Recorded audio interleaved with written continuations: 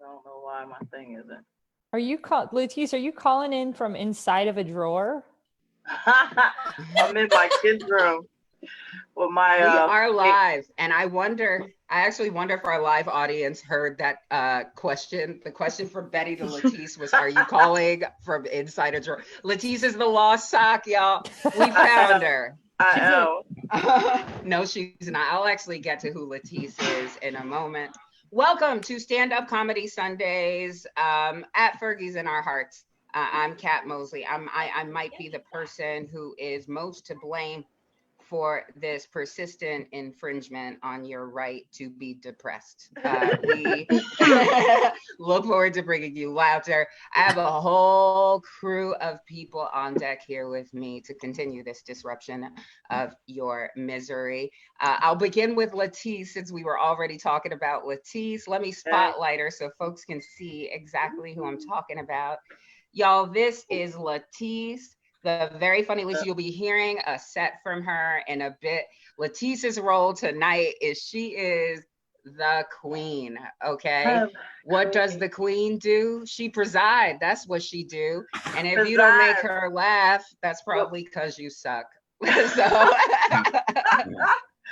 So during the show, will I be the only one not muted so you can hear my laugh?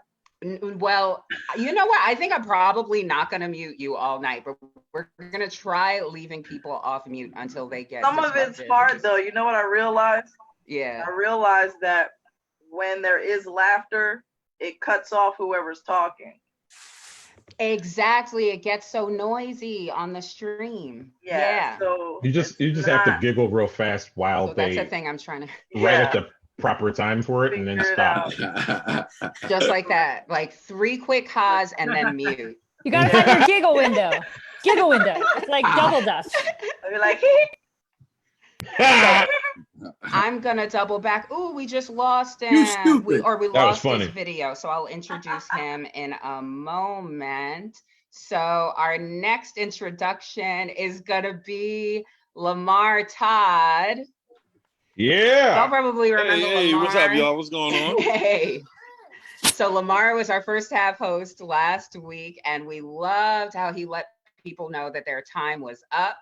So time. Lamar is going to be letting people know who don't pay attention to their time warnings. We'll give them the gentle ones, but if they don't recognize, Lamar will step in. And here he is. He's back. I'm going to spotlight him so y'all can see him, and then you'll be seeing a lot more of him in a bit. We have our first half host, Satoyo. Well, hi there. Hey, how you doing? Hello. Starting to get drunk because nothing matters. Hey. It's weird, baby. I like it. Great intro. Uncle Satoyo getting sauced up. Oh, boy, you already know it. There ain't gonna be no type nignoggery in here, tell you that much. Yeah, well, yeah. And speaking of nignoggery, we also have our resident press correspondent, is what we're calling him. Daryl Charles is here with us tonight. Hey. If somebody say something crazy, he's gonna acknowledge it. I just want to put this out here. My wife is a wonderful human being. Probably the best person I ever met. Here's a great example. Here's a great example of how awesome she is. She's upset that I said probably. Anyway, here's a great example of how great she is. She has decided, just because of the intolerance in the world today, to take part in Ramadan. She is not eating when the sun is up for as long as she feels fit. She's not a Muslim, but she's just doing it for the sake of the struggle. Out of solidarity. Just to explore. You know what I mean? But like, I just want to understand these people, and I want to be an example of understanding. But here's what she just did. She just tried one of these goddamn ribs. And I tell you, it's because I put my foot in these bitches. She mad. I lies like she right though. Here's our happily married correspondent. What'd you say, Letice? I said the sun is down. She can eat though. Exactly. But the Yeah, ribs no is pork, sister. No The pork. ribs That's is swine. That's Switch swine, yes. over to beef ribs, yo. Beef don't look like this. You see the The juiciness? beef ribs. Look at the juice. Wait, let me You're doing, like, spotlight rib you. Let me kisses? spotlight you. You're an That's good. antagonist. That's Stop good. it. This pig right here. That's the heart stopper. Give her like rib juice kisses. They're Yeah. horrible. Mm. like the Somebody give me more, a toothpick. I feel like the more ribs you eat, the nappier your afro Get gets. around that. Yeah. Well, I mean, you know, sometimes it'll make it, if it makes your toes curl, it might as well make your hair do it. That's on the bone. Mhm. All right, God so damn let's it. go to the rest of the intros. Okay, so You you should. met some of our You team. should. Let's meet our second half host briefly. This is Rachel Fogoletto, everybody. Hey, what's up? Here already for the long night ahead, and then you'll be bringing up the second half. Yeah. Yeah, I just literally not figured out, I just shared it on my page, so people better watch it. It took me like 5 minutes. It's so hard. Why is it Watch so hard it. to watch party? I spent 5 minutes sharing this. You should watch it. And by the time I'm hosting, I'm probably gonna be drunk. I haven't started yet, but just it'll be fun. But it'll be like fun drunk, not like I won't be mean to anybody. It'll be like old times. It'll be like old times, except I'm in my room. It's like I'm grounded. It's like we're all grounded. Yeah, we're all sneaking and calling each other. Okay, so next up on the host team, our designated hecklers. First, I'll bring up Betty Smithsonian. Heyo. So, Hey, you know that Biden just selected Daryl's ribs for vice president. Yes. That's a good pick. That's a That's good a pick. good pick. I think it's a great pick. Tasty choice. and our second designated heckler, we've got John Deary here with us tonight. Uh-oh. The demons got John's voice again. Wait, hold up. Hold up, Moses. Oh, there he is. I wasn't ready to heckle yet. There's no one to heckle. Exactly. They're coming. They're coming. Am I just They're free to in. heckle whenever? I can interrupt people anytime they're performing? Well, in chat, you get to heckle. And then in between, you get to make them regret their life choices. All right. What you do all day besides not clean your room, John? Jesus Christ. You're having people over. I'm probably gonna change my sheets for my set. It's laundry day. Is that your washing machine? No, I'm freaking. Did you not see me folding laundry? I've been folding laundry the whole time I was sitting here. I actually did not see you folding the laundry. That makes me feel better about how you're doing. And also here with us on the Sucks crew, we have Liam Paris, Frank Neblett, David Feinberg, and Vanessica. So one by one, Liam Paris is the Stockholm dude. He's a dude who's like our prisoner and peacekeeper with all these dysfunctional people. Why? Does anybody? I feel like everybody has white walls in their backgrounds, but I don't know why my room looks the most sad, even though everyone else has white walls. What? I don't know. You're too Exactly. minimalist. I'm too what? Liam has Too minimalist. Too minimalist. Yeah, that's fair. I should be looking. You gotta get you some flair, like some burgundy blinds, a lamp. random ass blue lamp. Where the fuck is that lamp from? I don't know. There. Speaking of the blinds, Frank, oh good, I thought you were hiding yours, but there go the blinds. Hello, everybody. Yes, Frank is about to write you a rent receipt. If you can hear him at all during this stream, Yeah. there he is. There he is. So that's Frank Neblett, everybody. Yeah. How we doing? We have more people popping into the live on Facebook too, by the way. I just did a watch party as well. Hey y'all, thanks for tuning in. Miss you too, Marissa. I really did a good job on these ribs. I am. And we have Vanessica here with us. Vanessica is that co-worker who's off somewhere eating your lunch. Vanessica, say what's up to the people. Yeah. What's up, everybody? Happy quarantine. Happy quarantine. And Vanessica got that prepay internet. Y'all hear that? right. She gotta put an AOL disc in her. I was about to say she got the AOL Wi-Fi. Yeah. Doorbell came. It's 5G starting to corona. Her internet's still coming through the mail on disc. Right? She out here like, yo, I give you some of my internet. Let me burn you a copy. And while y'all were roasting Vanessa's connection, girl, I can't hear. I'm gonna pray for your connection. I gave y'all extra time to check out this mustache. This creepy mustache dude, David Feinberg. Hey, everybody. Yes, and contrary to your racist assumptions, his family does not own this production. My family does. What's up, David? Say what's up. Hey, I'm so scared that the creepiness of the mustache will get mixed with the glare on my glasses. Do you know what I mean? Let's take a closer look. We'll take like a another hacker. look at that. Like I get this close, and I'm just like, I'm getting in your internet. Dude. All of your hair looks like the forearm hair of a nigga that beats his wife. Like it's just a fucking manly forearm. Oh, it's officially comedy. We got some spousal abuse on the table. David leans forward, and I was actually afraid I was going to get fired. So it's on. It's definitely on. Yeah, you're looking like you have a manifesto. This is looking good. All right, folks, are we feeling ready to turn over the reins? White House friend. We got some people on deck. I know you guys can see the other talent in the room, so I'm going to go ahead and spotlight your first half host for the night. Y'all clap it up for the very funny Satoyo. Well, hey there. Hi, hello to everyone out there. Thank you guys so much for tuning in to Sucks from the comfort of your own home, because going outside is a thing of the past. So we are here to give it to you, live stand-up comedy, as you've never. It's going to be an unprecedented night of hilarity, and I hope that you are ready.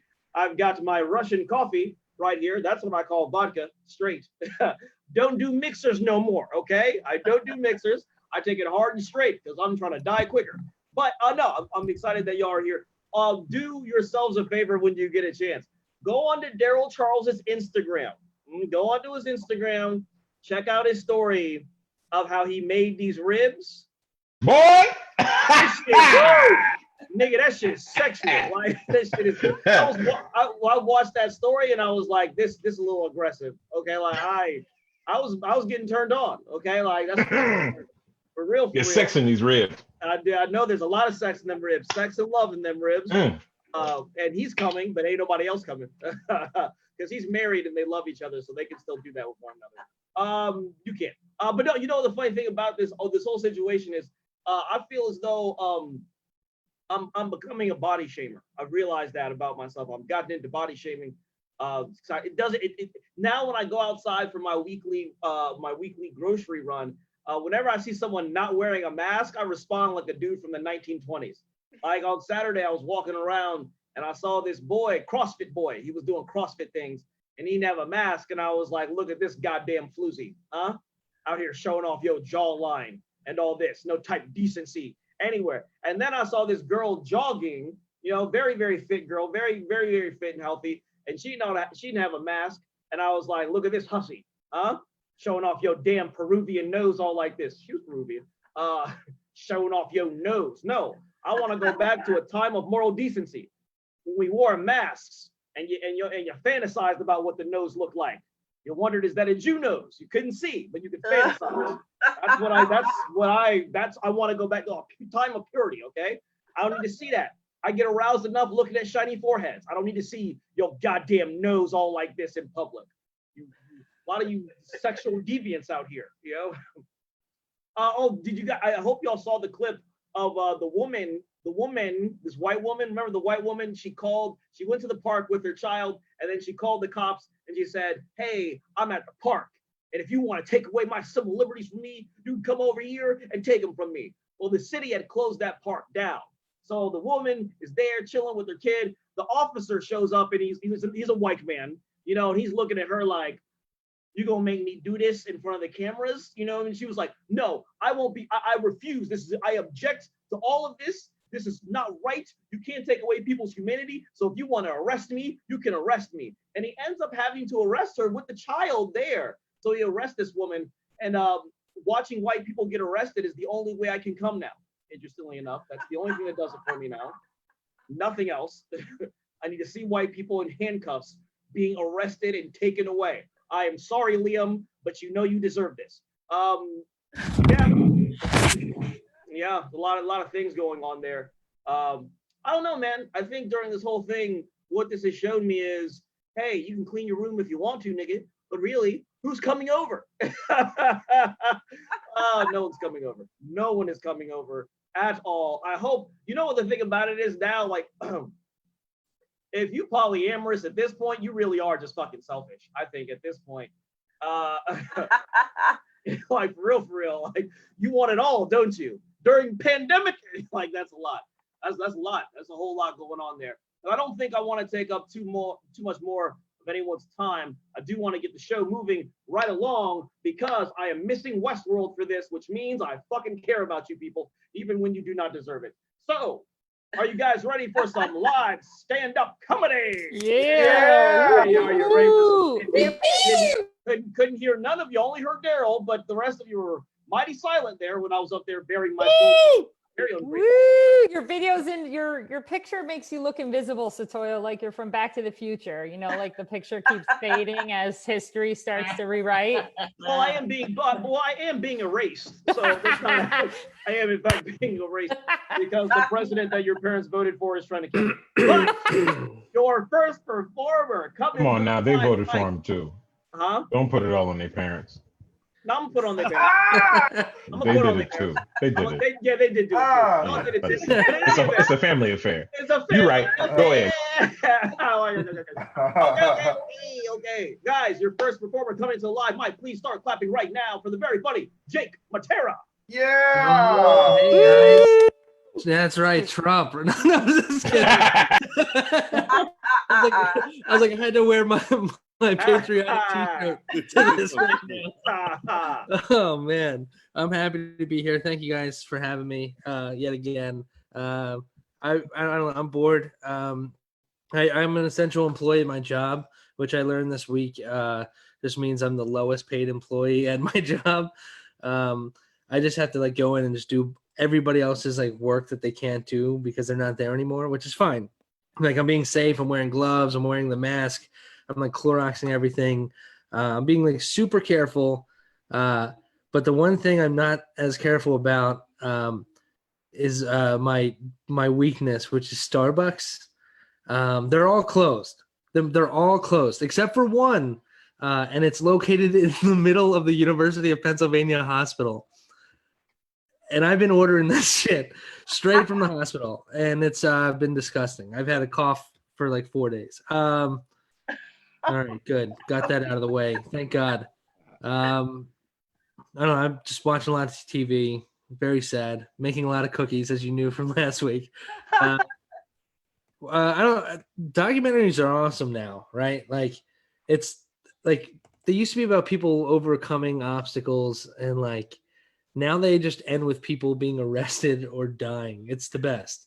I think it's because, like, as a society, we're just tired of watching people overcome adversity, because then we expect more from ourselves, you know?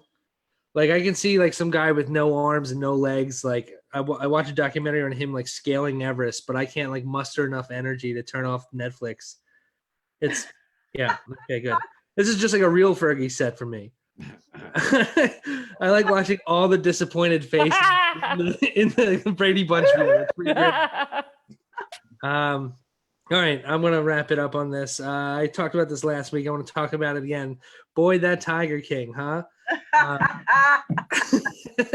So at the end of the documentary, they mentioned something important, which they said that there's only 4,000 tigers left in the wild in the entire world. 4,000, which is crazy, because then they said that there's 10,000 tigers in captivity in the U.S. And that's very sad. But I think I found a solution, which is that we kill all the wild tigers, all 4,000 wild tigers. We just wipe them out, and then we release the 10,000 captivity tigers, and it's like, boom, we already have an additional 6,000 wild tigers right there.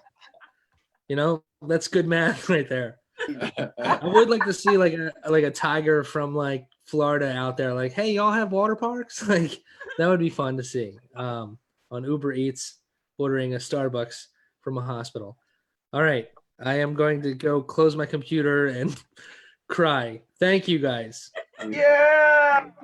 All right. That's Jake Matera, ladies and gentlemen, coming through with the hilarity. Jake is also the first comedian of the evening to be doing their set from what appears to be their kitchen. So that is comedian number 1 of the night. How many comics will be filming from their kitchen? You will be shocked by the number, actually, by the time this show's over. But Jake, very funny stuff. Gonna keep it moving right along. Your next performer coming to the stage. Big sis herself, one of the funniest around. Please start clapping right now for Latisse. Hey. I'm actually on base, y'all. I'm floating. Woo! Look at that. The Milky Way's behind me. I got. Yeah. So I'm coping. I'm coping through this whole quarantine thing. I realized that I don't want to be as essential as I thought I was. Yeah, I want to go back to being that part-time essential parent. You know what I mean? I don't know what I mean. Because I used to check out at like 5 p.m. and now I'm still here at 5 p.m. I'm not used to being here at night. I'm used to being the daytime parent and not the nighttime parent. You feel me? I don't like this at all. I don't want to do the whole bedtime routine. I don't want to read stories. Bath time, not exciting. I need to be like on a stage at a horrible mic, possibly. Definitely not on Sunday nights. Sunday nights was never a horrible mic.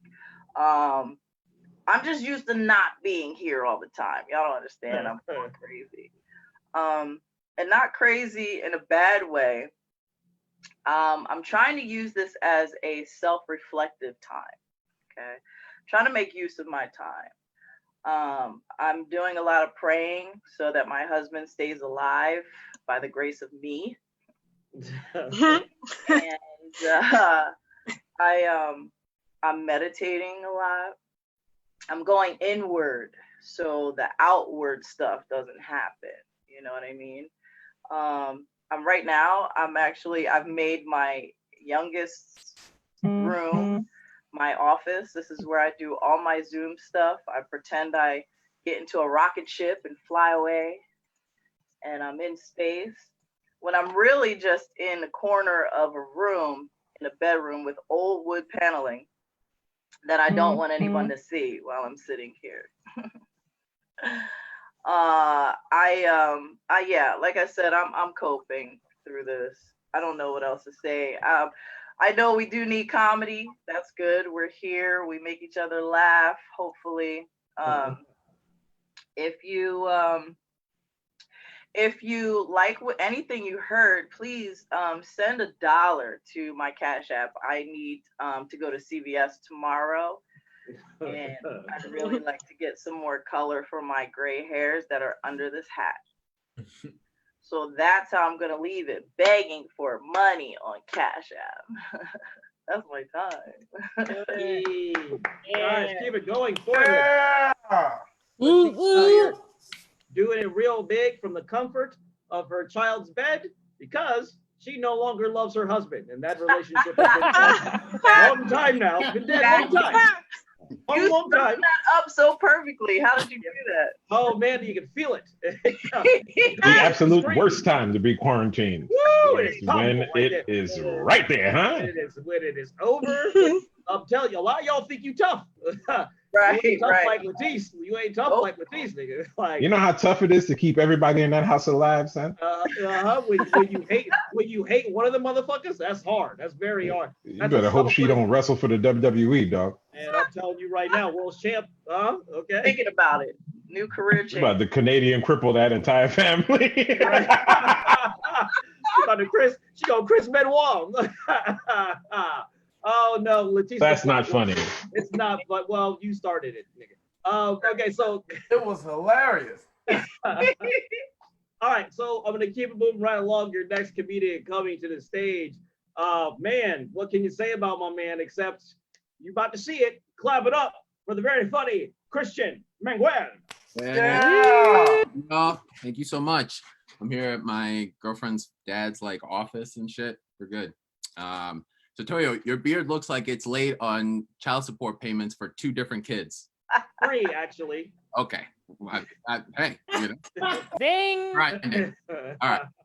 I'm gonna use this TV remote as a mic. I don't know why, but I just need it. Okay.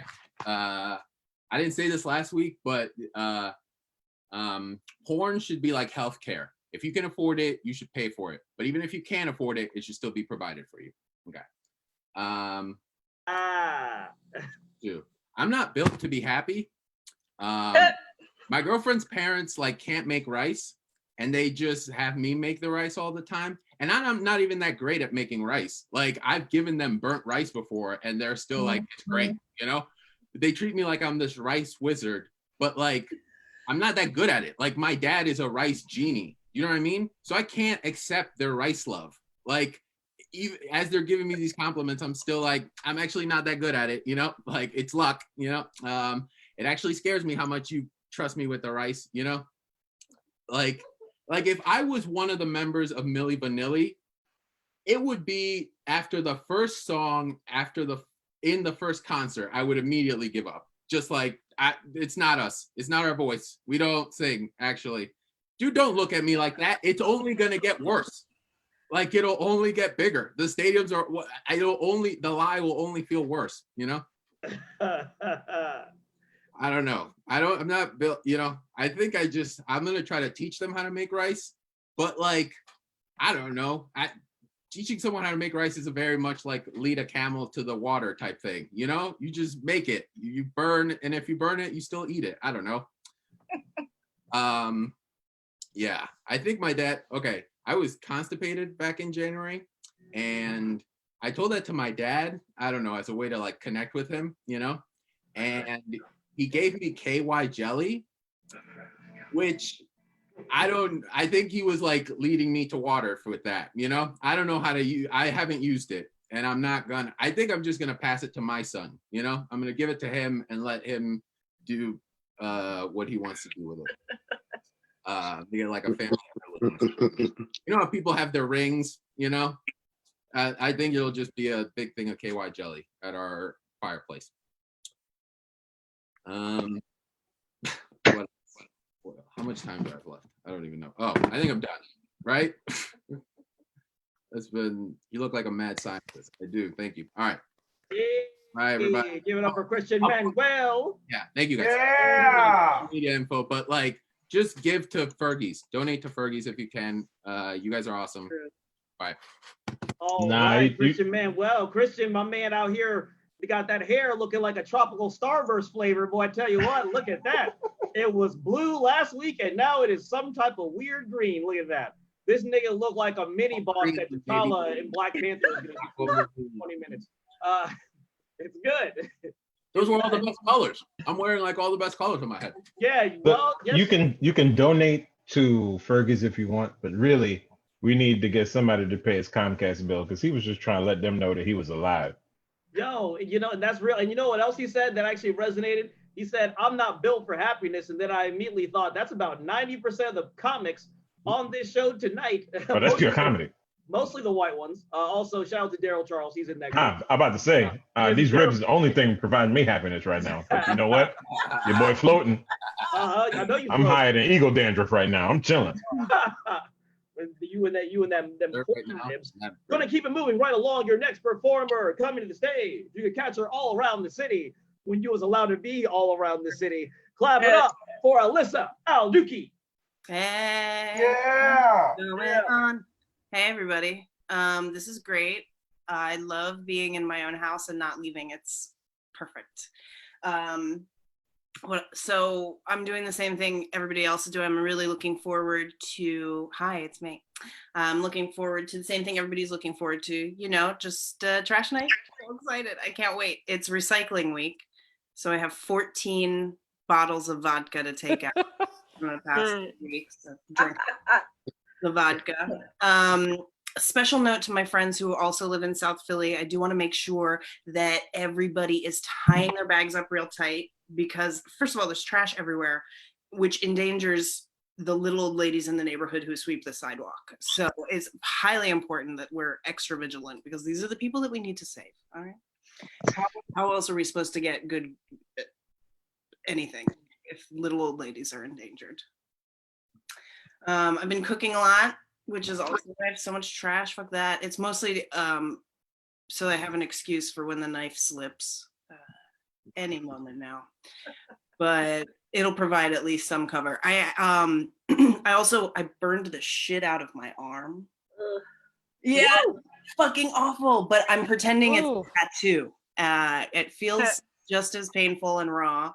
And I'm gonna pretend that it's really cool instead of just me being really dumb and not knowing how to fry a fish. It was delicious and it was worth it. The news has me upset. Dr. Fauci said there was going to be another outbreak of COVID come in the fall. And you know what that means, right? It means that people are going to be risking their lives for pumpkin spice lattes. Do you understand what I'm saying? Okay, put down the Starbucks, Lindsay. I don't care if you get 150 stars for that. People are dying out here. We don't need that for the pumpkin spice. Before the pandemic, I was a bartender. I don't think that'll be possible in the new future. So if anybody's hiring a soulless salesperson, please call me. I've been practicing on you. And I didn't think I would miss it, but I have been missing bartending. I realized it because I've been interrupting my boyfriend halfway through his meals to ask him how everything is every single time. He's doing his part to make me feel comfortable. He stuck gum under every single one of the tables so I could go and scrape it off. It feels good, puts me right back to work.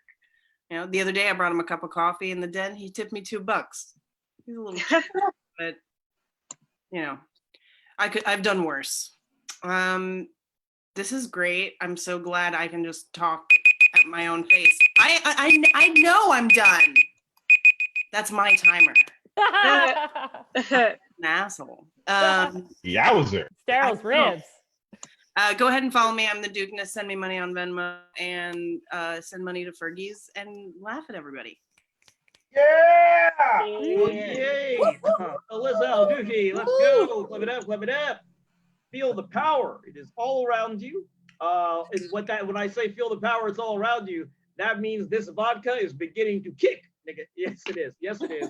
I can feel it in my bones. Yes, I can, and in my liver, which has been hating this quarantine. Doesn't like it at all. Doesn't care for it. I also used to bartend as well, but that's gone now. Don't think it's coming back. But it's fine. You know what? We still have laughter and the joy that it brings. I don't want to hold it up any more than I already have. Your next performer coming to the stage, very, very funny man. Actually, gonna drop an album that you go won't listen to. Please give it up right now for David James.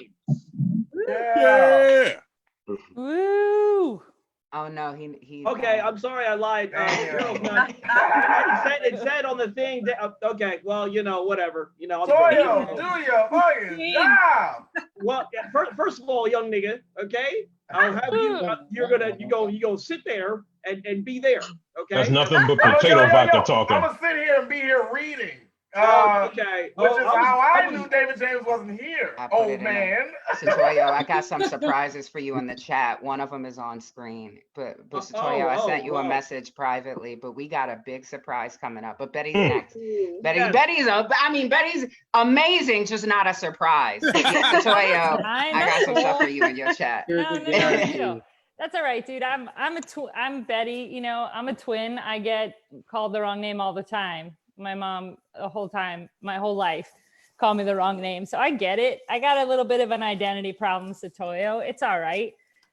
Speaking of identity, the thing I messaged to Satoyo was, I want to see his arms because I think he's handsome and I like his arms.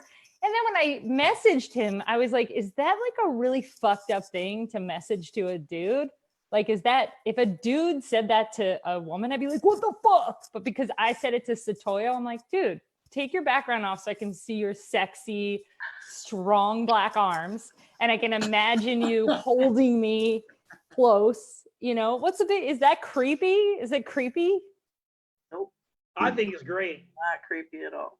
Okay, well, Daryl, are you on still? Yeah, I'm on. Do you mind taking your shirt off? Is that weird? I do mind it. You do mind it? I mind it impeccably. That's not the word. You don't say impeccably. No, it's an impeccable level of minding that is happening right now. Not the word. You made me put my rib down. Nah, dude. Nah. I mean, listen, we're being honest. I'm in quarantine and looks like I'm a little. No, I'll throw it up for you, but What? you know. Daryl, did you just flash me? Your arm muscle? I'm a man. You gave me the slightest bit. I was going to show you something you didn't ask for. That's what we do. I think what I'm trying to say is quarantine is making me a little bit straighter. Straight. Yeah, but Oh wow. Than I was. And listen, this is an honest. This is an AA meeting, so I imagine we're all anonymous here. True. You know what I mean? never thought Mike Pence had something to do with this until right now. Daryl and Satoyo, I have a question. I know I don't have much time, but without Googling it, who was Hillary Clinton's running mate? Tom Kane. What? Yep. How did you know that? Because I actually care about the direction this country is facing. God. Wow, Daryl. Bilingual too. I like what? How did I not know that? Was it Tim? It's Tim. Did I not say Tim? You said Tom. I didn't even. Tom, Tim. Look, they all look alike. The thing is, have you ever had? Let me ask you this: have you ever had a stomach ache so bad and your explosions in your stomach that you go to the bathroom and you're in so much pain you just take off all your clothes when you're in the bathroom? Yeah, not just your pants, but you're just like, I need to just remove. You take your fucking wig off, your like earrings. You're just in there, just fucking bracing yourself. Has this happened? Yeah, I'm lactose intolerant, so yes, that has happened to me before. Yeah. I got a bidet. Everything's smooth out here. Well, obviously that's after, Daryl. I got a bidet. No. too. Sometimes it's during. You just let it go. Sometimes you just need that cooling relief. Stop trying to brag about your bidet. You're like you're bragdaying. I'm very braggadocious. We both tried. Can you show me your arm again? Oh my gosh, listen, I'm glad to be here in Heckle. I just wanted to chat and see your faces in the weirdest way. Yeah. This is the kind of connection that, like, even though it's like whatever the fuck it is, right? Once a week I get to see Daryl eat ribs. And I just want to say, without sounding problematic, I've seen Daryl more in this quarantine than I ever have in my whole life. And every time I've seen him, he is eating ribs. I'm not doing a bit. I'm trying to live Moss. Anyway, well, guys. I love you and your ribs, and thank you guys for letting me do time. And I will I will concede. How do I do this? How do I exit? Guys, Betty Smithsonian, let's go! Clap it up, clap it up, clap it up. Out here, giving y'all 8 minutes of that fury. Tell you what, giving you a solid 8. Someone yell time. I was waiting for Lamar to yell time. Oh, hey, it's all good. Nobody is yelling time. Listen, it's all yell time because everybody's staying within their time limit, right? I didn't see anybody. I'm supposed to get a message. No, I wasn't over. I went 10 minutes over. Look at that. Now the niggas is fighting over what a white woman did. Don't you love to see it? I just got disqualified from Philly's Funniest. I'm sorry, you guys. If the pandemic has given me any joys, that Philly's Funniest probably won't be happening this year. So your next comedian coming to stage. Actually, we have a big treat for y'all. Got a good treat for y'all. Very, very funny comedian. Actually just debuted on Comedy Central. You can check that out online. Please give it up for Chanel Ali. Yeah. Hey guys. Oh my goodness. It's so good to be here. Right now I'm in a basement in Pennsylvania, but thanks for technology. I'm gonna bring. No, just kidding. I've been doing. Or is that the Brooklyn? It's I think it's like the Golden Gate. I think I'm in the Bay Area. I don't really know. it's pretty morbid, honestly. But I've been doing Zoom shows for the last week, and once I turned this on, I was not able to turn it off. So this is just me forever, perpetually on a bridge. What are you gonna do? I'm so proud of you guys for even having this Zoom. This is so cool. You guys know I love coming back to Philly and going to open mics, and this is a whole new experience. I think it's a little better because usually when I go to Philly and I come into open mic, I'm like, who are these fucking babies? And why aren't they smoking weed in the alley? Like people who have sense. It's really frustrating, you know? But yeah, no, I'm doing well. You guys know I've been doing comedy for a while now. And if somebody would have told me, hey, if you keep that up, you're going to end up in your boyfriend's parents' basement screaming at your cell phone. I probably would have kept doing it. I'm pretty stubborn. I don't know, you know?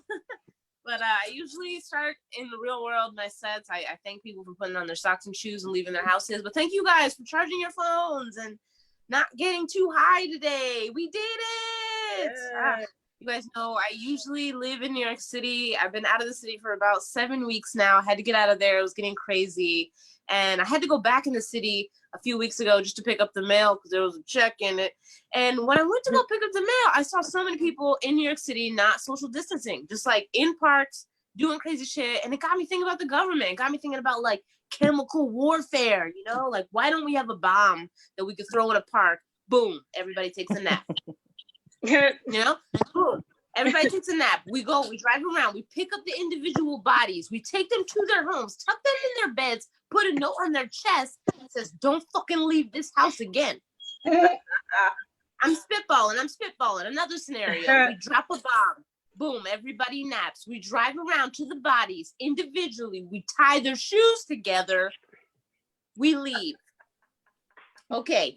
Intuitively, I can feel I lost some of y'all in the second example, but that's okay. You guys are just taxpayers and you care about your tax dollars. All right.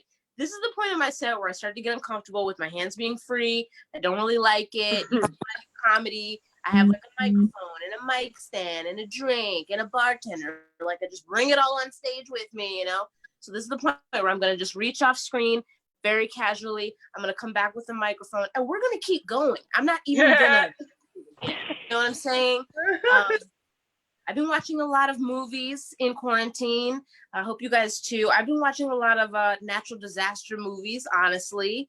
I like those because in Black households, those are repurposed and we just call them white people crazy movies. You know the one I'm talking Dante's Peak. I'm talking all the ones with sharks. I'm talking Twister. You guys remember Twister? Yeah. It stars a young Helen Hunt. Very suspicious. How they pull that off, you know? It opens on Helen Hunt in Oklahoma, trapped in a basement with her mom and her dad. A tornado comes down, takes her dad away. Does he die? We don't know. Maybe he moves out of Oklahoma, starts a tech company. We don't know. But what we do know is in the final moments of his life when he's trying to save his family from a tornado, he's trying to relatch the cellar door, and we see that it's only closed with one of those like slidey metal bathroom stall locks. That's all he has. That's all he has to protect his family. No wonder he doesn't come back. And then Helen Hunt grows up and she's like, I'm gonna avenge my father. I'm gonna find the tornado that did it. And I'm gonna stab it. Which is not at all how tornadoes work. But in this movie, she's like a tornado scientist. She got a team of people following her. It's the most white privileged job I ever saw. And the whole movie is about how she's chasing a tornado while her husband is chasing her because he wants a divorce, which is only something that happens in white people movies. If two Black people are in a movie and one says to the other one, hey, I think we should get a divorce. Y'all both getting a divorce. We're not going to chase each other around talking about paperwork, trying to get our attorneys on the same page. We just not together no more. So they're tracking the tornado and they find out it's heading toward Helen Hunt's aunt's house. And that's personal for her. She's like, this must be the tornado that killed my daddy. Now it's coming after my auntie. So they race over to the auntie's house. The auntie is a G. She's sitting on the porch eating pancakes with her bare hands. She's like, I'm out here. Y'all need to relax. I got a dog. It barked. I knew a tornado was coming. So they take her advice. They're like, all right, we're going to go to the drive-in movie theater. We're going to take a night off. Because I guess a drive-in movie theater is fun in Oklahoma. They go to the movie theater and guess what happens? A another tornado comes to the movie theater, like it intercepted the group chat, and it just shows up like, what y'all doing? Die. I didn't know we was taking the night off. All right, you guys have been great. Bye. Yes. Thank you, Chanel. Thank you. Chanel Thanks for having Ali. me. So good to see you. Chanel Ali found a way to make the movie Twister funny, which is amazing. Because I did not find Twister funny or entertaining at the time that I watched it as a kid. But Chanel once again doing the impossible, making something that is not funny fucking hilarious. You gotta love it. Clap it up one more time for Chanel Ali. Yep. Yes. Also, thank you once again to Betty Smithsonian for the very, very nice compliments. I was in a rush, didn't get to it, but that's how you compliment a Nigerian boy. Thank you. I appreciate that greatly. Oh, feeling good, feeling saucy as I ever was. And I'm going to bring up another saucy comedian. You can check him out on YouTube at Terrell's Top 5. Please give it up for Eric Terrell. Yeah. Yeah. Drinking that hard shit. Thank you. Terrell's Top 5 on YouTube. You can check me out there. I would like you to do that. Okay. Have the possibility to monetize that with 150 views per video. And that's much more likely than 30 views on subs, which I'm very happy to be here, Kat. Thank you very much for inviting me for the 6th week straight. This is amazing. This is very amazing. My good friend Chanel Ali dropped in. Very awesome surprise guest in the sky. She likes to think she's on a bridge. She's actually not on that bridge. She's in the sky, okay? The bridge is behind her. She's floating. She's a huge floating person. And that's exactly how she is in the comedy industry right now, in my opinion. I love Chanel Ali. I think the industry has a nice eye for Chanel Ali right now, which is awesome. Okay, now you know how much the industry values you in the coronavirus pandemic. I mean, you can tell when you have to go back to New York to get your check in the mail because there's a check in the mail in New York City. It put no dent.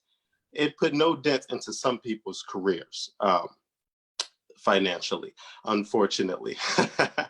But hopefully, Terrell's Top 5 on YouTube. Okay, Terrell's Top 5. Yes. So I'm excited. I'm excited that we are at a place now where it's like 95% of people outside wearing masks. Okay, the mask thing is happening. It's a big thing right now. You see someone without a mask, it's like, well, who the fuck do you think you are?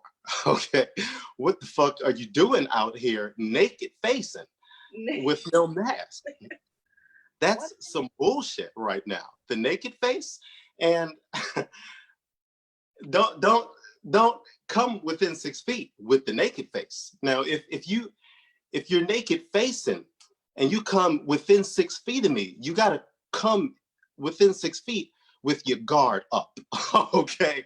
Because bows will be flying. You understand me?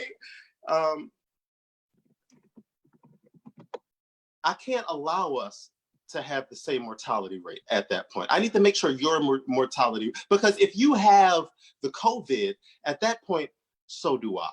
So I need to make sure your mortality rate remains higher than mine. And the only way to do that is to fuck you up. If you come within 6 feet with the naked face. Granted, I can fuck you up. If I can't, I wouldn't start a fight. I only fight people who I know I can defeat. You know? People that are short, people without facial hair, people who are women. Luckily, I don't have to fight women now. Because I have a wife. Thank you, Lamar Todd. God damn it, I hate that fucking time sound. Oh, okay. All right. Give it up for Eric Terrell and that very, very far away look in that nigga's eye as he then brought up fighting women, which right. And honestly, listen, I mean, honestly, in the pandemic and post-future dystopian America, you know, there might be female zombies, and what you gonna do? Not defend yourself? I don't know.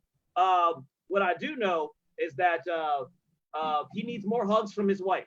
Yeah, he needs a lot more hugs from her. Daryl, that's disgusting. Yeah, I need you to know that. I need more hugs and more views. Terrell's top 5. He needs both of those things. Very good. Guys, listen, we're going to keep this gravy train of hilarity moving right along. Your next performer coming through. Funny. She's from Philly, lives out in LA.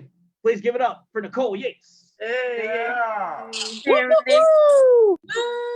Yo, Daryl, ribs. You goddamn right. Goddamn right. So I've been spending most of the quarantine settling into my new place because I had to move quickly right before this happened, and I saw a lot of really shitty places. I mean, the places out here are ridiculous. The worst place I saw didn't even have a bathroom. It just had a poster of a toilet duct taped to the inside of the front door. That was it. That's all it had. It was pretty bad.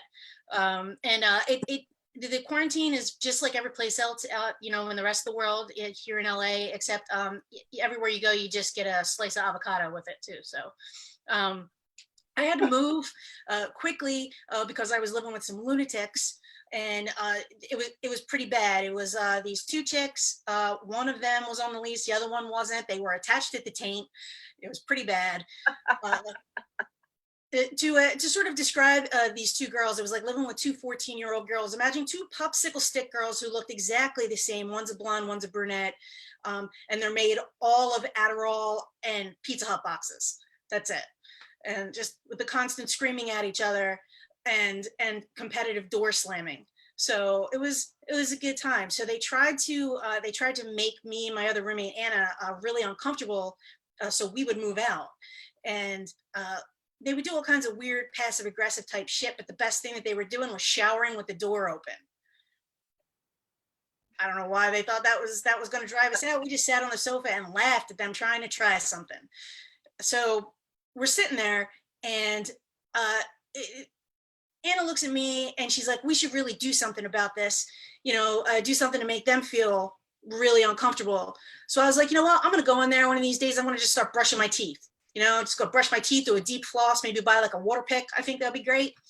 And there's 2 things you need to know about Anna. One of them is that she is one of my best friends and is a great, great person, great comic you'll see later. 2, she has an evil streak in her that matches mine, and it was lighting up like the bat signal. So she comes up, she says to me, I have an idea. This is what I think you should do. I think you should shower with the door open. And I was like, you know what? I'm going to do it. I'm going to do it. I'm going to shower with the door open. I'm going to shower with the door open. I'm going to shower with the fucking curtain open. And I'm going to come out. I'm going to walk right out of that bathroom, right in the living room, right. And I'm just going to towel off with the dish towel. That's what I'm going to do. Just right in the dish towel. Just, you know, just a little back wiping action. What the fuck? You know, I am twice their age and twice their size. You want to see what it looks like when you get to my age, like a cautionary tale about Pizza Hut boxes? Let me tell you, I'll show you right now. So funny part is that I only had to do that twice. I only had to shower with the door open twice for them to finally shut the door. So I know that 1, that is burned into their brain, and 2, I win. So that's it. All right. Thanks, guys. Bye. Perfect. Guys, Nicole Yates, give it up. Nicole, I'm so happy that you have survived your former crazy roommate living situation. It always makes you a stronger, less trusting person, I've come to find in my experience. Absolutely. People, yeah. Don't tend to trust nearly as much. I lived with a meth addict who got in trouble with the pagan biker gang. That'll humble you a bit. But yeah, we're having fun. I never heard that Abeku story. That's crazy. Nigga, it's not that. Nigga, what? Why would you say his name? Mute this nigga immediately. Mute him. That was just fun to bring up. You need to mute this man immediately. God damn it. Where's that money? That's a lot of nonsense. I muted him because He's like Candyman. When your lights flicker, you think of him. Hey boy, you better stop talking. You better stop with the shit now, huh? So much disrespect. Even when I can't be near y'all, still disrespectful. So Satoyo sounds like a dad that knows his kids don't respect him. When Satoyo gets mad, he sounds like a 75-year-old man. What is going on? Also, when he tries to say TikTok, he sounds like a 75-year-old man. Somebody But you know, what's the password to my Tic Tac? Oh, why don't we keep this merry-go-round of meanness moving right along? Because obviously, these people have no decorum. You see what I put up with. You see what I put up with every day. hey, come over here and turn on the flip flops. I gotta dance. That's so disrespectful. How you use this Rock'em Sock'em robot? So disrespectful. Rock'em Sock'em TikTok robot. I gotta let my fans know about sexual healing because they're doing all this young jock stuff. Wow. Well, all right. Well, I'm glad they got it out their system. Yeah. Woo, you niggas is mean. You niggas is very mean. It ain't out when you gotta move. Guys, your next performer coming to the stage was supposed to be here earlier, but he was tangled up being a very, very important person as he is. As I said, he does have an album coming out. I guess he'll tell you about it. It's a very, very good one. Please give it up for the incomparable David James. Yeah. He's muted. You're muted. There we go. I found it out, Daryl. Shut up. Shut your stupid face. You love me. Anyway, I love everyone except for you. Lying. Yeah. Yeah. I don't have anything prepared. I'm just miserable. Anybody You else just wanted to see my face. That's why we're all here.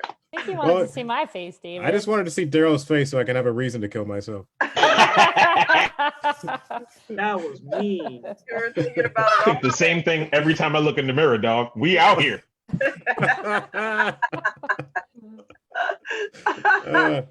Yeah, you have a face that should be in a vacant in a Baltimore fucking townhouse right now. Anyway, get it as a wire joke. Anyway, all right. I got it. Yeah, thank you. I didn't prepare anything. I'm miserable. Good news. Album is done. Artwork is done. So be out May 12th. Hopefully my only goal is to outsell Daryl, and then I'm just gonna be done with my life. That's not very hard, but you're not going to do it. Hey, I can make 22. I can make 22 sales. No, I'm a little bit in a better mood today because it's my second day wearing contacts. All right. I had an eye infection for 2 weeks, which is miserable because you can only wear glasses and you have to put this goo in your eyes, like medicine goo, not like cum, the fun type. And you got to put it in your eyes like 4 times a day, and it makes everything blurry. You can't see shit, and you have to wear glasses. But I also have long ass eyelashes, which sucks because it gets stuck to the eyelashes. Then it just gets on the inside of your glasses, and then that makes streaks on there, so you can't even see through the fucking glasses once your eyes are actually fucking clean.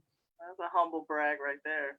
Well, no, it's like me, then it's like drag queen, then it's like snuffleupagus. That's pretty much the levels of eyelashes that I'm at right now. And I was miserable.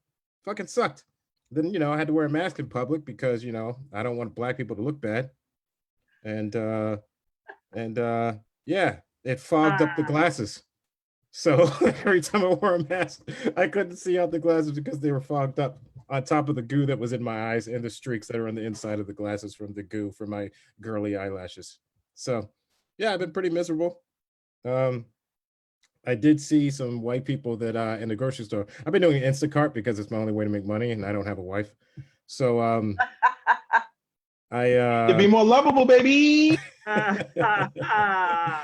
easily catchable. But anyway. You're damn right.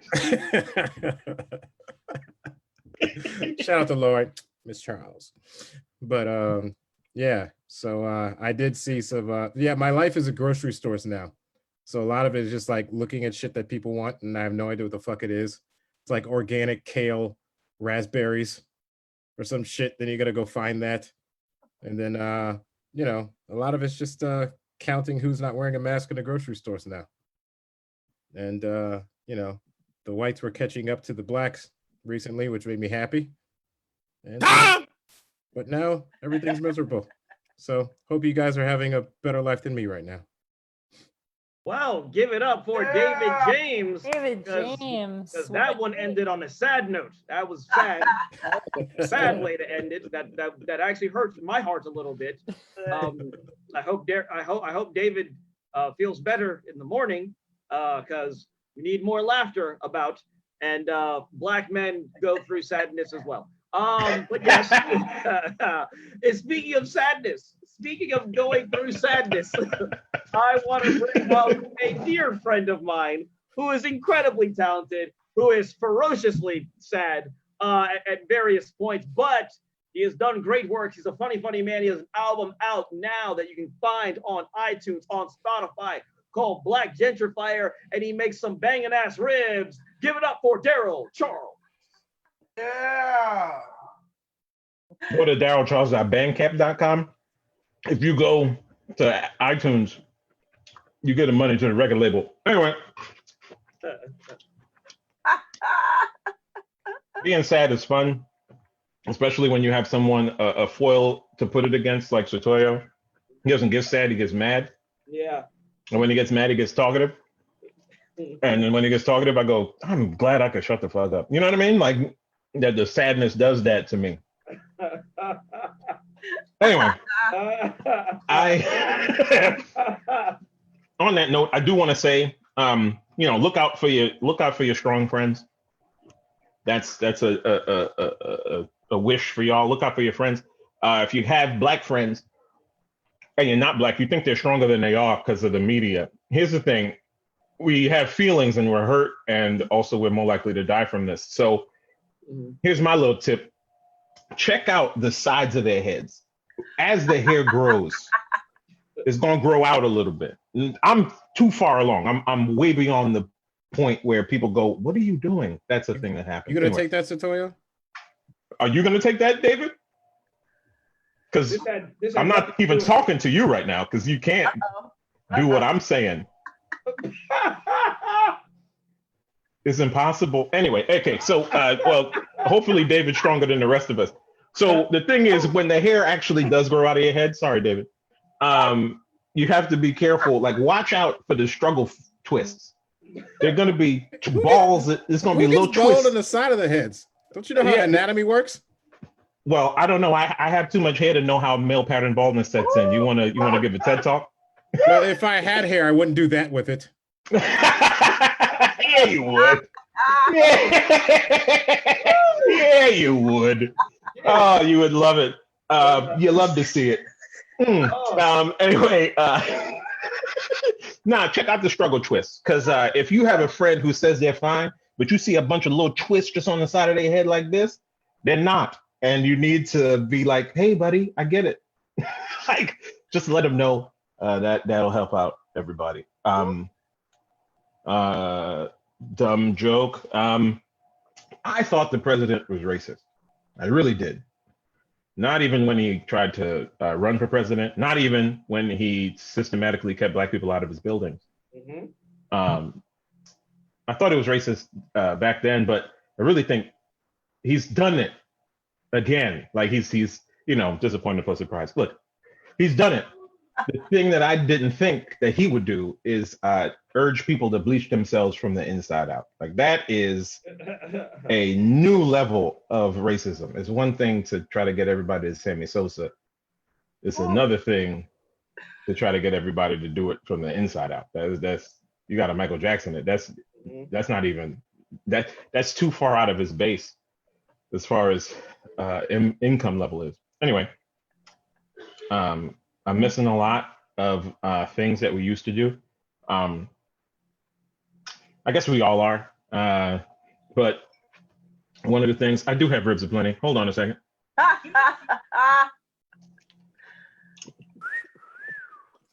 One of the things I'm missing. God damn it.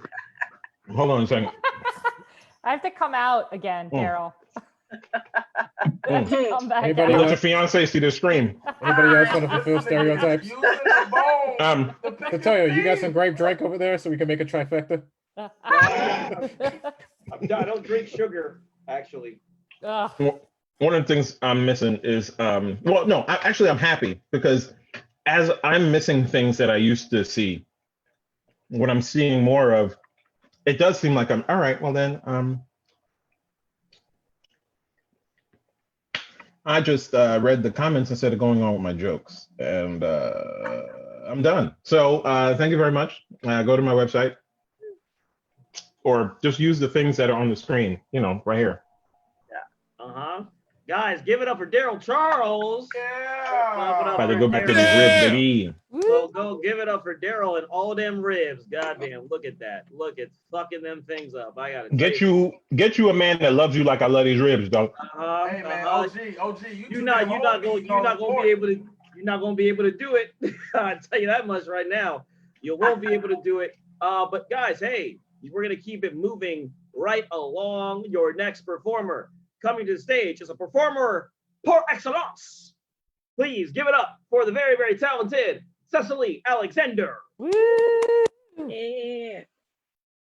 Hey, I'm Cecily Alexandria, and yeah, this is the only time of the week that I cry, so I'm happy to be here. It's great. This week I talked to my aunt, and she asked me if I had any gigs, and I felt like she was roasting me. Yeah. That's where I'm at this point in my life. I couldn't roast her back because she's Black and I'm scared. My family. So that was fun. She won. This is so prior to this, I had planned for 2020 to be my year of sexy. And now I just feel like I wasted my money on this sweatshirt, this sweater, because it's sexy. That's all I have tonight. I'm gonna just go cry now. All right, give it up for Cecily Alexandria. No. Okay. Well, listen, hey man, it's like Daryl Charles said. Check on your strong friends. Also, check on your Black friends, because I think that you guys think that we're stronger than we are. We're clearly stronger than you, obviously. But It was very nice to meet you for the first and last time. But yes, lot going on there. Lot going on there. I'm still here. Oh shit. Oh, I thought you were serious. Okay. I swore you were serious. Oh no, I meant I'm not gonna kill myself. Okay. Tremendous. Woo! Well, see what the pandemic is doing. I thought she meant something way different. Goodness, the escalations of it all. Don't you find? Woohoo! I tell you what, Zoom comedy is so fucking tremendous. I can't get enough of it. Can't get enough. Can't get enough, dog. I can't get enough. But you know what? I got told my arms and my shoulders are sexy, that's an objective fact. So I'm thankful. But we're gonna keep it moving right along. Your next performer coming up, actually, he's one of my favorite people to actually watch. I love his insight. He's a very, very talented performer. Please clap it up for the hilarious Marcus LeVar. Yeah. Yeah. Oh shit. What's going on, man? Damn, my fault. I'm over here playing 2K and shit. I ain't ever. How y'all feeling, man? Y'all good? Niggas. Welcome to new comedy. Yeah. Yo, this remind me of that AA meeting at the beginning of Avengers Endgame. After they snapped and everybody's family was dead and shit, and everybody just trying to figure life out. This is like one of them things, man. I'm glad y'all here, man. What else going on? I'm glad Lamar and Daryl showed up here too, man. It should prove y'all not the same person. Lamar look like his evil twin right now. That big. Oh man. Look like David James' evil twin. It's all good, man. It's all good. This is new comedy, man. This is just life, man. This shit is crazy. Yo, man, I'm realizing like I got a short temper for shit, man. This whole like this thing is starting to really the tensions is high out here, man. Like I was on the elevator earlier with this lady, and she got on the elevator after me, and like I wear a bandana around my face. You know what I'm saying? The old blue joint, Crip joint. Don't worry about that. But I wear it around my face, and she was like just looking at me while I was on the elevator. She just kept staring at me. So when I looked back at her, she was like, "Yo, that's a real precarious bandana you got on." I'm like, and I didn't know what precarious meant. I was just sitting there thinking like precarious. And then she was like, "It's not covering your nose." I was like, "Oh shit!" And I just had to fix it. Like it scared the shit out of me. Like it's real out here, man. People are terrified of this shit. Like they really don't fuck around in enclosed places, man. And it's sad because like I walked into Rite Aid last week. Cause I got to keep going to Rite Aid all the time. It's like one of the few stores that's open, and I go in there and it's fucking this security guard, if you could even call him that, just some white dude standing at the front door. He was like, "Yo, when you come in here, you gotta wear a mask next time." I was like, "All right, I don't want no beef." You know what I'm saying? That's cool. I can wear a mask. So every time I go in there, I wear a mask. But now he follows me around the store. Like every time. It's really like this is like, and I don't even think he realizes I'm the same guy he told to wear the mask. Like it fucks me up, yo. It makes me so mad. And he just follows me around this Rite Aid, dog. Like I'm still in. I come in here and get the same shit like Gatorade and pasty cakes and shit, nigga. You follow me for that? What am I still? I don't know, man. I don't know. This shit is just annoying to me, man. I want to go back to life because I be looking at my cat and my cat just like I swear I heard him talk one day, nigga. And I'm telling I gotta get out of this apartment, yo. I gotta get out of this apartment, yo. This is just I'm drinking different shit now. Y'all know what this is? This is I don't even y'all know about Lion's Head? I'm like, yo. They got riddles under the cat. I don't know. I don't know, man. Is this my time? Like I don't even know what time it is. I don't know what day it is. I don't know. I'm really separating the days by the weather now. Like Sunday is the days when the sun is out. Today was rain day. I don't know what days. I don't know what fucking month it is. Really, my life is just falling apart, man. But I'm glad y'all are still okay. Everybody still got Wi-Fi and shit. So I don't know. That's all I got, man. I'm out of here, y'all. All right.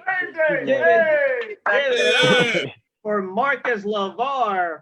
Very funny and still managed to get sad at the end. You gotta love it. It's hard to avoid, baby. It's hard to avoid. But also, see, this is the beauty of this, okay? Even in these moments, we find ways to be strong, huh? I never in my entire life, would I ever have thought that I would see Marcus LeVar holding a Lion's Head beer. I never thought it. I thought many things. I thought, oh man, in 10 years, Marcus and I were probably gonna catch each other on tour. They're gonna be doing a thing. I never thought he was gonna have the whitest of white man drinks. That gives you a riddle when you open the cap, because that's what people like to do. A fucking riddle every time, man. Yeah, you gotta give you riddle, something, man. While you I've done 5 riddles today. That's why I'm mad.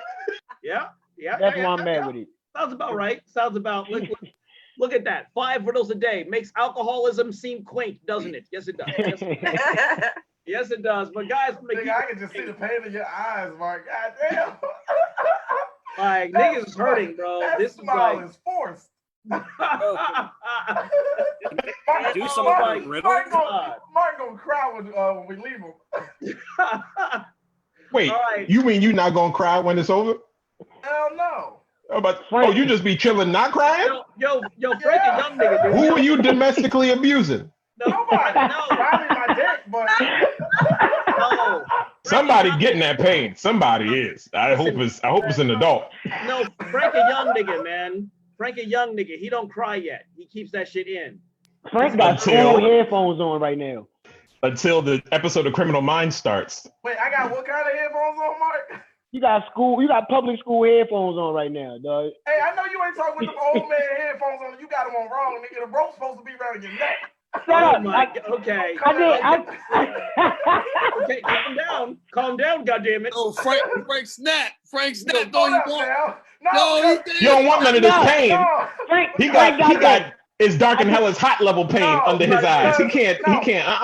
Because I stole these from my dad, so he got that. He's right about these. These are old niggas' headphones. You felt some type of way about that shit. You can't say school to me because Vanessa told me I look like if I was in a Zoom class with a helmet. So I'm already on edge. Yeah, so I'm on edge listen, already. Anytime Frank roasts you, know that nigga's crying on the inside. Okay, know that. I like how the dude with $20 headphones is assaulting the guy with $10 headphones. All right, we're gonna keep. I go to the nicest Marshalls. We gonna keep it moving right along because you niggas is getting curmudgeon-y. We won't have that in here. I'm going to bring up your next performer. She's been coming here for the past number of weeks. Has been tremendous every single time. What a funny performer! What a funny comic. Looking forward to seeing them again. Please clap it up for Anna Venezuela. Hello. Hi, guys. Yeah. Is this thing on? Probably not. Hey, I've been watching this show. First off, you guys are unraveling in the best way. This is maybe the best 15 minutes of comedy I've seen all week. Look out, Quibi, you're going down. But here's the thing. I feel like I need to do a mental health thing for y'all. I had a set prepared, but so far I've seen you guys are scaring me. So I'm gonna take you outside because it's California. I'm gonna take you outside. Hold on, I'm gonna bring this with me. I'm gonna take you outside just for a second, before any of you unravels any further. And we're gonna go outside and look at the sunshine for a minute. Hello behind me. Look, it's still nice. It's nice here. I feel like I'm humble bragging right now, like the guy who was like, my eyelashes are so long, it's such a burden. Also, what I loved about that is he definitely said that cum in your eye is a good thing, and I'm here to tell you it sure ain't. There's no way to get cum in your eye in a fun way. I definitely have been a little worried about the meat supply, ladies and gentlemen. Did you know that there's been a COVID contamination in a meat packing plant? So those rib and Zoom days might be over. It might be over, guys. I'm sorry. I'm concerned about you. Yeah, I want you to know I have neighbors watching me talk into a vibrator right now. I'm doing this for you. I especially like watching a man eat ribs. It means a lot to me. And the reason is my father was a butcher. He was a union butcher. And when I was a kid, instead of a teething ring, they used to just give me old rib bones. Not kidding, like a dog. If you want to know what kind of Mexican I am, that's the type right there. It's pretty cool. I had a weird moment the other day, an existential crisis of my own. I was in the restroom and I dropped a Diva cup into a fully loaded toilet. And I just want to know, how do I clean that? Bleach? Do I wash it with soap and water, or do I just give it a Viking funeral? That's what I'm thinking. Viking funeral will be a good one. I'm not afraid of death. I've never been afraid of death. Both my parents are dead. I know, very funny. I didn't kill them, I promise. Although they did raise me on bones, so maybe. Yeah, my parents are both dead, and I'm not afraid of death. Here's why. A weird thing happened a few years ago when I went on a date with a guy, and I liked him a whole lot. And a month after that date, he died. Yeah, and then I went on a date with another guy, and I liked him a whole lot.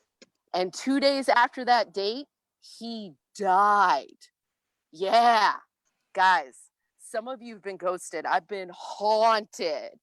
Oh my God. I could really fuck up a COVID ward. Let me tell you. How did they die? That woman's pussy. That is really how it would be. Yeah, and then I was having sex with my ex-boyfriend, kid you not, and he had a stroke. Yeah, he had a stroke. Yeah, I know. And at first I was like, damn, I blew that motherfucker's mind. I was so excited. But then I realized, like, wait a minute. Well, I'm the main problem here. Like, maybe I've got some sort of like X-Men rogue pussy superpower. Like, is my milkshake bringing all the boys to the graveyard? And and yeah, for a while, oh god, a guy just drove by and looked at me. It was hot. It was great. He was like, no one's gonna see us comedians standing in their driveway with a Hitachi magic wand maybe ever again. So that is a once in a lifetime opportunity. But I do have to tell you, it was so crazy. For a while, when a guy wouldn't call me back, I would just text him, you know what, dude, I've got some weird Nuva ring fucking is the actual ring shit. So you got 7 days, motherfucker. That's it. You're going down. So just happy COVID's here to steal my thunder. Yeah, I'm gonna go back to haunting things. I'll see you guys later. Good luck. Fucking go outside for like 5 minutes, get some sun or something. Like, are you all right? Are you okay? Text me. I'll send you pictures of pretty flowers. I promise. It'll be fine. Okay. Goodbye. All right, give it up for Anna. Give it up. Give it up. Give it up. Oh, tremendous, tremendous. First of all, outside with no mask, violation number 2. Showing off the goddamn sun like we don't live on the East Coast out here. We don't got that shit here. Listen, hold on, not finished. Not finished. Also, I think it's very, very brilliant and tremendous that that this woman got about 2.5 bodies on her, but a room full of niggas sharing their feelings still scares her. We are undefeated. We are the best. No. It doesn't scare. It doesn't scare me. And you know what it is? It's this weird emotion you might have forgotten about. It's called empathy. I care. I want to hug. It's not empathy. It's dog fart. Yeah, that's not. Dog fart. It's fine. You don't know me. A couple sprinkles of black raw in there. I always disinfect your wine. You took it outside. Yeah, you got to disinfect that Hitachi now. You got to clean that Hitachi, please. I mean, I always keep my shit clean. I don't want to end up with a yeast infection. You was just out there in the elements. See, do you want me to? Thank you. I appreciate it. You can disinfect it on your wine, or you can do. You're gonna have to put it on the inside like Trump said. See that? There you go, guys. Washing my hands and my wand. Hello. Anna, we're showing you empathy right now because we want you and your Hitachi to be safe. See how easy we Thank can you. do that? I feel loved. I really feel loved. We have that. Thank you. I appreciate that. You guys are the best. Thank you for letting me come and do this. You guys are so fun. Honestly, the best Zoom comedy show on the planet. This is a fact. So we're gonna keep this thing moving right along, having so much fun. Your next performer coming to the live Zoom mic. Big fan of his, known him a long time, has a tremendous show called Weeding Out the Stone. One of the funnest shows that you can possibly be on or watch. Please give it up for Alex Grubard. Hello, can you guys hear me? Am I on mute? Am I still on mute? You're audible. Am I muted? You're audible to all. Am I audible is bad. I knew it. Am I still on mute? No, you're good. Am I on mute? Can you hear me though? Okay. Yes. Okay. I could do that bit all night. I'll do it every week. I'm Alex. I'm actually in the middle of a Settlers of Catan. Am I saying that right? Settlers of Catan? I have no idea what it is. I'm losing pretty bad. I'm in the middle of that. I was in a Zoom meeting that was for a Settlers of Catan game, and I was like, I'm gonna go do a comedy show. Somebody said, "Good luck." Got a huge laugh. That's probably the best I'll do all night. But I'm doing good, guys. I don't know. I don't know. I haven't moved the car in like 14 days, which feels pretty good. I feel like that was like every 3-hour thing, and now I don't even think it exists. They could have gotten our car just on anything, parking tickets. The fact that I haven't rolled these dice in the Settlers of Catan, and I wouldn't even know. The car could be gone. Who cares? I can't even walk anymore. I'm just stuck somewhere. I feel like I've definitely been the only person outside every time I go to the supermarket that's doing the bandana instead of the surgical mask. And I don't know if I'm missing a memo. I'm reading the news just like everybody else, I think. They said bandanas were okay. They said you were allowed outside with bandanas. I feel a lot of judgment. I'm feeling a lot of judgment for my bandana. Is it weird that I wear a bandana over my mouth and a bandana over my hair and sunglasses?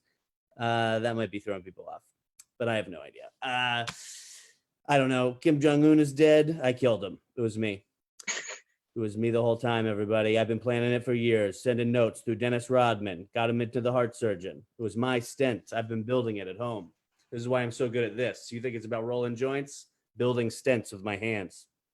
That's what I've been doing. They say there's going to be they're going to make like a COVID-19, vaccine out of Tom Hanks's blood. But I'm worried about the side effects. I think it's going to make you big. I know. I've been writing. That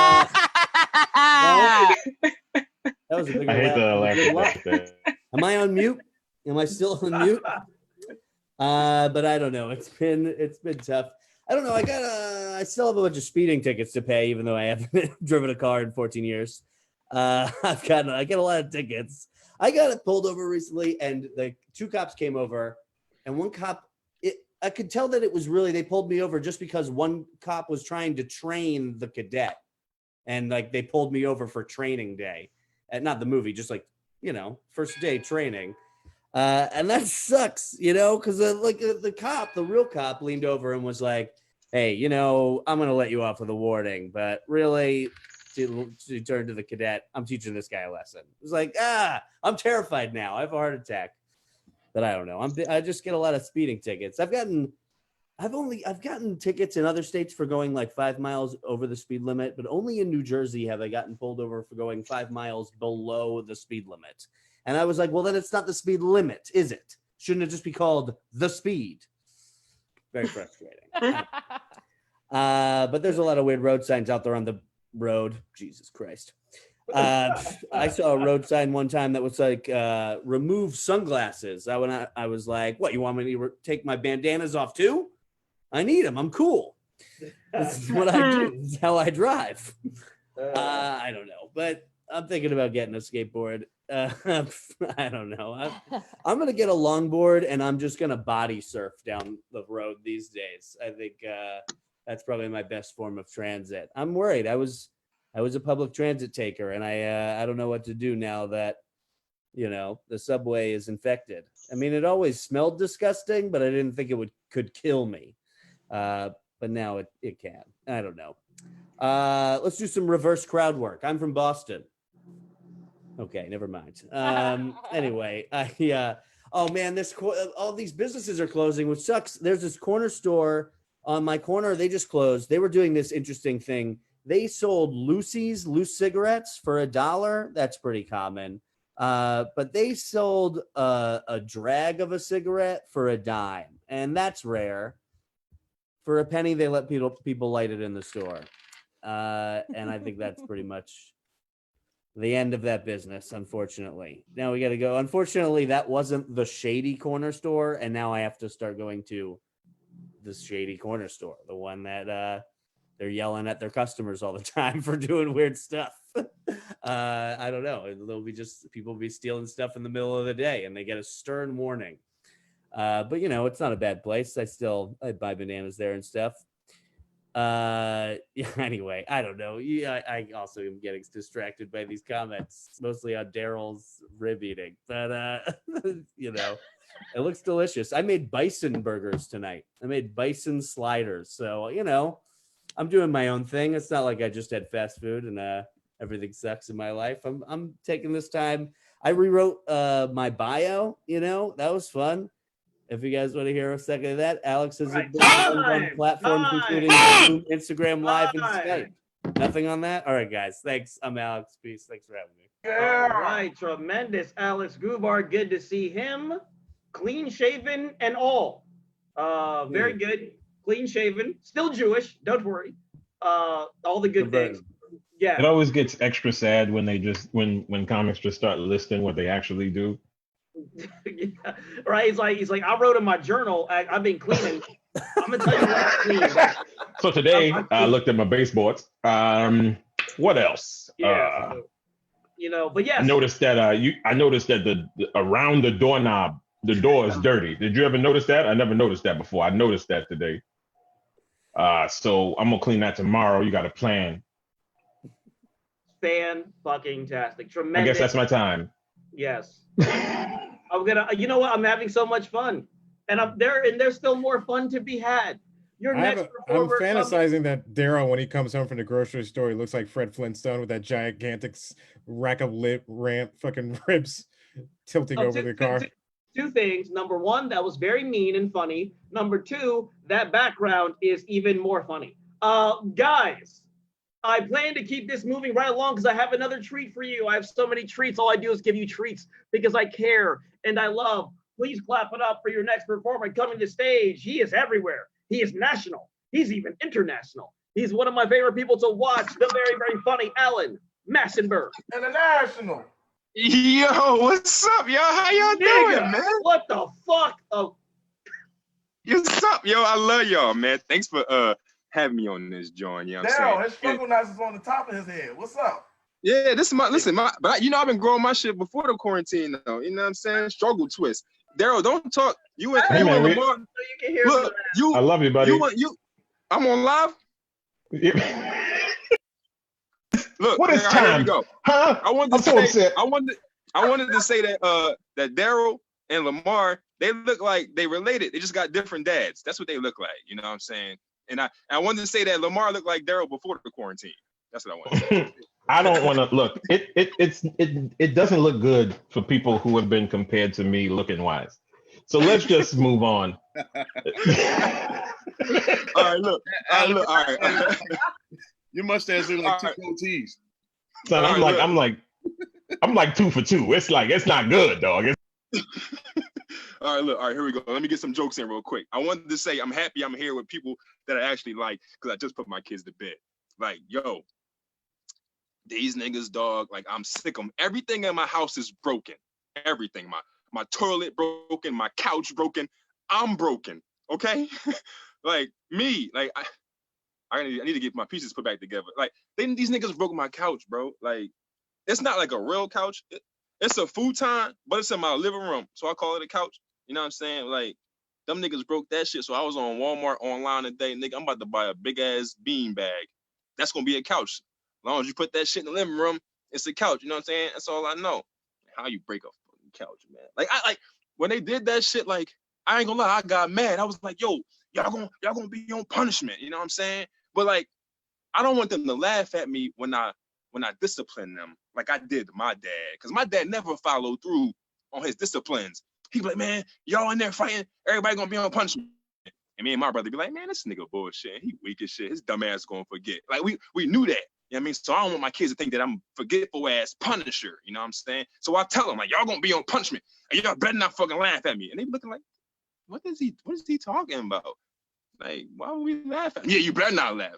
And it's just my inner childhood coming out into my parenting. You know what I'm saying? Fucking sweating. The CDC never gave recommendations on how to co-parent. Okay? Do they not know that not everybody is married and together? Like, am I supposed to pick up my kids and then spray them with bleach? Like, what am I supposed to do? Like, they never gave no recommendations. Like, they just think everybody got the perfect life. Like my baby mom, like, she got a whole boyfriend that live with her. Like, and he look like he might have it. What should I do? Should I not go see my kids? You know what I'm saying? No. And that's bull. He don't look like he might not have it. I'm saying. This is a real comedy show. I wouldn't have told y'all that he don't look like he might have it, but this is online and shit live, so niggas might see that shit. We not the same if you never stole from a funeral home. Okay? Like, we not the same. Cause I ain't gonna lie, dog. Like I get the same feeling from doing comedy that I get from stealing. Like stealing and comedy give me the same rush. I don't know. That's probably why I love doing it. Like I go into Walmart, I feel like somebody would need to give me a standing ovation. I feel like this is where I belong. You know what I'm saying? But one time I want to tell y'all, I stole a park bench from a funeral home. Like I ain't gonna even lie, dog. Like it was like ignorant. Look, it is very ignorant. I was young and dumb. I was high and drunk, and it was a big ass park bench. And no lie, me and my little brother, if he see this, he gonna be mad I'm saying this shit. You know what I'm saying? But nigga, we was running down the street with a fucking 3 o'clock in the morning with a park bench from a funeral home. You know what I'm saying? Yeah, we was dead wrong. You know what I'm saying? But shit, I had room in my crib for it. You know what I'm saying? I ain't gonna even lie, nigga. I had sex on a stolen funeral home bench. Yeah, living life. You know what I'm saying? We ain't the same if you ain't never do that shit. We ain't the same if you ain't never had sex on a sliding board. That's probably the craziest place I ever had sex on a sliding board.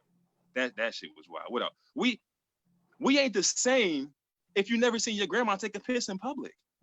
Come on, like my grandma was the first dude I ever seen pee in public. I was like, oh shit, I didn't know we was allowed to do that. I didn't know that shit was all right. You know what I'm saying? So shit, I pee next to my grandma. High five, grandma. You know what I'm saying? She had loose ass bladder though. I ain't gonna lie. Grandma pee everywhere. She pee on you. Like that was a punishment. Like, you don't want to go clean your room, nigga. I'm gonna pee on you. You know what I'm saying? R.I.P. to my grandma. That's all I got, y'all. Thank y'all for having me back. Guys, Alan Massenberg, Alan Massenberg, give it up, give it up, give it up. Hey, I want all of you to remember that Alan Massenberg is a father. That man has children. Yes, he does. He knows what he's doing. Alan's a lot of fun, man. Alan's a funny dude, always very, very funny. Follow him on Instagram. He has a tremendous IG following. I reckon had this pandemic not happened, he would be famous by now. But the world is cruel and merciful. So it punishes us while still giving us life because that's how humility is created. But Alan Massenberg, very, very funny. Merciless. Merciless. You're very merciless. Very merciless. I appreciate the kind words, man. I really do, man. Well, you know, in this time of really great peril, kindness is what is necessary because this pandemic. You're gonna have a full head of twists in 2 weeks. Take it easy, bro. Hey, just saying. Listen. Yo, them We care about you, dog. Them twists is gonna extend to that beard. I see it. Dress twist. Oh, look, the beard. Yeah, nigga, look at that. I see it. You see that? That's you finally gonna have the beard of a dad, a single dad in a couple of weeks. As soon as that last hair locks into place, he's gonna be like, hey! I'm gonna have gray hair in my beard. Your mustache locking up. But guys, I don't want to take too much from this. That was fun. That was tremendous. Gonna move it right. You said your mustache. Gonna move it. Gonna Y'all keep it niggas on ain't moving. shit. Gonna keep it moving. Your next Peace, y'all. Thank y'all. who is coming to the stage is a funny man. I like him a lot. He's a nice dude. Funny. Got some jokes. A little short, but we don't hold that against him. Please give it up for my man, John Deary. Wow. What an intro, Zatoya. Thank you so much for liking me after our year-long friendship. That's very kind. It's a lot. It's Sunday. It's my laundry day. You guys caught me right in the middle of laundry. Just washed my sheets for the first time this month. And just got to figure out the process of getting them on my bed. So I thought maybe Daryl could help me out. I'm really bad at this. There's always a mess. I am not the help. The fuck you mean? He just say like there ain't no black people around me, so somebody walk me through putting sheets on a bed. Oh, you don't put sheets on your bed for real, for real. He really is. You is kind. You is smart. I've never been. How do you call it? Poor. How does one put sheets on a bed? How does one? This is backfired immensely. This is not. This is not where I wanted this to go. I just wanted help from the blacks. I take back all of my previous comments about John Deary before I introduced him for the record. Deary look like he's doing his bed in prison. Right. Nigga, who taught you how to do your fucking bed, nigga? Like, what the fuck? Damn. Just tie them. Just tie them. Oh my god. Is that a wee-wee pad? That's a wee-wee pad on top of that. That's not. Yo, John Deary needs to be married or he's gonna die within 6 months. I swear to God. Nigga needs somebody to take care of him. This is ridiculous. I think what we've learned is those sheets came with the bed. Yeah, John. What the fuck is up with your pillow? Ew! What does it look like? Oh boy! Nigga, That your shit went from pillow- light to depressed. You see? This pillow is infected with COVID. You cannot use that pillow. It don't even fold. It don't bend. This nigga pillow look like his pillow look like a stack of Kraft American singles that got flattened. Oh my God! The pillow wants out of this relationship, man. Just let it go, dog. this Nah, is this is where you're making your mistake. You always have to go catty corner to catty Yeah, corner. this is. Look how long it takes him to put his sheets on his bed. That pillow's screaming for a case. Well, oh shit. Oh, I pray for the woman that loves you. She gonna be taking care of you the rest of her life, nigga. Like, is that your oh only my, pillow? That's his only pillow? There's no more. What is this? I know. Oh my God, these are comical mistakes. This is ridiculous.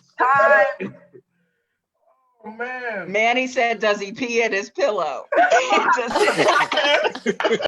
Oh, John, I'm so disappointed. Nah, that's head sweat. I've been poor.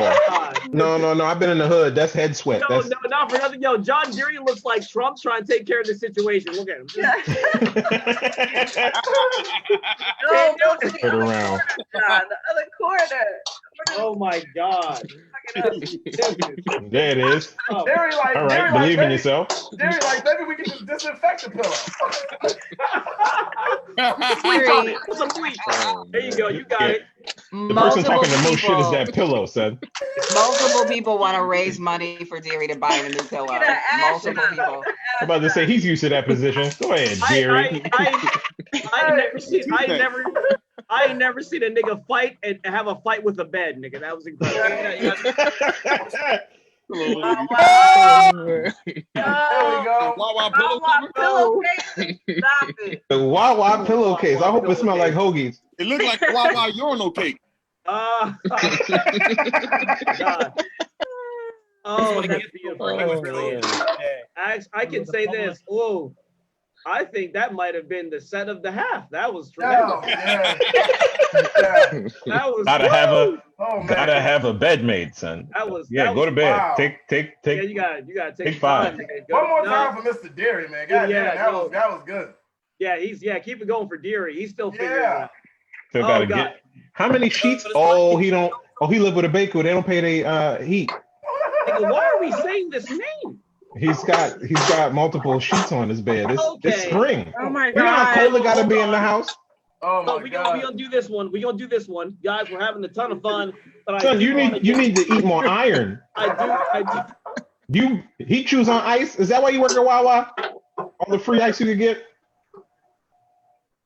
Okay, so I'm moving on to the next person. I am doing this. We're moving on to the next because It was a blast. Thank you. yes, tremendous. Can I do a joke? Nigga, that was all a joke, nigga. No, this nigga can't do a joke. That was the joke, right? That was the joke. I had a great the- time. You had the best set. Take the win. All right, I'll take it. Thank you. Okay. Yeah. Tremendous. Talking about some. Can I tell a joke? As if we didn't watch you make that bed. Okay. Him and that bed are divorced. Okay. Guys, it's been a lot of fun. It's been a tremendous first half. I'm gonna bring up your headliner for the first half. Guys, thank you so much. And also thank you again to Kat Mosley for helping put all of this together. Please give it up for her. Your final comedian of the first half. And we do have a banging second half coming up for you. Very, very funny dude. Actually just worked the Apollo Comedy Club and ripped that shit. Please give it up for Lamar Todd. Yeah. Moving silence, nigga, and I don't talk a lot. Hey. Said word was on my crown and now I got what I deserve. Fuck, nigga. Hold on, wait a minute. Hey. When I would ask the more, y'all thought it was ready. Jackson on these niggas,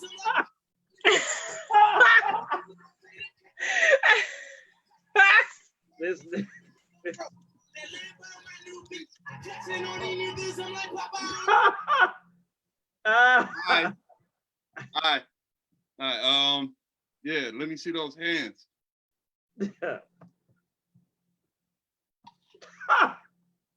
Okay. All right. Hey, what's up, y'all? I was watching preachers in church and stuff, and preachers be bombing like y'all. They can't make that connection with the audience because they don't have a congregation, they don't have a crowd, they don't got an audience, and they're just sitting there, just like. And you get to see when the preacher is alone talking, he get to talking to himself. Like he get to talking about his own sins. And you can tell his own sins by his sermon. He'd be like, wait, hold on, wait, is that? This is funny. Oh, yeah, there's one preacher, he was like you could tell he was like a gambler, he had a gambling problem or something like that. He was like, God will shuffle the cards in your deck if you renege on him. The thirst of a man can be his own quench. You can tell just what they dealing with right there. You know what I'm saying? Just, oh man. And you can tell like when the preacher is just bombing, like they start sweating and saying, y'all can't hear me. Like, oh, y'all don't hear me. I can't hear nobody talking to me. They got that advantage. We can't do that shit on the comedy club. Like, you know what I mean? Like, y'all don't hear me. We hear you fine. All right, yeah, what's going on here? Okay, so yeah, oh my gosh, yeah. Your porno gotta match your realistic expectations. I got a lot of premises with no punchlines, so working them up. But yeah, so yeah, your porno gotta match your realistic expectations. You know what I mean? Like if you not about to hit a bad John, don't be watching a bad John on your porno. Cause this yeah, I'm glad it helps to write out your jokes. Is it me or does North Philly have a cat underneath every car at night?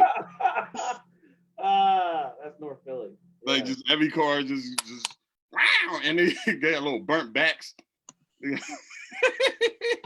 Little burnt back nice town cats.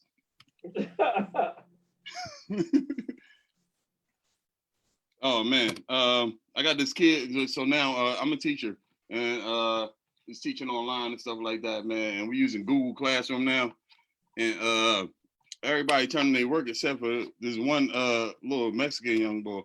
I was like, man, what's up, man? You ain't even turn in your paper. He was like, I'd never turn in my essay, Holmes. Yeah. I was like, all right, cool. Oh yeah, you ever had sex and like be saying like the wrong thing because you so into it?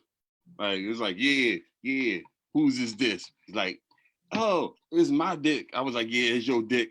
I was like, yeah, put your dick inside my pussy.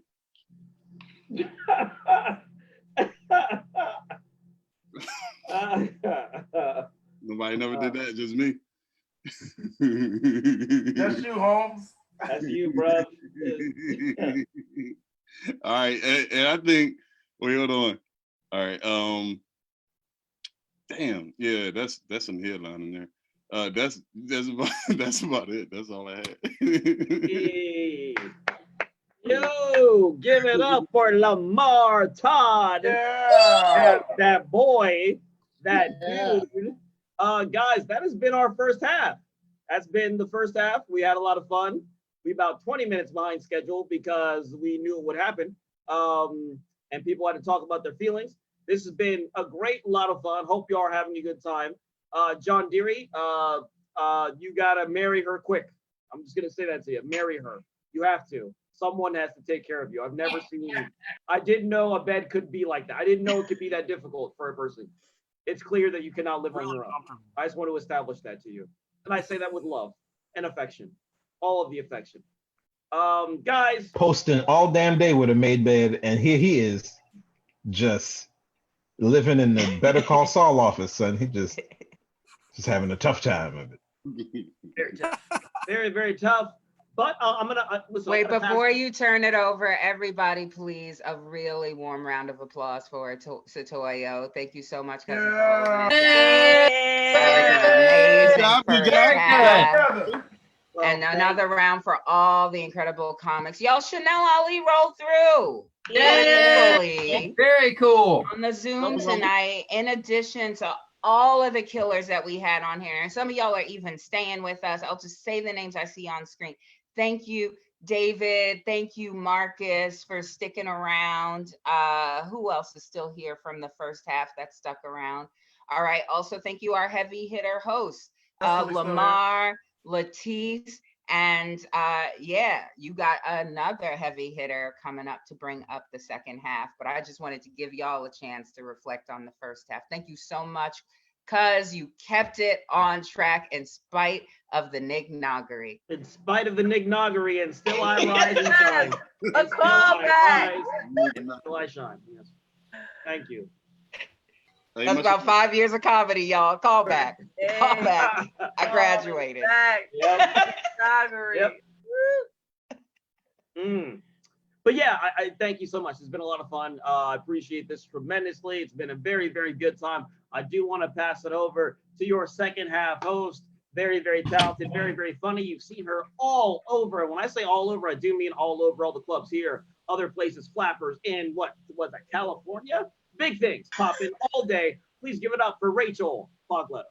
Yeah. Oh, hey, thanks for that flappers shout out. I don't even know enough to make, I hope the LA people are still watching and they hear that credit. Burbank Comedy Festival. I wish Eric Terrell was still watching. We did that together. Anyway, what's up? How's everybody doing out there? I'm acting like I'm in the world. Some of you have your mics off. You know, if you want to laugh, that would be great. If you're a comic in the room, in the Zoom room, you know, it feels good to hear laughs after jokes. I've only had a little bit of wine. We're having fun. Y'all out there in Facebook, react to shit. You know, we need some kind of stimulation. If we don't hear laughs from our peers because they're roasting us in the secret Zoom chat that you can't see, we need some validation. So if you could give us a laugh react, or like, even if it's a pity, we'll take it at this point, because like, I'm in my bedroom. I just want to let you know that I actually tried to make, I turned my video off a few times because I tried to make a background to put my like little Instagram handle and shit. And I'm so white that I blend in with my wall. So I can't do a virtual background. Just I blend right into the wall. It's like some kind of haunting like pulled me into it. So I'm like, glad I tested that out with the video off. We're all learning. We're all in this together. Am I right? Am I right, everybody? Okay, cool. Great. I guess I'll try to do jokes because that's what we're here for, right? The jokes, the laughter, feeling wonderful. So glad that you're here, still in the watch party. So, you know, you probably heard this week, you know, Trump suggested we might test a method of curing or treating COVID by injecting disinfectant into our veins or lungs or whatever the fuck he was talking about. Who fucking knows, right? Because he said that he was being sarcastic, which I think is actually really funny, because like when you're sarcastic about something, it usually implies that you're making fun of something stupid that was previously said or done. But no one fucking was talking about injecting disinfectant into their body. So I don't know why you would sarcastically say that. And then it just made me think of like, how funny would it be if like in serious moments in history or life, like people just were sarcastic inappropriately, like you know, George W. Bush giving a speech and tries to warm up to the audience and, well, fool me once. Like, how do you even say that sarcastically? It's weird. Like, well, you know, how about we inject disinfectant into our veins and like chug bleach? I mean, I think I actually said that 3 weeks ago. I think I suggested it for myself, and I'm not sure if I was trying to cure the virus or like kill myself because I'm going crazy.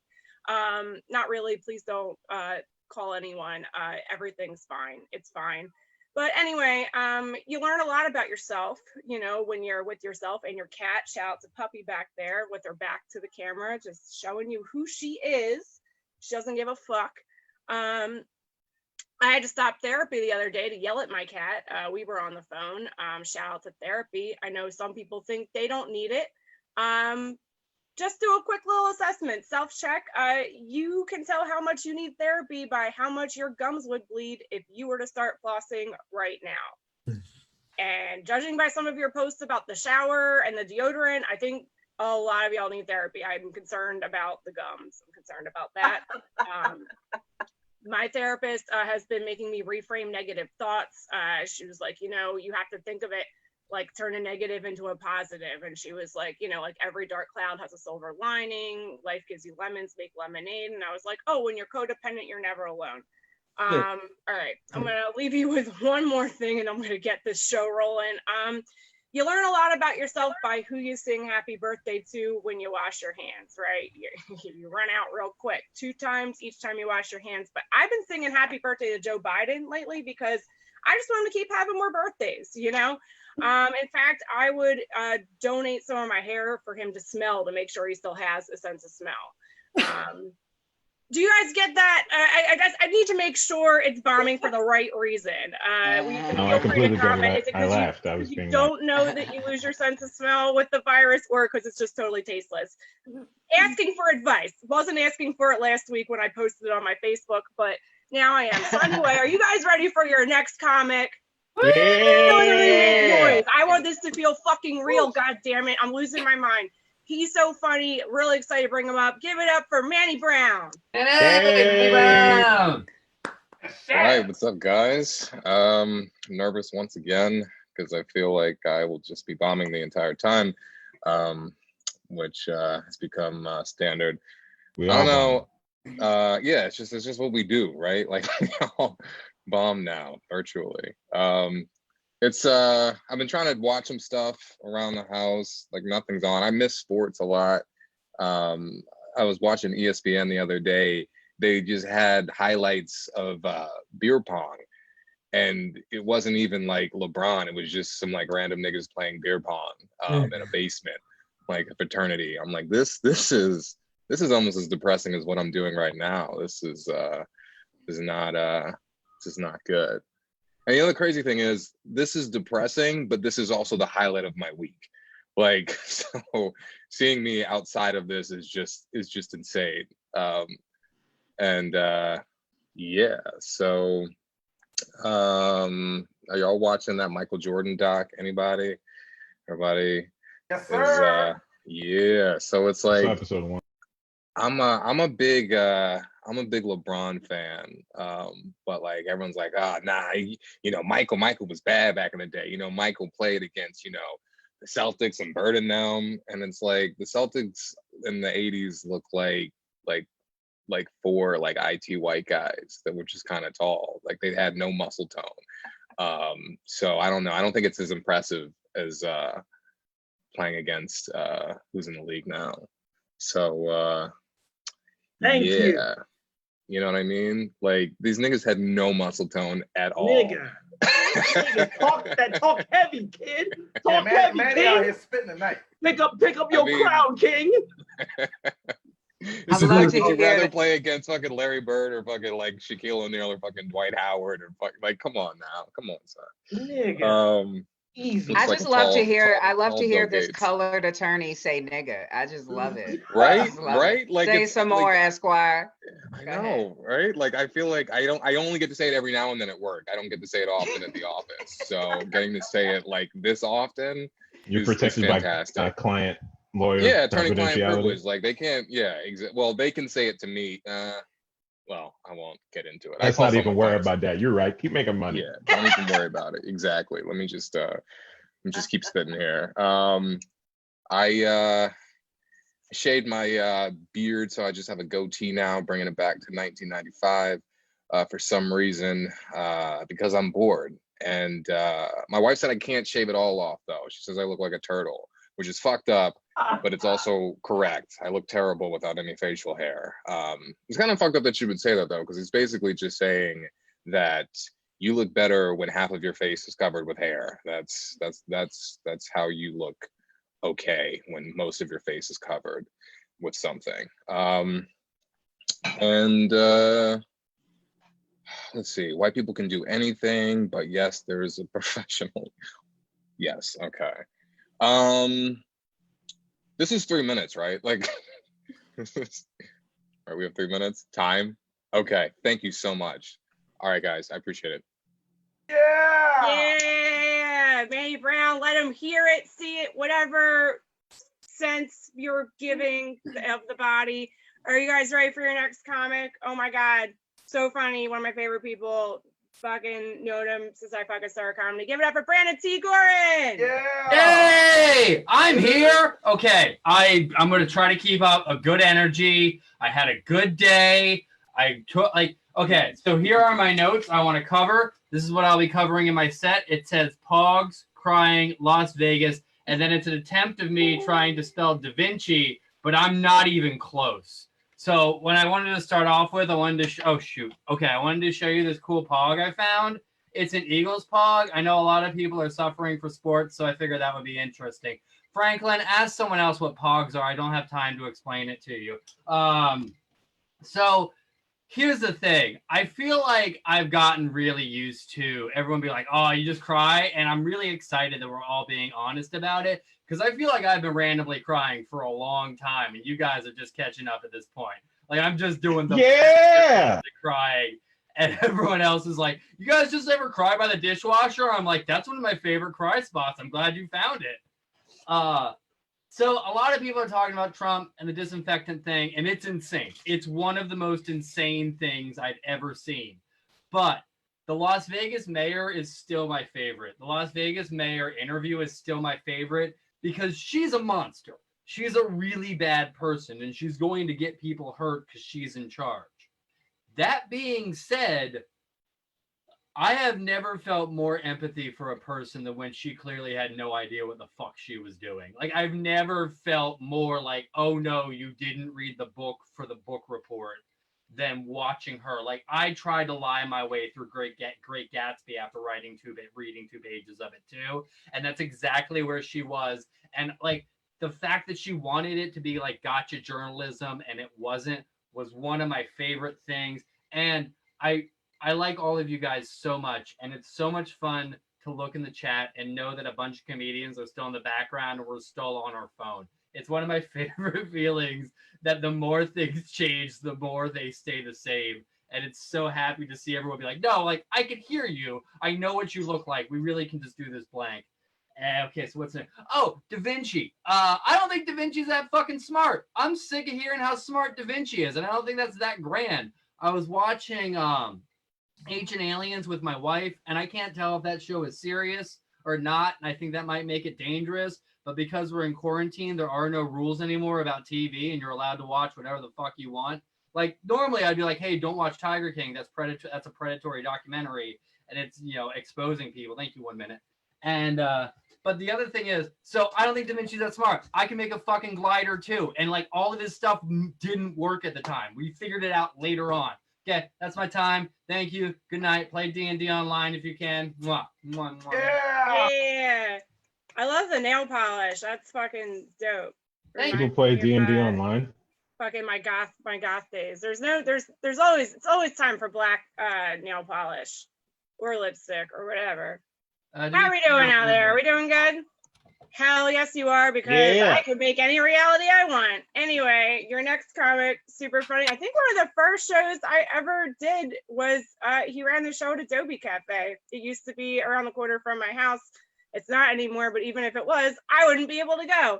Your next comic is super funny. Give it up for John Lalu. Hello. Hey, what's up? Hey, I'm all up in there. Yeah, no, I think it was Adobe Cafe. I remember eating a lot of burritos there, and I would not have a fun night after that. I would say, what did I start doing? I started drinking White Claws. Did you guys hear about this nonsense? I got this one over here, and then I got this one over here. So I got 2 of my great White Claws. No, they're great. Someone explained it to me as like flavored static, but it's not. I think it's better than that. This is also my cat. It's like I'm not losing my mind at all over here. So first of all, who's gonna snap first? Like, who's gonna legit lose their minds? Like, who are we all gonna like talk about 2 years from now and be like, yeah, you remember that person? Like, they didn't make it out of that one at all. Like, Sorry about that. I'm just, yeah, that's like a weird thing to be like excited about, I guess. But I don't know. I think I'm I handling got this pretty $20 on me. $20 on you. No, we should start this pool for real though. I'm into it. We don't have to bring money into it, but we could if you want. It's for my next of kin. Well, the next of Maybe. next of All right. kin, because that's who I take out before. Anyway, go ahead. Let's all right, let's bring money into that. No, I want to see that. I want to see who goes crazy first. I'm probably never gonna stop drinking White Claws now. I tried to make a pie and I burnt it. So now my life's goal is to learn how to make the best pie ever. And that's all my life is now. I'm just making pie and art.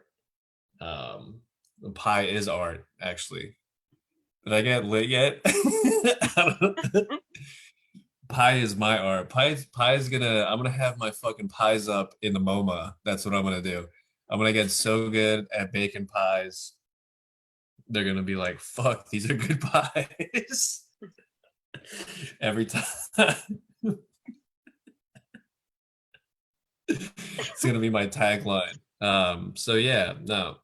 We're gonna make it out of this pandemic, and y'all are gonna have some great taste in pies from this guy. I think that's all I got. Just please stop me. All right, John Lulu and John Lulu's cat. Give it up for both of them. However you name it Her up. name's Danger. I don't think I said that. Danger? Yeah. Oh, that's a great name for a cat. Fantastic. Yeah, no, she's a dangerous one. Oh, I love it. She looks like she's getting into trouble back there. That's my favorite thing. That's Seeing my cat fucking around behind me when I'm trying to do art. Yeah, she's going nuts right now. I don't know.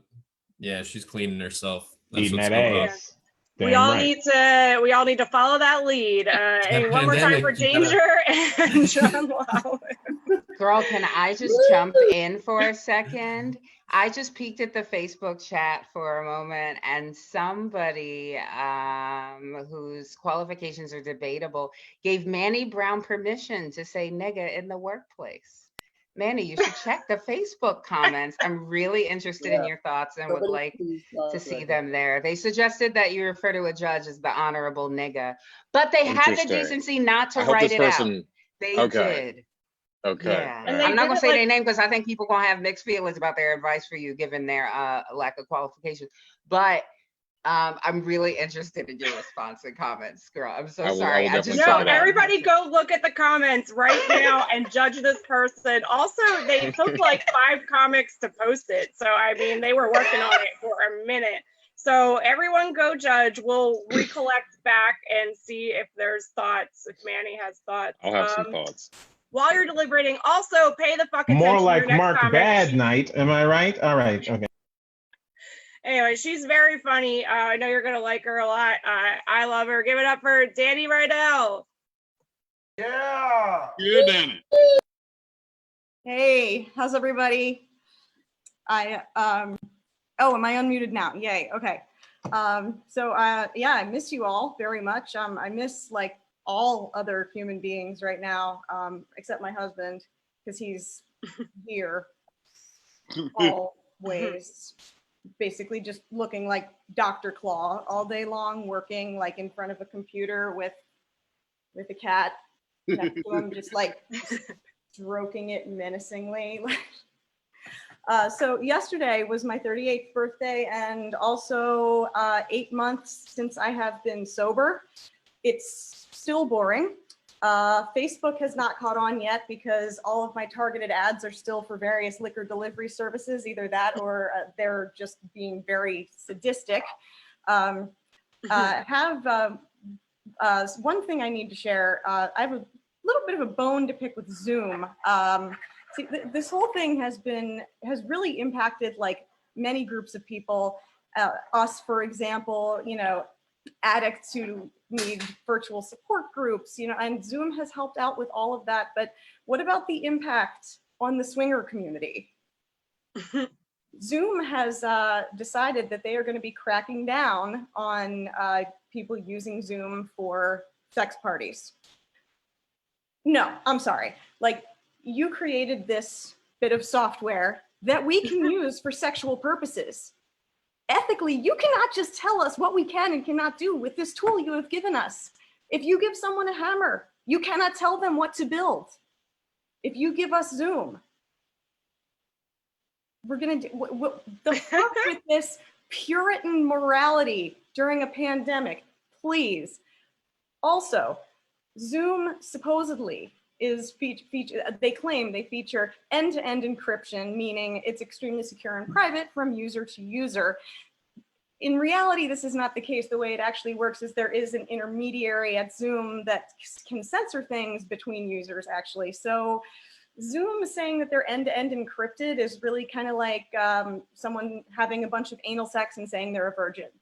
And I was really mad about the whole thing until I just listened to myself say the words end-to-end encryption, and my brain became 5 years old, and I was just like, end-to-end. Zoom would love that. All right, as always, great to see everybody. Buy my book. Thank you.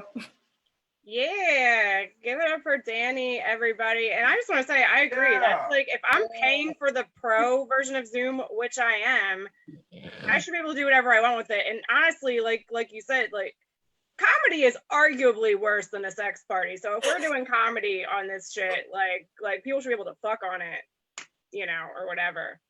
But yeah, that was great. Do we have any thoughts? Do we have any closure, any clarification on the comments, or are we still investigating that? We wait one more comic?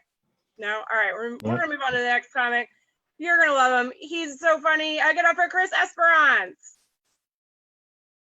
What up? Yeah. Shout out end-to-end encryption. That's some technical terminology there. I wasn't expecting that. Somebody was talking about ancient aliens earlier. If you want legitimate alien news, tune in to Ancient Aliens. It's the best documentary. It's the best documentary on aliens on TV, period. Let's see here. It's very happy to see you all. Let's get into it. I was, before this Corona stuff, I was going to take up boxing. Just to get a little more activity in. But little did I know, boxing could not prepare me to fight an enemy that I cannot see in Corona. So back to the drawing board. I just spilled my drink, no biggie, in that little object work there. So my brain goes to this. How are we gonna dance after this? Right? Are we just not gonna grind up on each other anymore, like we used to? Back That Ass Up is a full contact song, right? Like, you can't do no contact, back that ass up. There's no social distance aspect to it. It's a very herd mentality type of song. We need everybody in the crowd together, ASAPopotamus. The only way it could work is if you change the lyrics to Back That Ass Up to back that ass up about 6 feet away from me. If you could just stay 6 feet away, and then we could just, from the kitchen, where the kitchen floor ends and the living room begins, just stay there, and then we can make this work. I think it's the only way we can continue. But that's my take on Back That Ass Up. How are y'all doing? Nigga, how you think Good. we're doing? I'm all right. You know. That's cool. Yeah, I'm doing okay. I don't know if y'all feel this. Whenever it's like about to get to nighttime, I'm like, oh shit, I didn't do anything today. And then I just like fluff my pillows or like do some dumb shit just to make it feel Tell like John Deere. I'll tell John Deere. I will tell. I should have shut up. You're right. Well, that's all I wanted to talk about today. I'll end on this. I only heard the end of the conversation. But Jordan is the GOAT. I don't know who was saying what about LeBron James in Lies, nigga. Lies. and Lies. oh no, and it's you. Lies. Oh no, it's you. Lies. Oh, Look, man, we got a few seconds. We don't really have a few seconds, but I'm gonna just say Jordan is the most influential, the most iconic, and the most accomplished NBA basketball player of all time. But do you got Jordan beating LeBron in the one-on-one? I need this shit to Every turn day. out funny. For real, y'all niggas getting muted. We not doing sports talk if that shit ain't funny. And so far, it's boring as fuck. That's why I don't watch it. Y'all niggas going on mute. Grinding funny. Sports Let black men be, goddammit. You're right. Though. It should Someplace be else, funny. nigga. The Y'all get the Zoom documentary, script. the Y'all Jordan niggas thing going is on on mute right now. Breakout room. Sports I'm breakout telling room. you. You really have to break down how they act in the post. See, the thing is, that's what I'm saying. I'm with you, Derek. All right, So then when you do the step, no, it's the so rules. fucking funny. Yeah. And that's what happens. When your next comic. dribble is so. Really, I don't know what's happening. I mean, I only have limited control, but I agree with the grinding thing. Honestly, I was thinking back to the way I used to dance, like in a lot of my life socially, and the virus might be my fault. I don't know. Anyway, your next comic, very funny, is part of the Fergie's crew, so you know you're gonna love him. Give it up for Liam Paris. Yeah. Hello. Well, now that it's my turn to talk about basketball, of which I know much about, I will say you can't really make the Michael Jordan, LeBron James comparison until we've seen LeBron in Space Jam. Clearly, the only criteria that I could judge either on, so I will have to see LeBron in the new Space Jam, and then I will speak for all of us and make a decision. How's everybody doing? I'm gonna jump into the grid view here. Yes, I am the prettiest person in this Zoom chat. That is great. I've been noticing that I am the most attractive person in like every Zoom chat I'm in, so I'm happy to keep the streak going. What do I want to talk about? Okay, so I've been fucking a lot in the quarantine. Pretty much the same. My partner. We're still in contact, so I guess we're fucking about the same, but comparatively to everybody else, I would imagine I'm fucking more than you. Issue is my roommate is home all the time now, and normally we would be able to not worry about noise. Now we are, and I'm realizing that I have no idea what kind of music I should be playing when we're having sex, because I usually don't play anything because I like to be present and mindful of my partner's needs.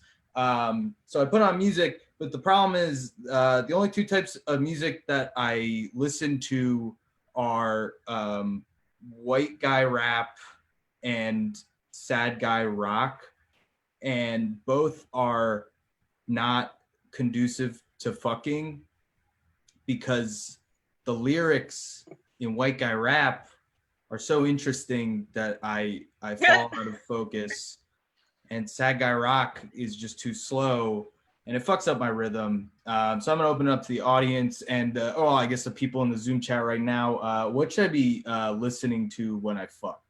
Gorilla Pimp by Project Pat. Okay, I heard Gorillas and I heard Gorilla Pimp. Gorilla Pimp by Project Pat. I know it's a little old school, but just saying. I always Massive have Attack, sex. Massive Attack, Massive Portishead Attack, were two of my favorite. Anything made by UGK. Okay, UGK, that makes sense. All right, great, cool. Real Big Fish. Yes, I need more horn. It's horns that you need make me horns. come. The Grave Diggers. It's with a Z. Livin' La Vida Loca has tons of horns. Check out Livin' La Vida Loca for tons of horns. All right. Horns are the way to ejaculation, I guess. Thank you for that. It's the only way I can come. Yes. The next thing I want to talk about is it's incredible to me. You know what? I'm at time. We're gonna stop it there. Thank you very much, everybody. I'm gonna keep doing that.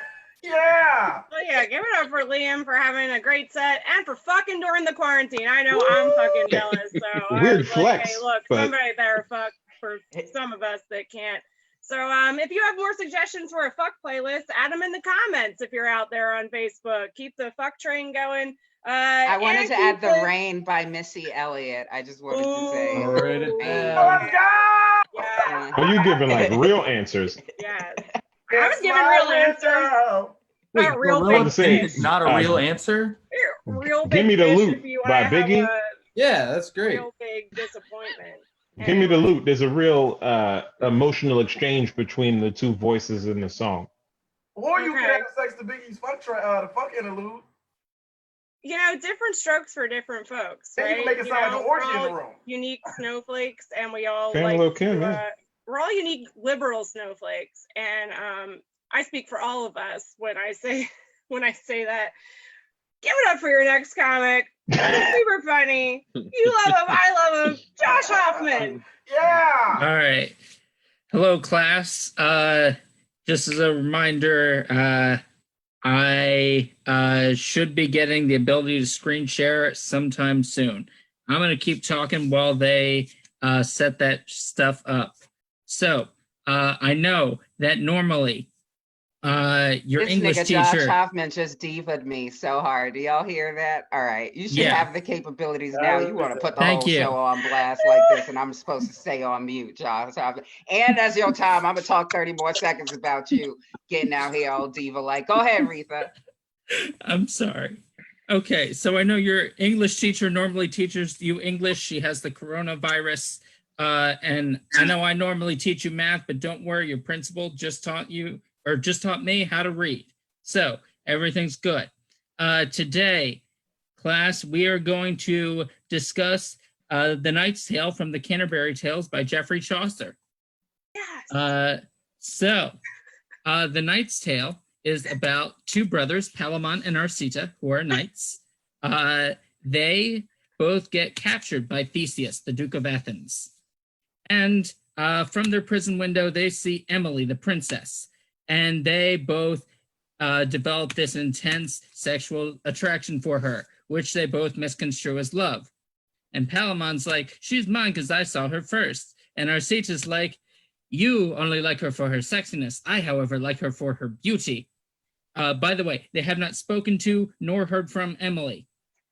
So they both get out of prison and they talk to Theseus. They're like, we want at least one of us to be able to spend the rest of our lives with Emily. And Theseus is like, sure, how about we put it up to battle to the death? And they're like, cool. By the way, Emily has not weighed in on this at any point.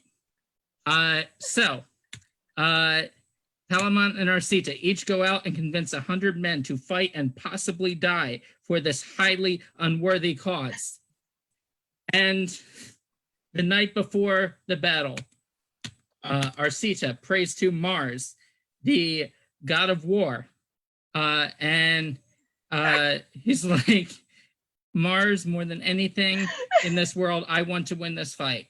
Palamon prays to Venus, the goddess of boners, and says, Venus, more than anything in this world, I want Emily's hand in marriage. And Emily, being the smart person that she is, prays to Diana, the goddess of the hunt and female virginity. And she says, Diana, I don't want either of these bozos. And Diana says, no. You can guess why. So, the next day, Arcita wins the fight because that's what he prayed for. He gets to win the fight, but then he dies. So Palamon gets Emily's hand in marriage, which is also what he prayed for. Emily, on the other hand, gets her second choice from her prayers. She gets the one whose projected objectifying obsession is slightly more intense than the other's projected objectifying obsession. Anyway, class, isn't that a great story? All right. Class dismissed, bring in the dancing lobsters. All right. Yeah, Josh Hoffman, give it up. I vaguely remember the Canterbury Tales from high school, and I fucking enjoyed it. I don't really remember what it was about, but I appreciate Look, I wish Josh taught my English class. That would have made it a lot more interesting. Other than the woman who fucking like, don't all English teachers like kind of like nag you, like they give you compliments, but like you could be better, like you just don't try as hard. So anyway, maybe that's why I like it so much, because I like people who give me backhanded compliments. Anyway, how are you guys feeling? How's everybody doing out there?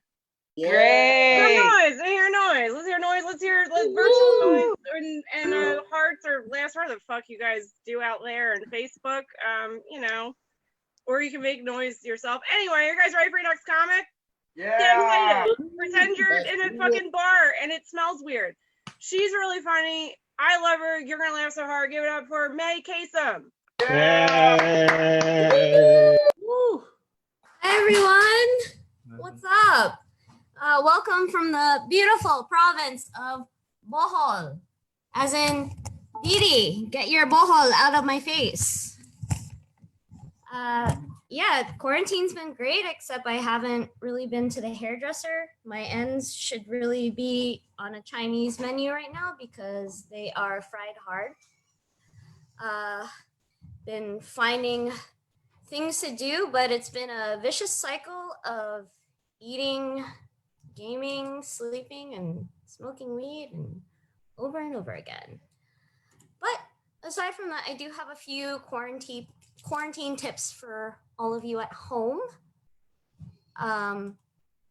If anybody is hitting on you at the store and you don't want them to hit on you, the only way this is going to work, by the way, is if you look young like me. That person's hitting on you, just at the top of your lungs. Just yell, "Mom!" Yeah. Just do that. And if they ignore that, just call the cops, I guess. Yeah. Some of you might be longing some human contact. I'm definitely a huge hugger. I love hugging people. People in this room know that I love hugging. A way around that is that I've been hugging my laundry as soon as it came out the dryer. Just like so. Just do that. Put you at ease. Also, immerse yourself in nature. Immerse yourself in nature. That's what I did.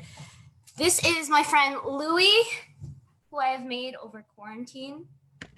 This is Louie the raccoon. He's been great, except I had to stop feeding him because he brought two of his very swole friends by, and it's like that one person at the party who brought people that you don't know at all, and I'm not going to feed him anymore. Also, he refused Pringles, and that's very important to me, so we can't be friends anymore. Yeah. That and waking up like Kevin McAllister's mom because I forgot it was trash day. Just like that. All right. It's been beautiful, y'all. Thank you so much. Woo. Yeah. All right. Give it up for May and fucking amazing organization skills right there. Like the presentation with the set. Like, I feel like I'm scrambling every time I do these fucking shows. I was even saying, like, I've been running late to stream shows. I am in my bedroom, but I somehow run late to them. So, like, give it up for May for fucking putting that shit together, because that took a lot of organization skills. Woo. Anyway, guys, make some noise in the Zoom room. Are you ready for your next comic? Woo! Woo! Yeah. I'm gonna start to taunt you like I would taunt a regular audience. You wanted me to do this. This is I need this. Like, so make some noise for your next comic. I don't even know if he's in Philadelphia. I think he's in another state, but I can't remember what it is, and I'm very sorry. But he's very funny. You're gonna love him. Give it up for George Bruderman. Yay! Woo! Noise. Welcome, everybody. I'm in North Carolina. That's why I have this hat. Helps me blend in. I'm not originally from North Carolina, and that's kind of what I wanted to talk to you guys about for my 3 minutes. I'm from a state called Connecticut, so Daryl should feel even less safe. That's an inside joke for the Zoom room, y'all. when I grew It up, sounds like you just publicly threatened Daryl with your white privilege. This is strike 2, George. How is it strike 2? You're talking about Rodney King last week. No, I wasn't. I I don't accidentally know. interrupted someone while they were talking about I Rodney don't King. know. So now that I'm canceled, I can do what only I can with my last few words with everyone today, which is talk about minor league baseball. Everybody, more sports talk.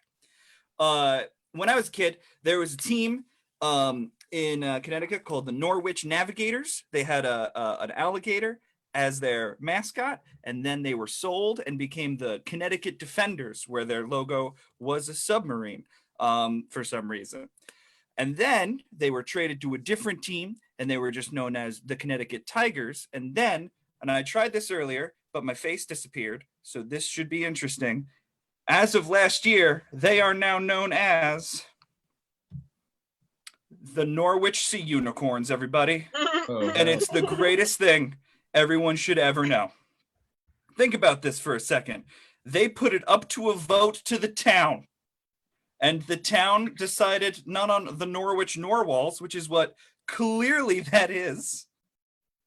Not on the Norwich Seafarers, which it has a rich history of, but the Sea Unicorns.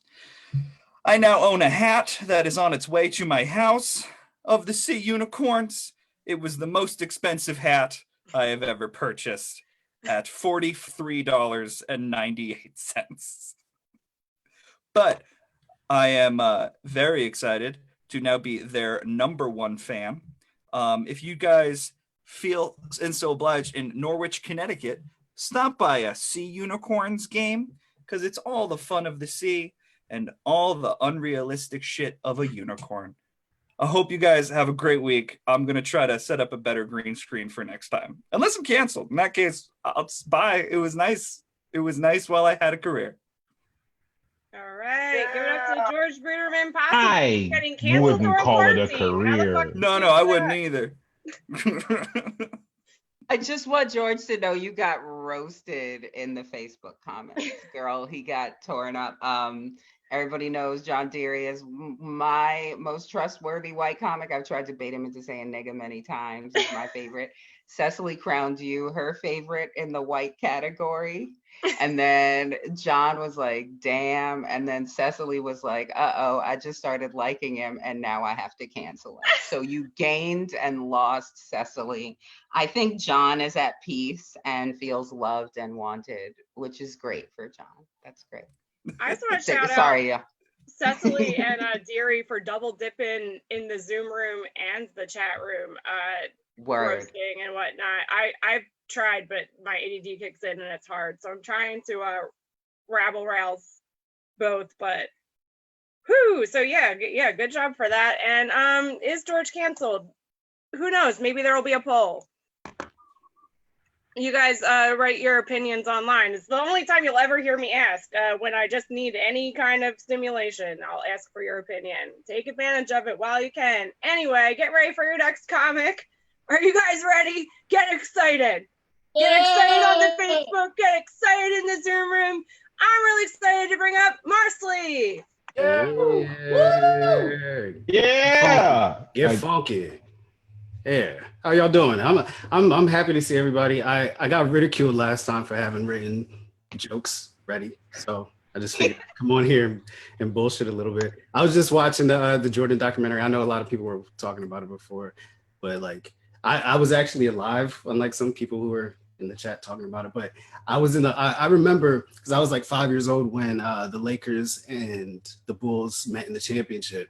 And I remember I was a big Lakers fan because my dad was a huge Magic Johnson fan, a big Lakers fan. And my brother was like obsessed with Michael Jordan. So like we had like a pretty much a civil war in my crib. And like, I remember when the Lakers, they got down like 3-1. I remember like praying to God because my brother was talking so much shit. I remember praying to God, like, yo, God, just like let the Lakers get these next 2 wins. Like if we lose in game 7, it is what it is. And then like game 5, Lakers lost anyway. And I remember feeling like God, like my brother, better than me. And I was like, that's fucked up. So I told my mom I wasn't going to church on Sunday.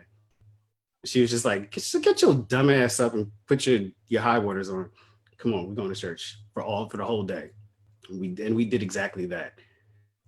But I'm just chilling. I've been just like relaxing. I haven't done laundry much. I haven't washed socks in a month, and that's weird. But I'm like actually really getting used to just walking around barefoot. I stepped outside barefoot. I felt that was the whitest shit I've done in like 3 years, which is dope since I started improv. One thing, what I'll leave y'all with is don't make the mistake of going outside of your house with a mask on without brushing your teeth. I fucked up and I did that. And it was just like a hot box of my morning breath. And like, I couldn't even focus on getting the right groceries because all I smelled was like every bit of bacteria that grew up in my mouth overnight. And that's my time, y'all. I hope everybody's doing well. Love everybody. Miss y'all. Yeah. Again, you gotta floss. Everybody's gotta floss. Just because we're quarantined doesn't mean. Frank? Was you throwing shade, nigga? Oh, I mean, did you catch it? Oh, I caught all of it. Oh, all right. I'm just saying. We'll talk about this. Stay your ass there for the outside church thing we do at the end. I'm here. I'm here. All right, yeah, give it one more time for Marsley. Please remember dental hygiene and during quarantine. Just pretend you're going on a date, even though you're going to the mic in your room. And give it up for your next comic. He's very funny. He also is part of the Fergie's crew, so you're gonna love him. Give it up for David Feinberg. Hey, thank you so much, Rachel. Thanks to everybody who's watching the stream. May I say that the other problem with masks right now is if you have glasses on, my God, dude, it shit fucks you up, fogs up. It's the shittiest thing in the world. And it's like, I don't know, it feels like an old man problem in a way. It feels inherently Jewish almost because it's just a deep-seated complaint. I don't know. It's been shitty. If anybody was here last week, we had if anybody was loyal to the show and kept watching, we had that thing where everybody was talking at the end of the show, and it was a deeply a powerful conversation. And George, Liam, and I, we kept up by we kept a firm white comic tradition of sitting and listening respectfully, which was very important for us. I like the. When did that become a tradition? You gonna tell that bullshit out here? I'm tired of these public lies, David. Y'all don't never listen, especially when it's Black people gathered. Don't tell the public these lies. That's how y'all only did it on screen. Okay, I'm gonna mute myself. Okay, I thought that we were okay. Never mind. All right. Well, bars, hard bars. I felt like yelling. I'm sorry. I didn't even mean to get all that. I'm from Brooklyn. Y'all need to stop beating up on David like this. It's okay. We'll leave it to his girlfriend. My face. How have you guys been keeping track of your days? I've been keeping a theme for every single day. Today, the theme was squiggle foods. That's how far into the fucking themes I am right now. Squiggle foods. And yesterday was try to masturbate different, and it didn't work. It was a tough time. It's been a rough crowd out here. Have you guys done it? Are you guys wearing Halloween costumes yet? Is anyone wearing the equivalent of a Halloween costume? George is dressed like what I imagine George's thoughts are like. Do you know what I mean? Oh God, I don't know. There's nothing new to do anymore. I've just been hitting up my family to see if there's something I don't know about my family. You know what I found out? At Ellis Island, they changed our family's name to Poop. Legitimately Poop, P-O-O-P. And I don't know how to. Could you imagine being the guy at Ellis Island and you assign someone the name Poop? That's cruelty beyond cruelty. I don't know. It's like if you're Jewish in 1900 America, it's not fun. But imagine being Mr. Poop. I don't know. It was. I'm so glad that would make my comedy career a lot easier, being Mr. Poop. Nonetheless, I'm going to hand it back to Rachel. You guys have been great. Thank you so much for watching the stream tonight. Rachel Fogletto, everyone. Yeah, David Feinberg, and amazing plant arrangement. That's beautiful. Thank you. They're all plastic. I bought them for the stream today. Wait, really? Because like I wish I could have plants where my cat would eat them and then throw up. Like No, repeatedly. they're very much real. They were very expensive. They're it's a great timing. Yeah, I mean, you gotta do what you gotta do. I've been rearranging my whole house like Susie fucking homemaker. It's I hate it. I fucking want to go outside. One more time for David Feinberg. Fucking plants and sets. Give it up and give it up for your next comic. Let me hear something. Let me see something. Some react. For the very funny Tara Hernan. Yeah. Hey guys. Hi, thank you guys for having me. I haven't been on in a few weeks. So I hope everyone had a good Easter. I spent my Easter on many Zoom calls with my boyfriend's entire family, which reminds me that religious people, depending on the religion, of course, all have that like tiny little dead Jesus hanging on their wall somewhere in their house, And I just think that's fucked up, Like you have him at his most vulnerable. That's like you dying and your family hanging up pictures of you taking a shit in their living room. Or like you're not taking a shit in their living room, you're taking a shit in the bathroom, but the pictures will be hanging up in the living room. Or better yet, that's like your family commissioning an artist to paint a picture of you taking a shit and then hanging that up in their living room. Mm-hmm. Which actually I kind of want now that I say that out loud, I don't know. I fucking panicked today, guys. I panicked for hours because someone posted on Facebook that it was Taurus season. And I was just like, holy shit. It is my boyfriend's birthday at midnight and I didn't fucking do anything. I didn't plan anything. So I was panicking and I was texting my friends. And my one friend was like, just order him ice cream on GoPuff. And my other friend was like, just give him a blowjob. And I was like, okay, I will do all of these things. And then like at like 8 o'clock, I finally looked at the date and I realized his birthday is actually on Tuesday.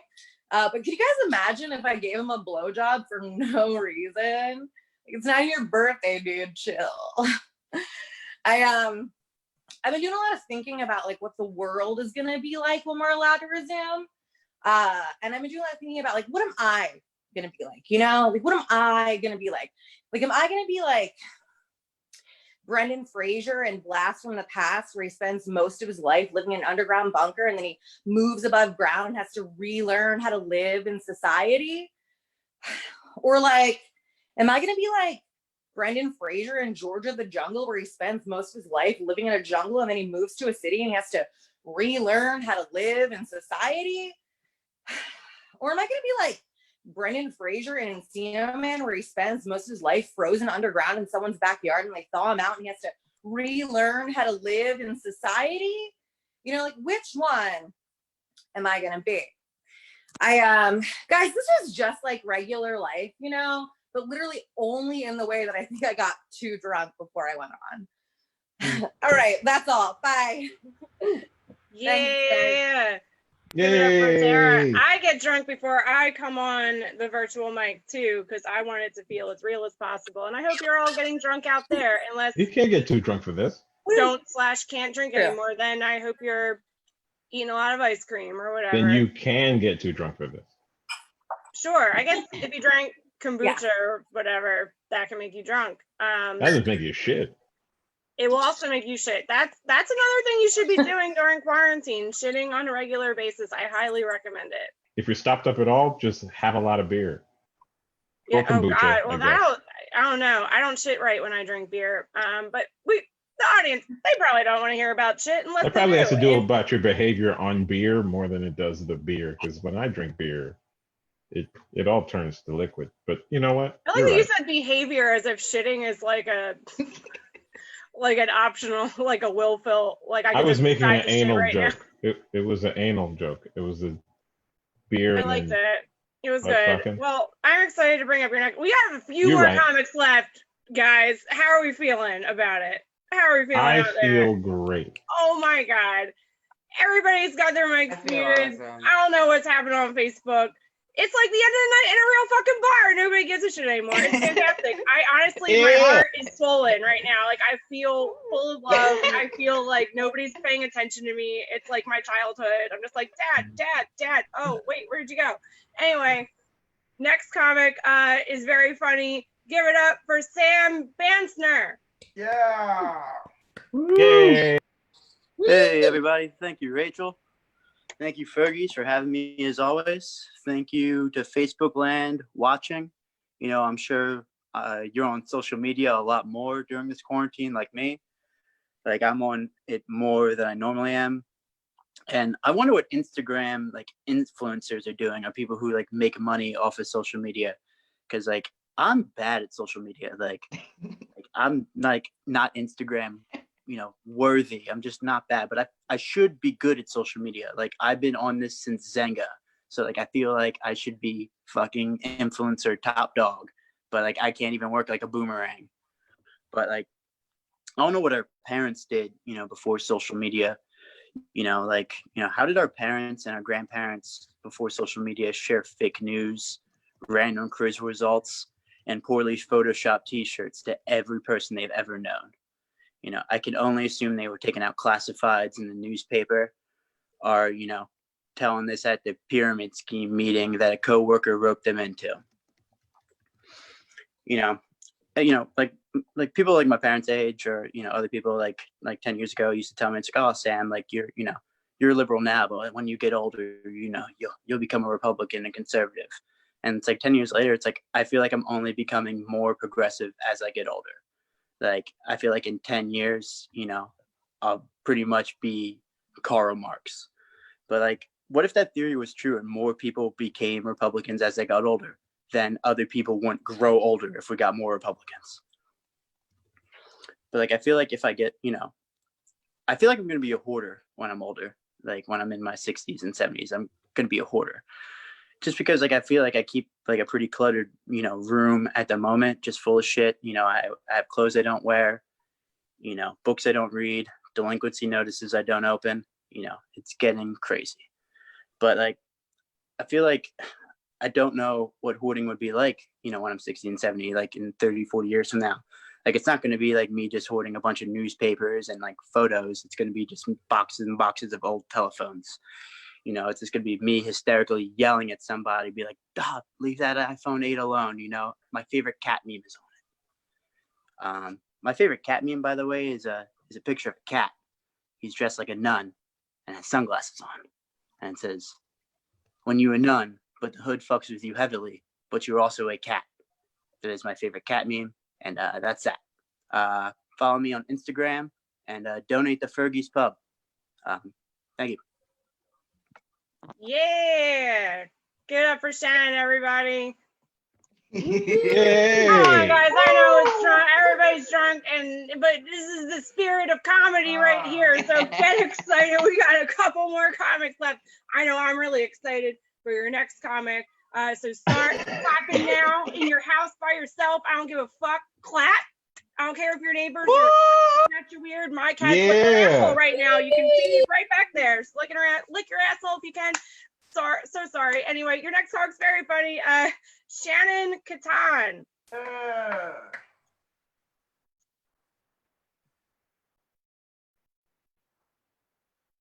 You're on mute. Get him off mute. You gotta unmute yourself. Oh, my bad. There you There go. it is. It's good. All right. Sorry, guys. Okay. Okay. I got unmuted and remuted, so I'm gonna do the same thing John did, but instead of fixing my bed, can you guys help me like fix my camera, help my blind ass? So just am I looking at the camera? Like, is it frontwards, backwards? Is it right? Hold You on. guys Are you blind for real? Yeah, Swear you're to good, God. man. You're good. We can see you. Okay. I can see you enough. Oh shit! It's not Yes. This make no is joke. literally the first time this has ever happened. Yeah. Swear to God, I am blind. I like literally. I cannot see a thing. Like that is the truth. So it's even weirder that during my quarantine, my new obsession is porn.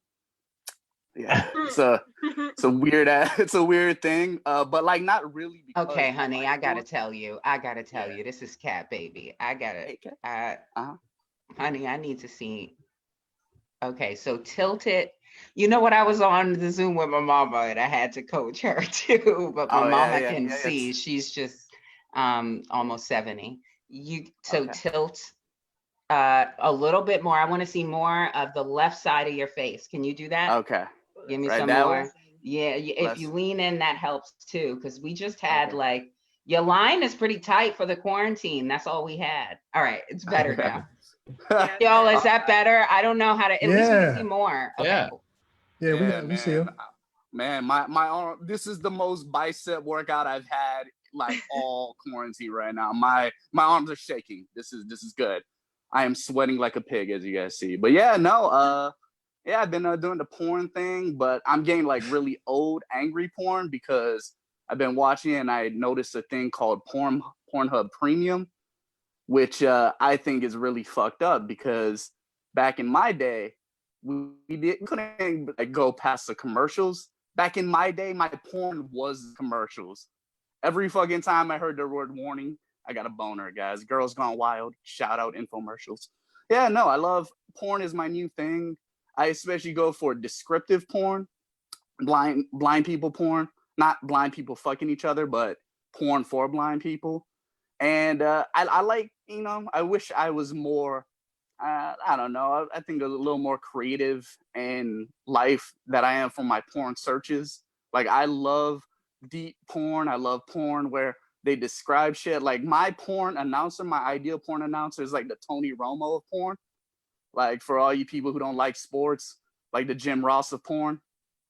If you guys don't know, am I still talking? All right, cool. How much time? I am unlightable right now, so I don't even know if I got know the light. light hasn't happened yet. I can Yeah. You got about 30 I'm seconds. 30 seconds. Okay, cool, man. Sorry, I'm all thrown No, off by the fact that my phone is not straight, guys.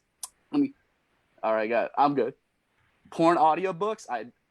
I do listen to porn audiobooks. The problem with porn audiobooks, it's like never anybody with like a sultry voice. It's always like some old British guy with like halitosis and laryngitis.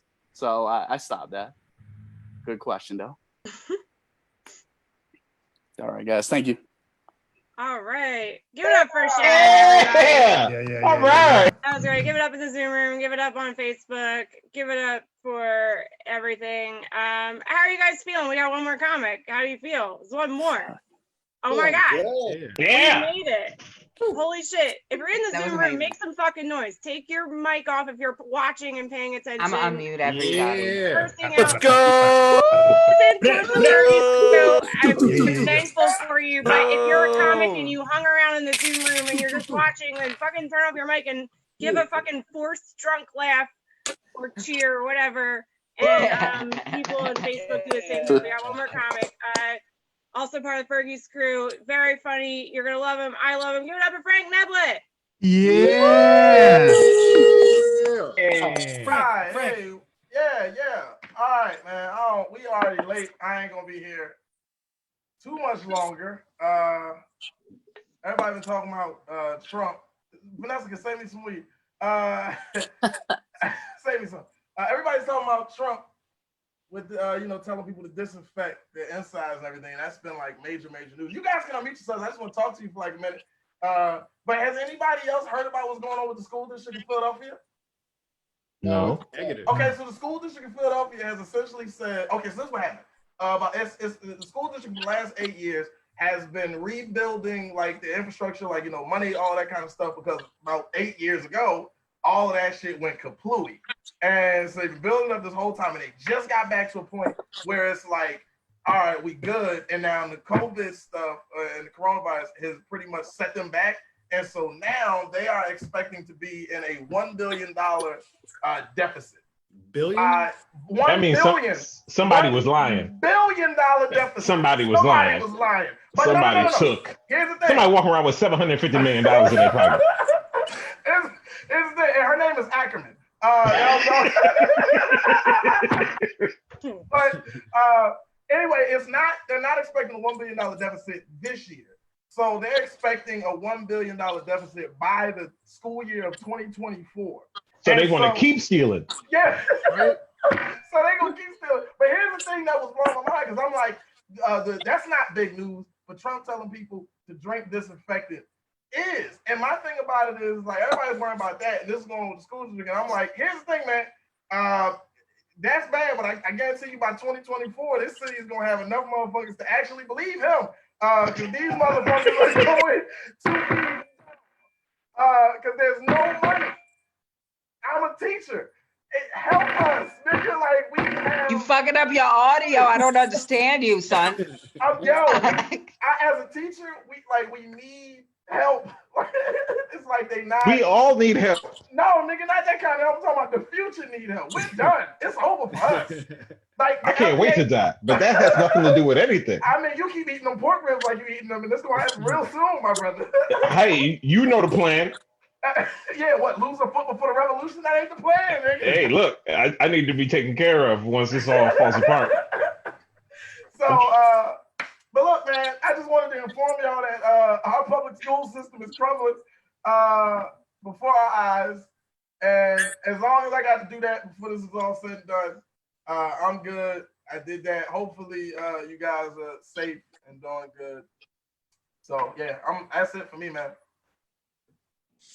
Yeah. Yeah, that was the show. How you guys? How you clap it up for everybody saw, right? Yeah. I plugged myself. I forgot to in the beginning. I have a real stupid joke I tell, and in the spirit of quarantine, I keep seeing things like people are drinking too much in quarantine and like becoming alcoholics, and I think that's like shitty. It's like I hate when people say like functional alcoholic, because like during the quarantine I basically literally cleaned my entire house and redecorated it in a blackout. I've been blacked out the entire time. So if I'm any kind of alcoholic, it's not a functional one, it's an exceptional one. So if that makes you laugh, I'm gonna post it in the Facebook. I finally got my shit together and I sell merch now that says exceptional alcoholic. It's relatable. Hey, coffee mugs, tank tops, pillows. If you're redecorating, I'm gonna put it up there. Exceptional alcoholic, buy that shit. And also like follow everybody you saw. If you saw an Instagram handle, I hope they were putting it in the chat or in the Facebook. Like follow everybody, go back and look who you like, follow them, donate to them if they put up their Venmo, donate to me. Yeah, just donate to Fergie's, donate to everybody. Give people your money. Give your money to the school district. We got to keep this economy going. I don't think y'all understand. There are some things important in life. And also the children. Yes. All that. Thank Y'all you, being Fergie. real greedy with this whole breathing thing. I don't know what else to do. I don't know what. Oh, there's my. What are you doing? Hi, puppy. Here, everybody else put their cat up there. She's gonna let me do this. Y'all, I just have so many thoughts. I'm just sitting here. My brain is so full. Yo, Shannon, you're a moment for me. Shannon, what are you on a Zoom, Shannon? What's Shannon, up? Shannon, I have vision and many pairs of glasses, and I can barely find the people to spotlight their videos, yo. So big ups to you. Yeah, big ups to Shannon. Commitment to comedy. That's fantastic. That was more nerve-wracking than being in person, but thank you for having me. Oh, it is. We appreciate you, homie. It is. Dude, you did great. Yeah. It is. I'm gonna secretly have to hate you for your access to technology, though. That I'm ambition. gonna decide you're privileged and hate you for it. That's what I'm gonna do. But It's the thank best you time for to be being blind. here tonight. I know it's your season. Rise, Shannon. You and the Black women, rise. Let's do it. So really thrilled to see you. Rachel, thank you so much for holding down second half, keeping the audience engaged, keeping us pumped, reminding us to unmute. So I went into me mode. My roommate's probably like, "Why is she screaming?" I'm just like, "Yeah." I'm like, "Cause I would be yelling at the audience. That's what I do. That's when I can't hear noise." We changed the way we act, then the terrorists have won. You just keep screaming at audience. That's what we got to do. That's what we're here for. And then I want to thank all the comedians of the second half who are lingering. Y'all are awesome. I want to thank our team that was on for mostly first half. We had Latisse the Queen here. We had our time caller, Lamar. We still got Daryl Charles here. Our designated heckler, Betty, had to move on. We managed to keep John Deary. And look, John, in honor of you, I changed my name. I don't know if you can see in my display name, but Also, John Deary's in here. yep, I'm Kajon Deary. Yeah, there were like 3 John So Deere's in here at I was some point. very There's confused. one in John chat. Deere. You I were thought so somebody was trying to set me up. and One of them was Cecily talking a lot of shit when Alexandria. I find him. There's a lot of trash talkers. I thought there were fights in here, and I was trying to instigate them, and then I got confused. So other people, Cecily, you've been killing it in chat, and I just want you to know I see that. That's been so fun and so awesome. The Sucks crew, Finessica. Oh, Cecily's coming back in. Did you get your blessing? Finessica, thank you. David Feinberg, thank you. Frank Neblett, thank you. Liam Paris, that's the Sucks crew, y'all. And I think, oh, so listen, just a note, if you're still here at the end of the night, we've asked the comedians to put their social media information, their payment app, Cash App information into the comments on the live video after they perform, so that you can follow the folks that you love. And please share these videos with your friends. These people are hilarious, very talented, and look how committed and dedicated that they are, that they come back. At the very least, watch them for how flawed they are. That shit is funny. These people are garbage. It's hilarious. Never been called garbage so lovingly. Thank you. Don't really should stay tuned to these trash ass people. Why am I on the internet? I don't love this mess. Celluloid. But these people and their garbageness is so entertaining to me. So I thank you all for being here. Did I miss any thank yous? Did we get everybody? Thank you, live audience, for staying tuned in. This has been Stand Up Comedy Sundays. We're going to stay live because we're going to do something that is actually a tradition, not white people being quiet around Black people. What is actually a tradition is that we linger after mics, we congregate, we talk. And I guess commerce likes to think that joke ideas come from these conversations, and they often do, but something else comes from them. I haven't been able to codify it yet. So we're going to do outside the mic. We're going to go into some real conversation. So David, I want you to know why I went in on the tradition. I've observed in my experience and in my study of US history and justice that white people frequently give themselves credit for being good whites in the presence of Blacks. And it frequently leads to conflict. And it's why Black people are actually telling other Black people to stop inviting white people to the cookout, because y'all start inviting yourselves to the cookout. This is actually something, so I want to stick with the you part. So the you part was, I heard you probably as a premise saying, as is the tradition, and then you named other white people to rally your allies around you. We sat quietly and listened. Nigga, no, y'all did. That's how George Bruderman got in trouble. And it's not tradition, because the difference between Zoom and live spaces is that I can mute overzealous white people. And I can't mute overzealous white people when Black people are gathered in a public place and the white people feel moved to interject. So what I'm saying to you is that what I've observed, maybe what you've observed in your 20-something years is different than my 43, but I have not observed a tradition of white listening in my 43 years, some of which was spent as an assimilated Black person, like the listening. So I wanted to jump in with that and just sort of contextualize that moment for everybody. I just want to open up the conversation with that one. Some light. So does anybody have anything to say with this? I want to say hello. That I just threw out here, because if anybody wants to talk, I believe the term, you're a little young for it, but I think it's punks jump up to get beat down. So please begin with your trash. I was going to say that I was very afraid to interrupt, but what I was going to say was it's been my personal experience that white people love to stay quiet.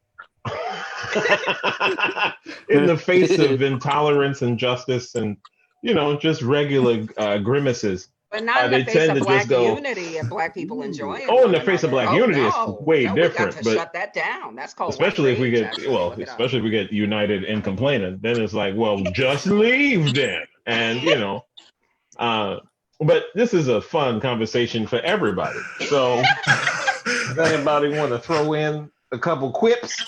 Anybody got quips? No. About the struggle? Ain't Them no struggle way we quips gonna at? talk now.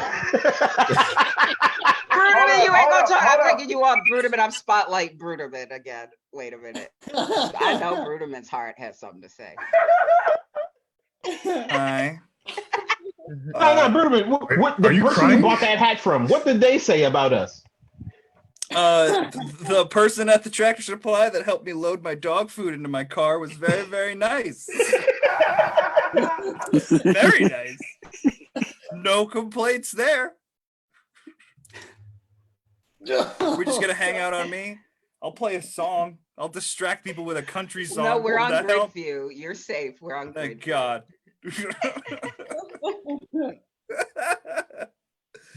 Oh, look at him. But I don't know. I feel like asking what is that? So maybe I need some more calories. What is that, white people? Are we exciting? They can't Being answer around? that. I don't think they can answer that. Not on the live stream? No. I think in general, I mean, they can postulate, but the reasons that they're all quiet individually are different and varied. The culture allows them to believe that. And so the individual reason that they don't say anything when confronted with injustice that they understand because they know human beings who are going under that plight is just kind of par for the course. And it's unfair to throw that upon them right now, because in regular life, they get to not say anything, leave, and then continue with their lives. Leaving this video I up. came into, but Oh yeah, I'm this is too late for me. This conversation for Daryl. Danny, wait, so Rachel, I was telling David why I yelled at him for saying that there's a tradition of white people listening quietly when Black people are talking. I was actually just thinking, do I want to out myself as how much of a nerd I am? Because when you were talking about assimilation, I was going to ask if you'd been kidnapped by the Borg. That's a good reference. It's a good pull.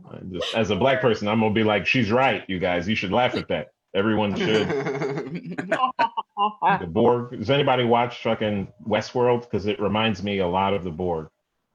It just seems like the I haven't watched Borg. the new season yet because I haven't been able to get my brain to do it yet. But I know. Oh, they break it back down. It gets confusing like episode 1 and 2. But anyway, the hosts seem like Star Trek's The Borg, where it's like they're galactic hosts because they're all just machines. But when you learn what happens with Doris when she gets there, this isn't. I forget who Doris. Yeah, it's a white lady. very It's Rachel specific. Evan Wood. It's Rachel Evan Wood. The main. Right. Yeah. Is that her name? No, is it Doris? I think her name's Dolores. Dolores. Yeah, I get them confused. That's a badass. Yeah, no, Dolores is fantastic.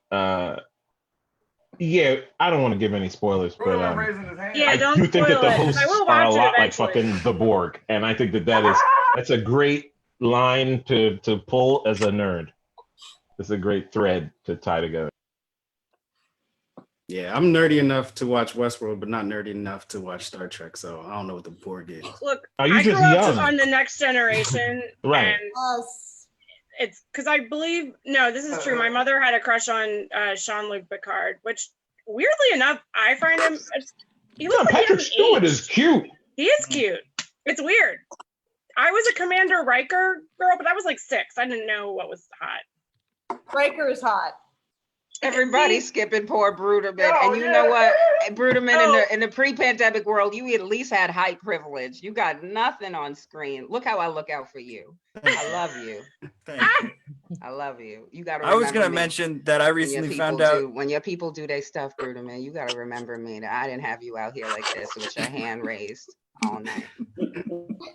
Thank you, Oh, I didn't Kat. know that. Oh, I forgot to look for hand raising. Oh no. I recently found out that Evan Rachel Wood of Westworld fame dated Marilyn Manson for like 3 years. Yeah. Like, if you were a Marilyn Manson fan, you would have known that like 12 years ago, and you would have been jealous because you wanted to date Marilyn Manson. I'm just saying, that's not me or anything. But Wasn't Marilyn Manson the guy that had like a man painted gold in his closet on Cribs? And he just asks that guy questions every once in a while. Someone look up the episode of Cribs starring Marilyn Manson.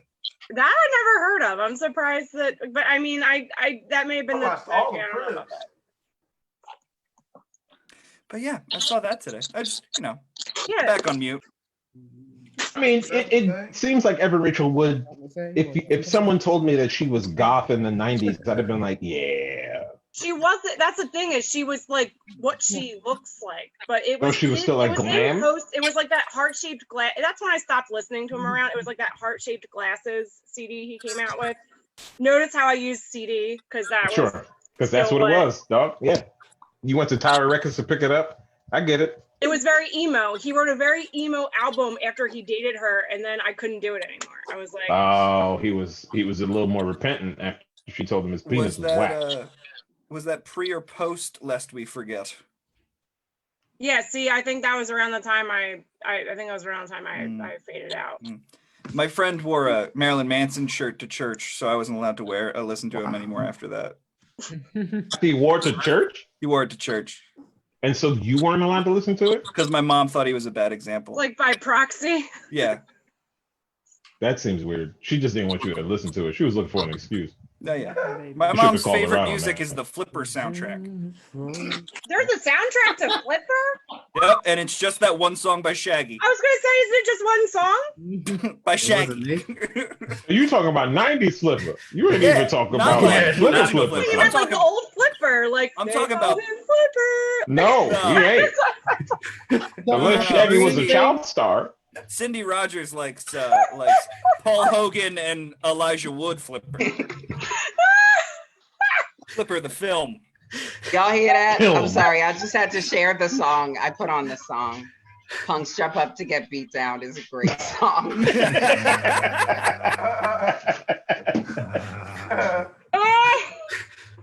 That's why I've been very quiet, because I'm like, I'm black, but I'm still young, so I don't want to overstep my bounds. It was a very familiar phrase in the mid to early 90s. Oh, no, I know about that. I just didn't want to talk about I didn't want to add anything into the conversation because I didn't want to be a motherfucker that jumped up to get. Yeah, right, sure. Yeah. Yep. I love that part of hip hop because it was very artistic, but like the idea that you could get your ass whooped was still conveyed in an artistic way. Yeah. And that is what was funny. It wasn't like that gutter, like, don't you know my nigga gutter fucking kidnap kids, fuck them in their ass, throw them over the bridge. It wasn't like that. Those are Biggie lyrics. But like, it was a lot more artful with like, you get stomped the fuck out. Like, it was very fun. It'd be like, oh, and then we hit you and you see some flowers. And then you're gonna take a ride when you fall off the towers. It'd be really cool. No, yeah, back in the day, if you get beat up by some New York niggas, you would just wake up in a De La Soul video. Like, It's a bunch of shitty art around you. Like, where are these flowers coming from? You wake Like, up that's a and concussion. you wake up in the PM Dawn video, Sam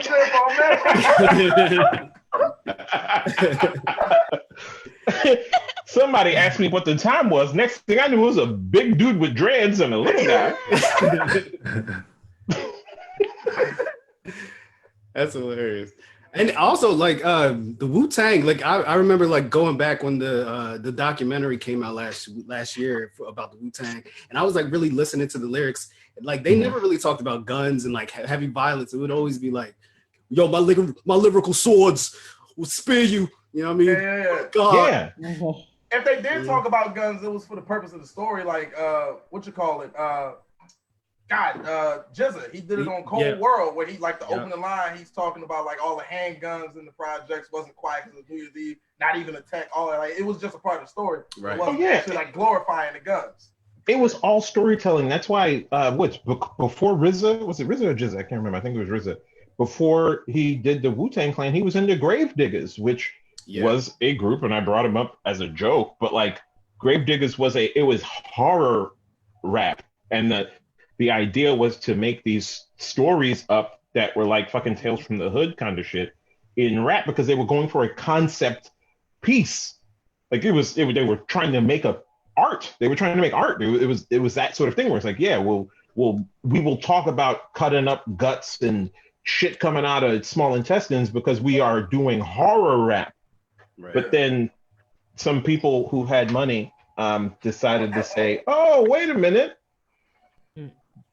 People that I know are upset by this. This would be a great way to get the attention. And then that happened. And then a bunch of poor people were like, I'll do it too.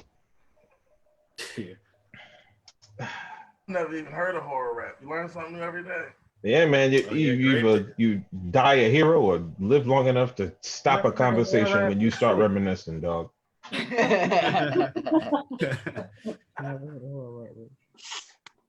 Yeah, no, I mean, yeah, back then, like that.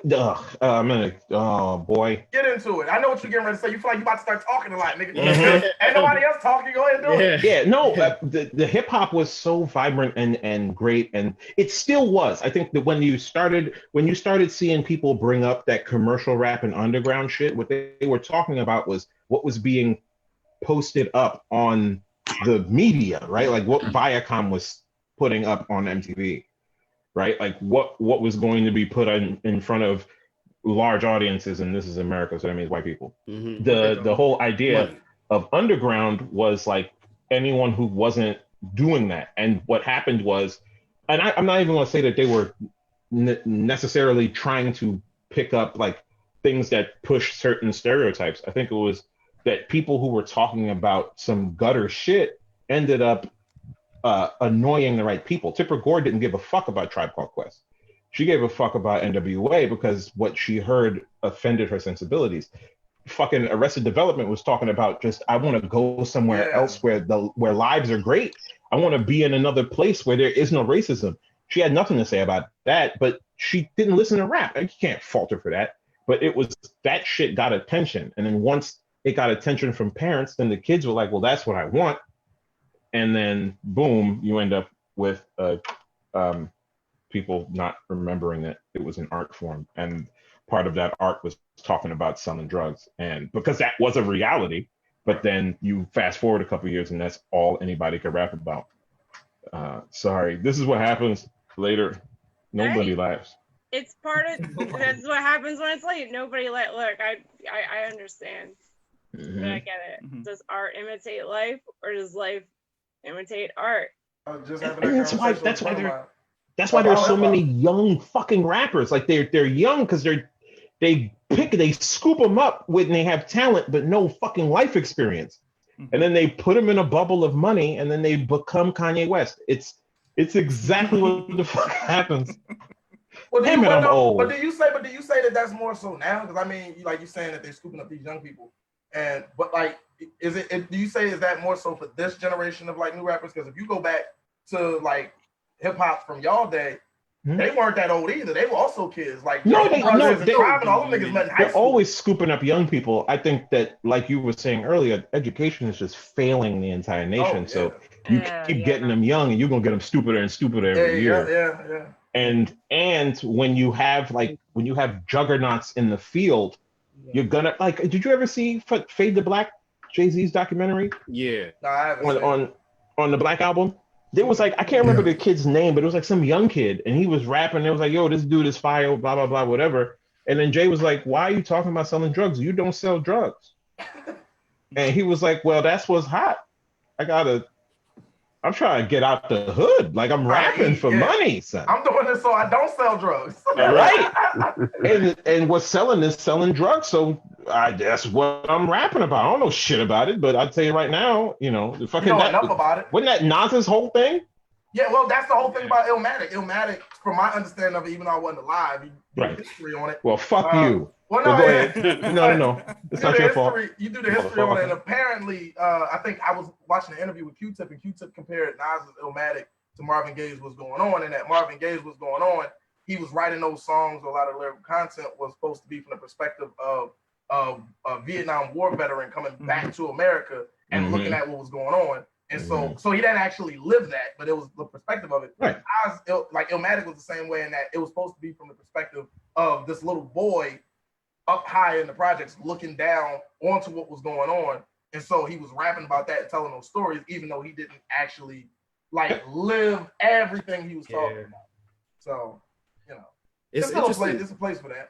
It's interesting too, because hip hop is like the only genre of music where the artist has to be held accountable for like if they actually lived what they're actually talking about. And that's the dumbest shit in the world. It don't make no sense because it's an art form and people are performing, trying to entertain you. So like, right. But the thing is, like, people is like they want to keep it real and shit. Like that became a thing, and I get it, especially for the rappers who did sell drugs. I can imagine that being incredibly frustrating to have sold drugs and shot your brother just to find out that there are people who what? I mean, Jay-Z shot his brother, son. Like over some shit, and then to find out that somebody is like, I sell drugs, and it's like, no, you don't. What do you? Your family is good, son. You got 3 floors, 2 decks. The fuck are you talking about? It's like the final battle on 8 Mile when the worst mistake that Papa Doc did was let Eminem go first because he's like, I'm gonna tell everything, and I'm gonna tell you about. It was like when Malcolm X said the worst thing you could have did was teach me your history because I already know mine. Yeah, I know yours. It's like I already know what you're gonna say about me, so I'm gonna cover that and what you plan on, what you won't tell about yourself. So I can kind of get what people coming from though. I mean, if you say what you do, it's like me talking about NASCAR. Nobody's gonna take me seriously. You're gonna be like, "What? You've never driven in your life?" True. And I would be like, "Oh shit, yeah." I mean, I don't know. There's that, but like, I think the problem was that you had a prominent style of rap that became popular. I think before you had fucking gangster rap pop up, people were just talking about their experiences, and that was all fine. And there were a bunch of people talking about like, oh, you know, things are gonna get better, and we all need to love each other. But then you also had somebody being like, yo, fuck the police. And both things were true. But one of them made white people go buy albums. It was like I was in a hip hop class, like a history class, and we were talking about one class. We were discussing like how you have NWA's fuck the police and Public Enemy's fight the power, which didn't really like they came out of not too far apart, but they are saying pretty much almost the same exact shit. But it's like these dudes were demonized for it, and these dudes weren't necessarily too liked by the people, but they weren't getting attacked outright. Right. So they weren't saying I'm gonna kill y'all. They're saying y'all are all they were pieces saying of motherfuck shit. him and John Wayne. That's pretty much Right. Yeah. That's a different way of doing it. And there were also rappers, and then there were also rappers who were saying like, this is all terrible. Let's try to do something else. And those motherfuckers went double copper. So nobody bought the album because nobody knew about the albums. I grew up in this town in Hawaii where people wanted to be gangster. So they became bullies because they thought that was what it was about, right? And they never actually were what they thought. And so I guess I have this outlook that people don't understand. When I moved to Philly from Hawaii, where we've got, you know, maybe less than 10 murders a year on my island, to a place where I moved in the first day, someone stole an ambulance and a 15-year-old like tied up some dude and killed him. I'm like, that's real. That's life. Yeah. But the thing is, I would love to have heard what it was. I would love to have heard somebody use fucking prose cleverly to tell me what life was like on the island you came from.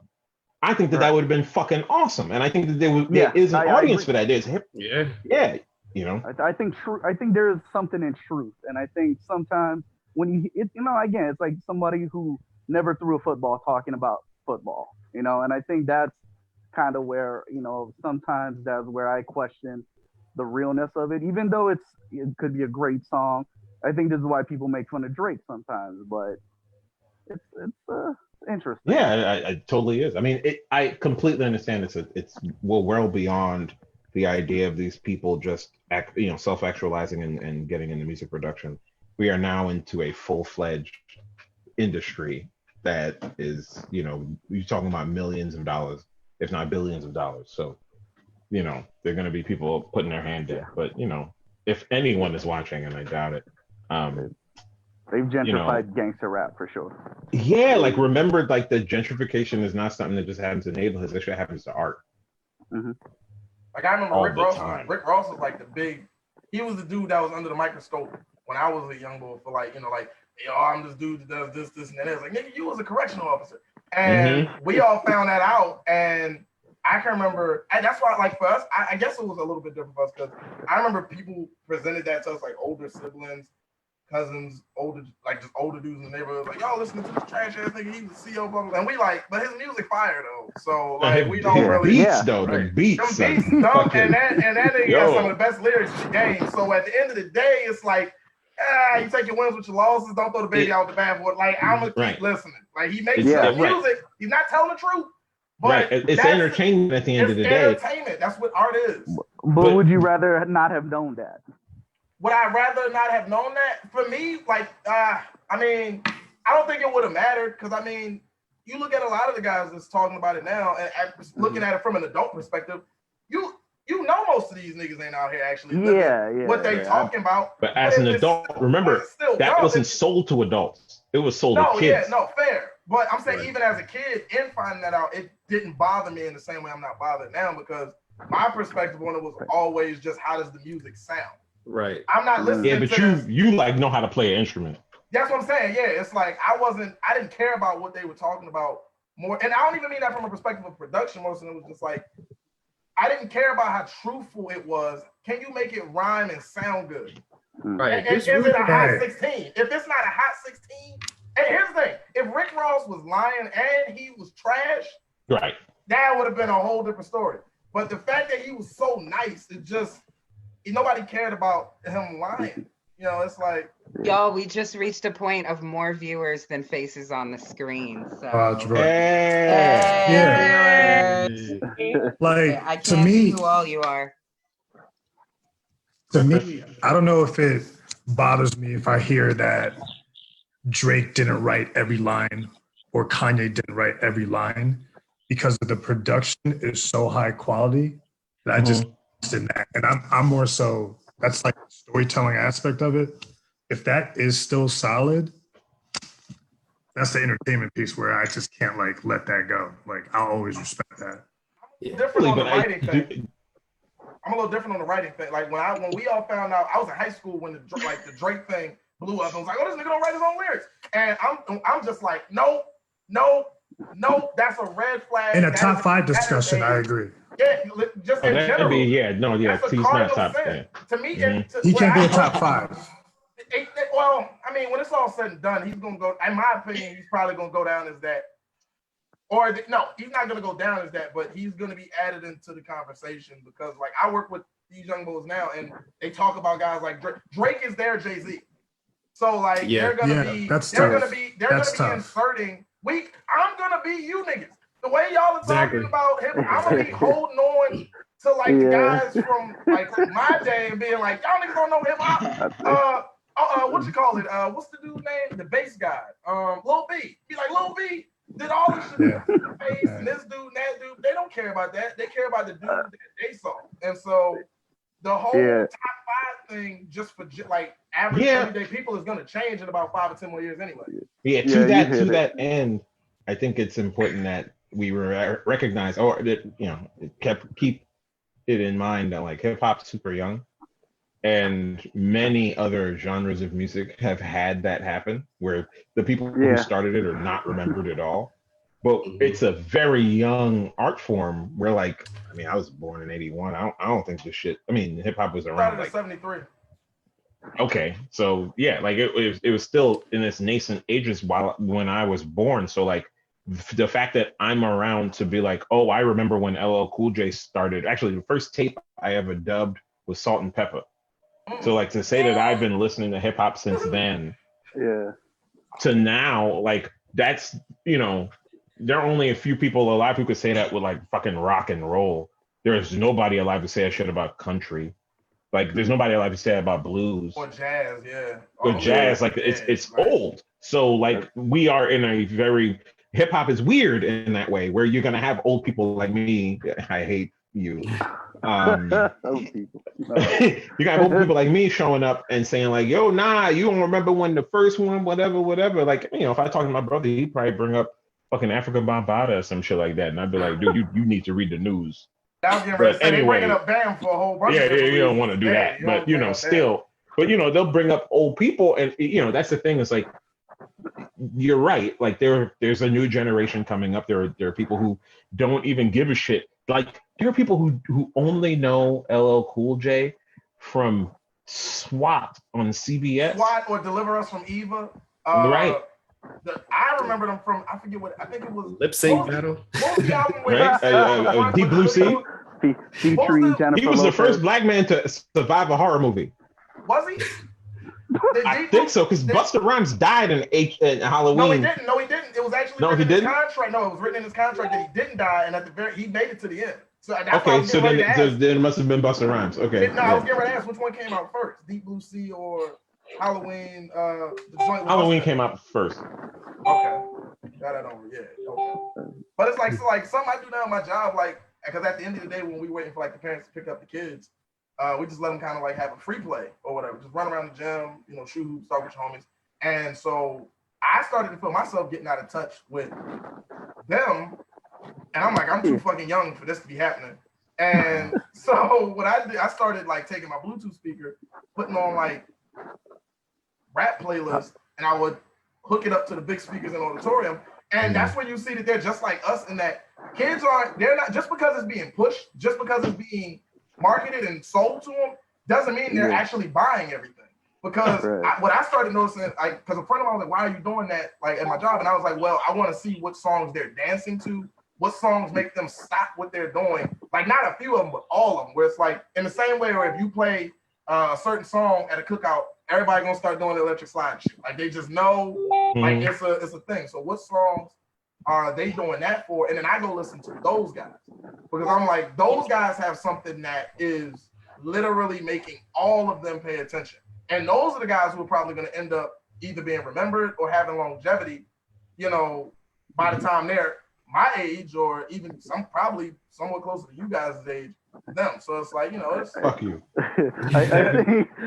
think it's the opposite for me though. So I graduated. I'm gonna jump in real quick, yo. Liam has to dip. Good night, Liam. Bye, Liam. Liam. Bye. Listen to more rap. I listen to some rap. Yo, no, Liam, no. All right, I'm a spotlight, Liam. I'm a spotlight. Liam's playlist can come to the cookout.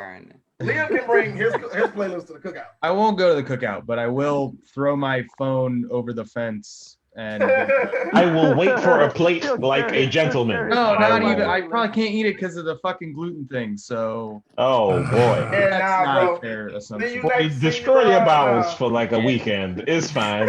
All right, fair enough. Enjoy some paprika. You know about adobo? Sazon? I'm a fan.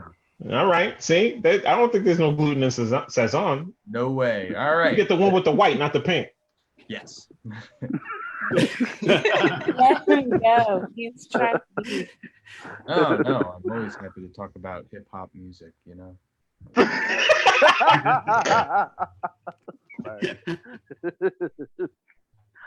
Oh boy. Oh, oh boy. Speaking of ruining bowels, I remember Dave. You remember when me and you I went over to Dave's crib to write, and we went to go get some food. We was trying to get a cheesesteak. Nothing was open, so we had to drive all the way down to North Philly, where I live at, and I got him the best $3 cheesesteak he's ever had in his life. But he also said it was the hardest shit he'd ever had as well. It was painful. It was Look, like you paid for it some way. Shit, that Everything cost something. Two cheesesteaks one day. Oh no. Awful. Lactose. Nothing is free. I Pay don't think $3 for a cheesesteak. Expect it's either gonna come out real easy or real hard. Yeah. When it comes out easy, it's still hard. That's not. Because it's like you're like, oh, that's just coming right out of my ass. I should probably be far away from a toilet all day. It's like, is that still poop or is it me? Right? Are my insides melting? Where do Did I I begin and the prolapse? poop ends? This I don't feels know. bad. It's like an existential crisis. Like what's going on?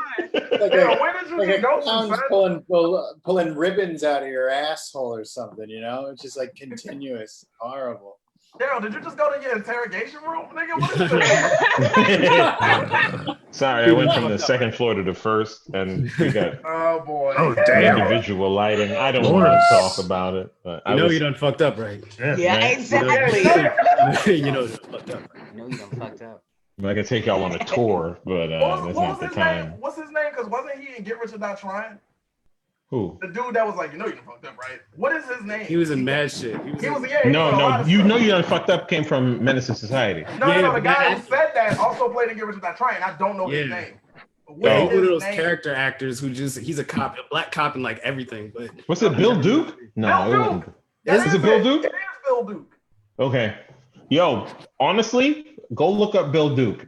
He is a G as far as acting and character acting is concerned, and he has made the jump to like directing and producing and shit. Like he's actually somebody to like look up his work, his whole body of work.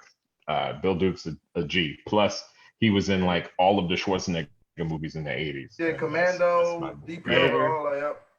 Yeah, that's my dude. And he was in hella black movies too. Yes, I mean he was in working. Hoodlum, he was a Rage in Harlem, Menace to Society. He was in everything.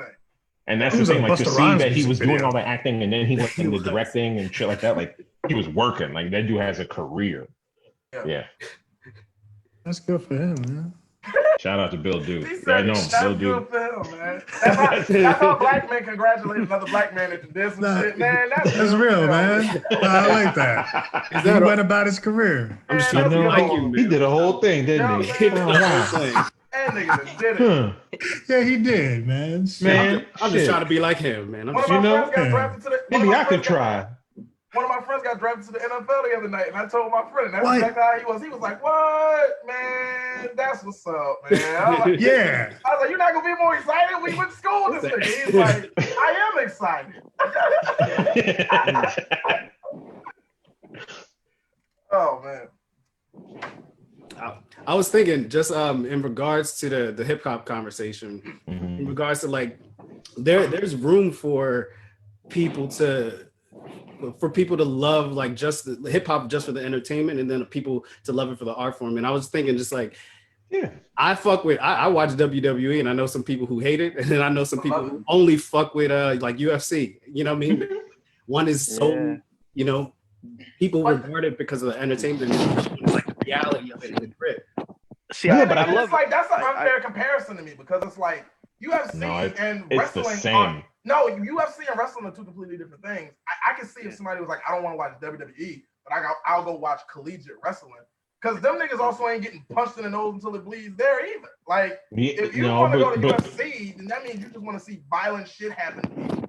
And that's okay, but don't dislike WWE for that reason. Like, you ain't gonna get that. You ain't getting that in collegiate wrestling either. Yeah, I think in get where regards it's to coming like from. in regards to like just that the people seeking the authenticity, like even with the criticism of like, all right, if Drake didn't write this or Drake didn't live this story, and he should be like put in a different category. You know what I'm saying? It's like, well, you know, The Rock didn't really fight this fight, but like he's still the shit. You know, he's an entertainer ass dude. Yeah, but if The Rock was talking shit, I think that's where my thing is. Like I can I love Lil Dicky, man. Because he is what he is. He's hilarious. He's real. He's smooth. But he's not going around saying he is authentic. So I can appreciate that. I mean, well, he is authentic and he does say that, but he also, I heard him say like, I'm not like those other guys. And I was like, hold on a second, See, sir. then that's fucked up. See, no, You can't, the fuck you, excuse me. And, you know, he said it in a rap, so he was trying to be funny. It was kind of a punchline, but it was like, hey, come on now. You know, it's like that one song where Eminem said nigga. It was like that. It was like, oh, you get one, but that was 1.5. Like you.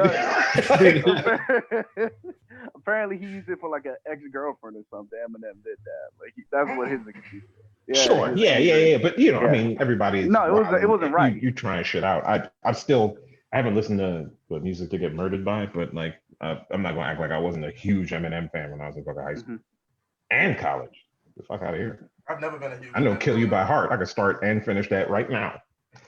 Go. And when I was just a little baby boy, my mama used to tell me these crazy things. All right, whatever. I know Toy over yourself really well, so.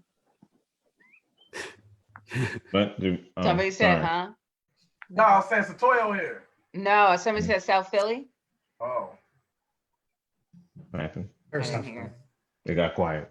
I think Cecily was saying something, but Oh, I just said I know Lose Yourself really well. There you go. I would love you to do a Lose No. Yourself reenactment, like similar to the Scandal reenactment. Like if you did like a Lose Yourself video, I feel like from your perspective, that would be fantastic. Yo, All right, I'll write it down. Cecily, you made me start watching Scandal. Cecily, you made me start Scandal. Oh, I highly don't recommend that, but what? Cool. What? No, It's so good. You're gonna regret it at some point, but cool. You'll regret it, but you'll regret it because you're just like, oh, this is like why everything is fire. Because it's probably based on some sort of terrible reality where no one's really good. Even when they try to be good, they can't help but be terrible. Yeah. Hey, yo, is anybody watching Better Call Saul? I've never started watching it. About to start season 5. Oh man, I this did last watch season, I just Breaking want the season finale just happened, and I need to talk to somebody about it. But this ain't the room. Oh, sorry. Oh man, son, it went bananas, son. It went bananas. oh. Like I was nervous. Watching. I was like, oh, and it's a prequel, and I was sitting there like, oh, I don't even know how he gonna make it out because he got to like. a prequel. Is that suspenseful? That's good. actually a really good review. That makes me want to watch it more. The Same. fact that Yeah, I was sitting there like, nah, he gotta die. Jesus Christ! Like, yeah, it's and it's a hell of a cliffhanger. It leaves on a cliffhanger. Spoiler alert, I guess. I'll say this. I just hi, good to see y'all again. I just got done watching the latest episode of Westworld. Mm-hmm. Nigga, if you ain't watching this, I just don't know. Son. I don't know what to do. no spoilers, please. No spoilers. Wait a minute, multiple questions. Toyo, how many seasons of Westworld is there, and where can I watch it? We're on HBO. It's on the 3rd season. So this ain't happening because I don't have HBO unless somebody wants to bless me with it. Hold on. We'll figure it out. Don't worry about it. PirateBay.org. Yeah, There's that too. I got a PC. I can't. You do have a PC. That means you could download. Look, we talk about this when it's not streamed Thank you. on the internet for a minute, dog. Y'all Like, don't love y'all freedom, I I swear. got a Y'all VPN don't and love shit. it. Don't even worry about it. Look, hey, And we being messy too, because this ain't even our shit. This cat's room. all right? So we gonna get her shut Live down. trying to shut my whole life down. Y'all don't know I got birthday parties and such to host. Y'all trying Trying to start this orgy up, but I guess not. Look, all I'm saying Oh is y'all need to God! watch. I would not want to Westworld. see a comic orgy with all the talk about not showering, not wearing deodorant, not distancing. That would be the Yes, worst you would. orgy ever. Oh my God! Oh my God, that would be so much fun, like over the internet. Like, oh, them balls look musty. Look at it. Look at it. Look the hair. Oh, it's stuck. I never seen it stuck before. Oh my God, It is would he be tearing like up on his it would own be balls? 75% of comics in the Zoom room being like, "Is my dick weird? I think it looks weird. Does it Oh look yeah, weird?" I mean that would Yeah, there would instantly- definitely be instantly the trying material about their dicks. Oh, I yeah, don't it'd really. be I the don't hour of understand. that. I don't understand anything that y'all are talking about. I don't understand what this. What do you mean? Why? Man, if we Nothing to weren't on live, I understand. would start talking because I've been drinking, but whatever. Been drinking. It's better for everybody. That's a Beyonce line, man. Hey, Daryl, you get the liquor sweats yet? I sweat all the time. Oh, okay, I'm sorry. My body is I got 'em. adapted. I'm like that black dude in first class. My body adapts, so I don't get the liquor sweats. I just sweat. Darwin. Darwin, there it is. Oh, I remember the liquor sweats. Yeah, I don't get the liquor sweats. I just Danny. get the Danny, awake relax. sweats. Danny, Danny, have you heard of relax. this? He's like, ooh, some fun times. Get the we had awake with the sweats. liquor They happen right after the sleep sweats. Good times. Yeah, I'm Italian, so I just sweat. I don't know what the difference is. I'm black in America, so I just sweat. That's enough to do it. I'm not. I wasn't trying to one up anybody. I'm just. Oh no, I was just fucking around with you. I empathize with the sweating on a regular basis. Yeah, I'm moist all the time. So much alcohol that my body had to like expel it so that I'm not like out of poisoning in any possible way it could. So. One time, when I was a TA at Temple, I had a night where I didn't, I was out drinking until like 6 a.m. I had a lab that I had to teach at 10 a.m. So I got there at 11 a.m. and I just, I did the bare minimum, like just the bare minimum. I was like sitting there. I was like, y'all need help, and I would just come over. I wouldn't talk to them. I just do it. Like I'd just be like, here, this is what it is, and I just go back and sit down. Where otherwise, I was real gregarious and shit. And at 10 and you got there at 11. Yeah. yeah. No, I said exactly what I said. You was on your David James shit. Yeah, I was. Yeah, pretty much. No, it was a long night with a terrible girlfriend. But here's the thing: what happened was, man, I almost got in a fight with dudes who were like in Philly because they had to leave New Orleans. Do you understand how bad? Like, son, like fucking American refugees. I was like, well, get your hands off my woman. It was so bad. Oh man, that's a different story that I didn't think was gonna come up.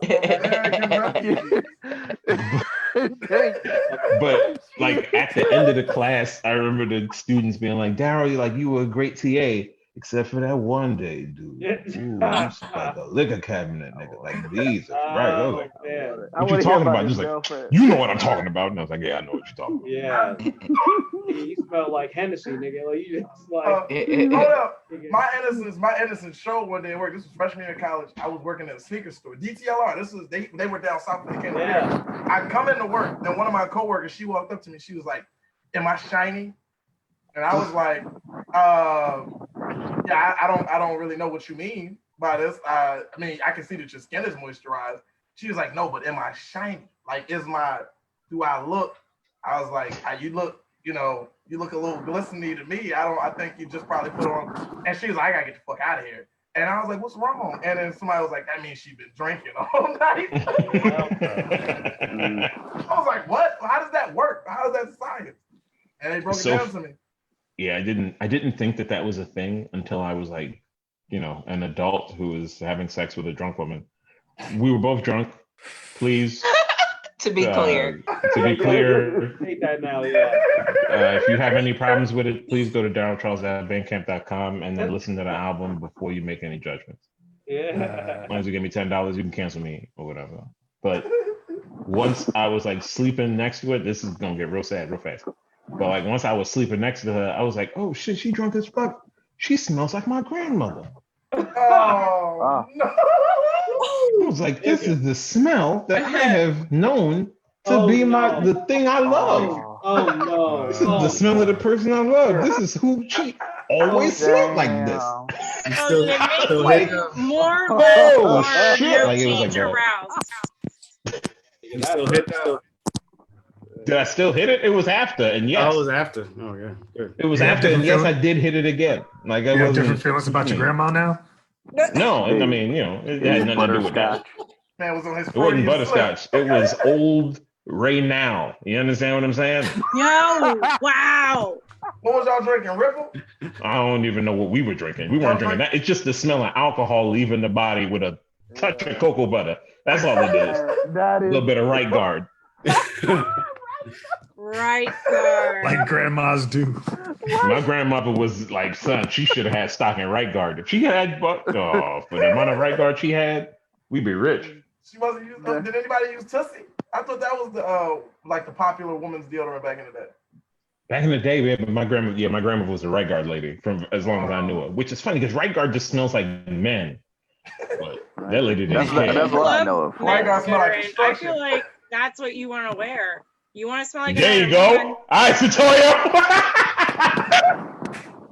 You want to smell like another man because is it keeps you in check. So I'm saying if a lady smells like a man, it's probably because she has a pheromone addiction problem. And also, I'm only speaking from my own experience. I'm Sure.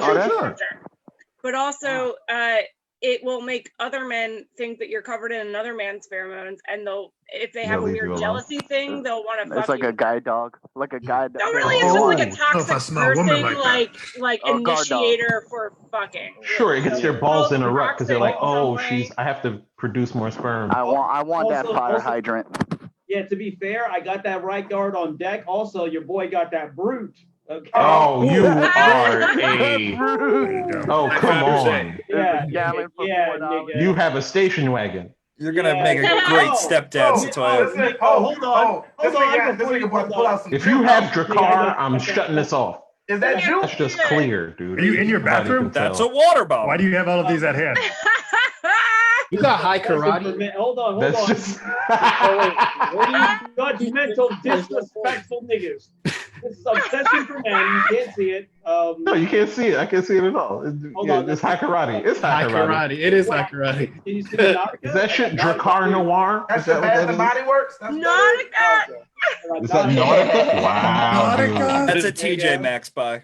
Son, Put that work on you, nigga. son, they don't sell that at Ross no more, man. You lucky I don't want to bring up that juke on you niggas. I was getting ready to say, I know he got juke somewhere in there, bro. Yeah. No, he he got do. Juke in the medicine His cabinet. background I smells used to have like that juke. What you mean? So you got an Avrex jacket in your closet, don't You don't you? want that problem. His background, You don't want that problem. his background, like he trying to relate to kids in Compton. Like, he just started working at the fucking. Nah, he smells like he goes to the club at 6 o'clock. Yo, he walking to the club quoting. He walking to the club quoting old niggas like if you're on time, you're late, and if you're early, you're on time. Check out these slacks, my nigga. Like that, he show up like that. You young niggas can't even spell crease.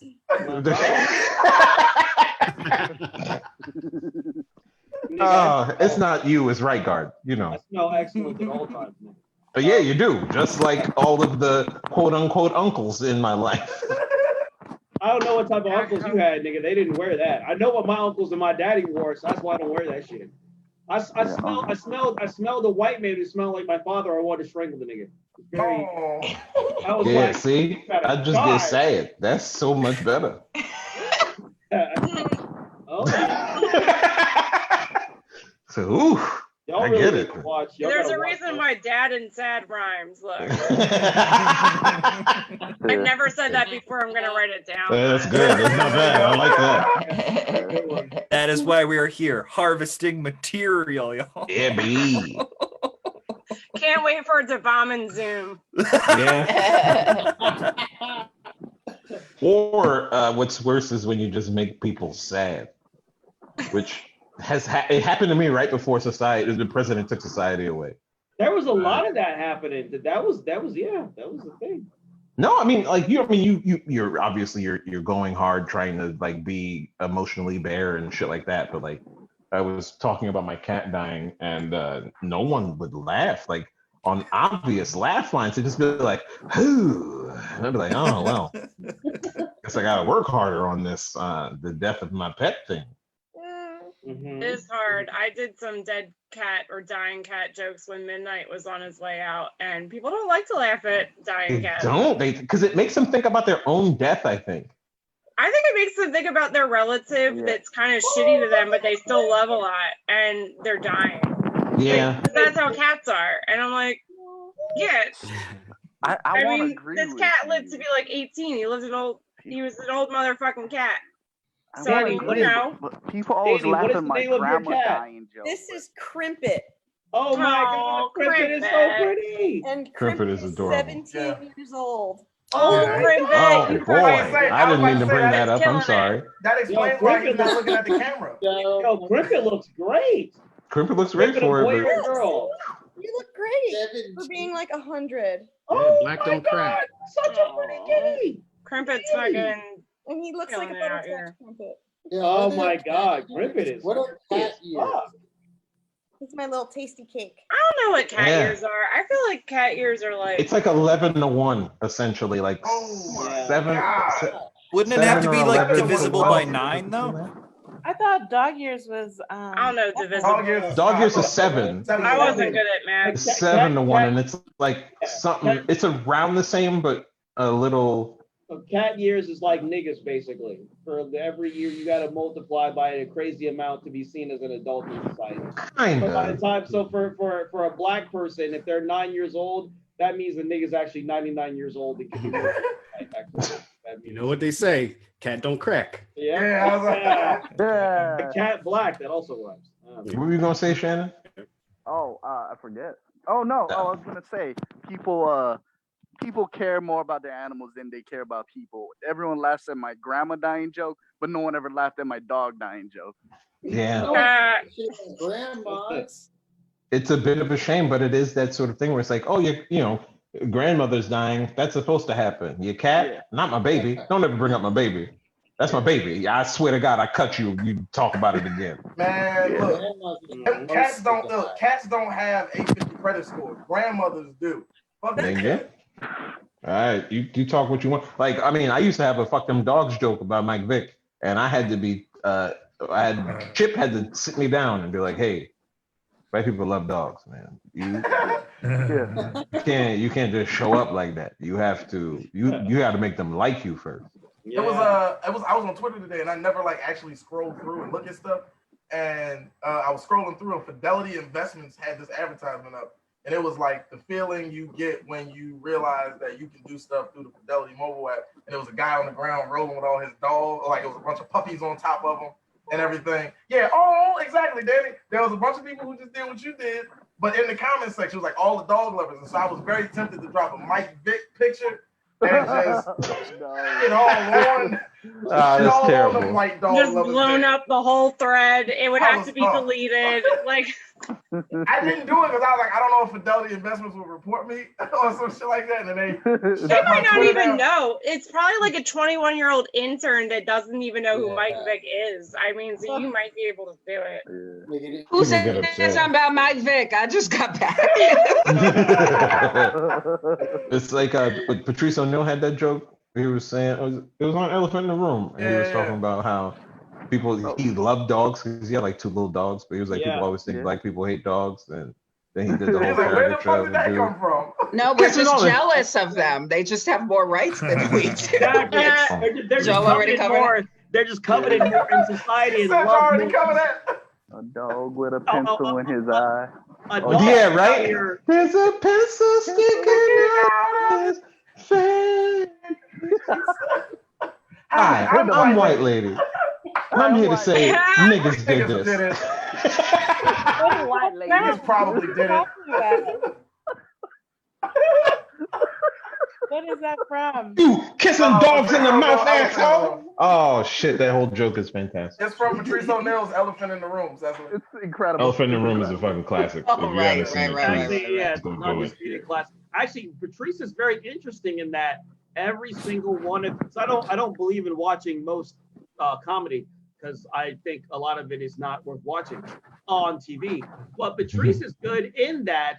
Literally, it's HBO deal. Most things are actually good. It's still you can actually watch it. He's actually very, very engaging. Yo, yeah, and he's timeless because he's talking about real, like he's talking about interpersonal operation kind of thing. And this guy is always, interpersonal operations, and he's always starting from a negative viewpoint.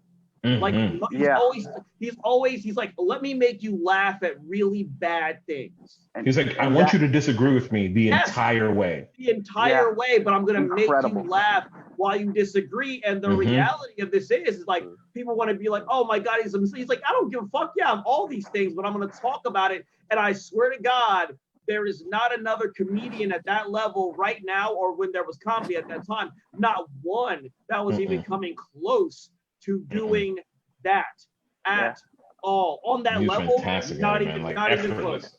Not even close. Effortless. It was Again, stupid.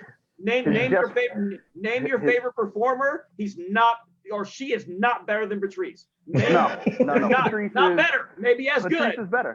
Maybe as good, but not better. Like Bill Cosby I think is the greatest of all times. I'm not gonna say Bill Cosby is better than Patrice. I can't in good conscience. I can't actually do it. I can't do it. You know, I would. I don't know.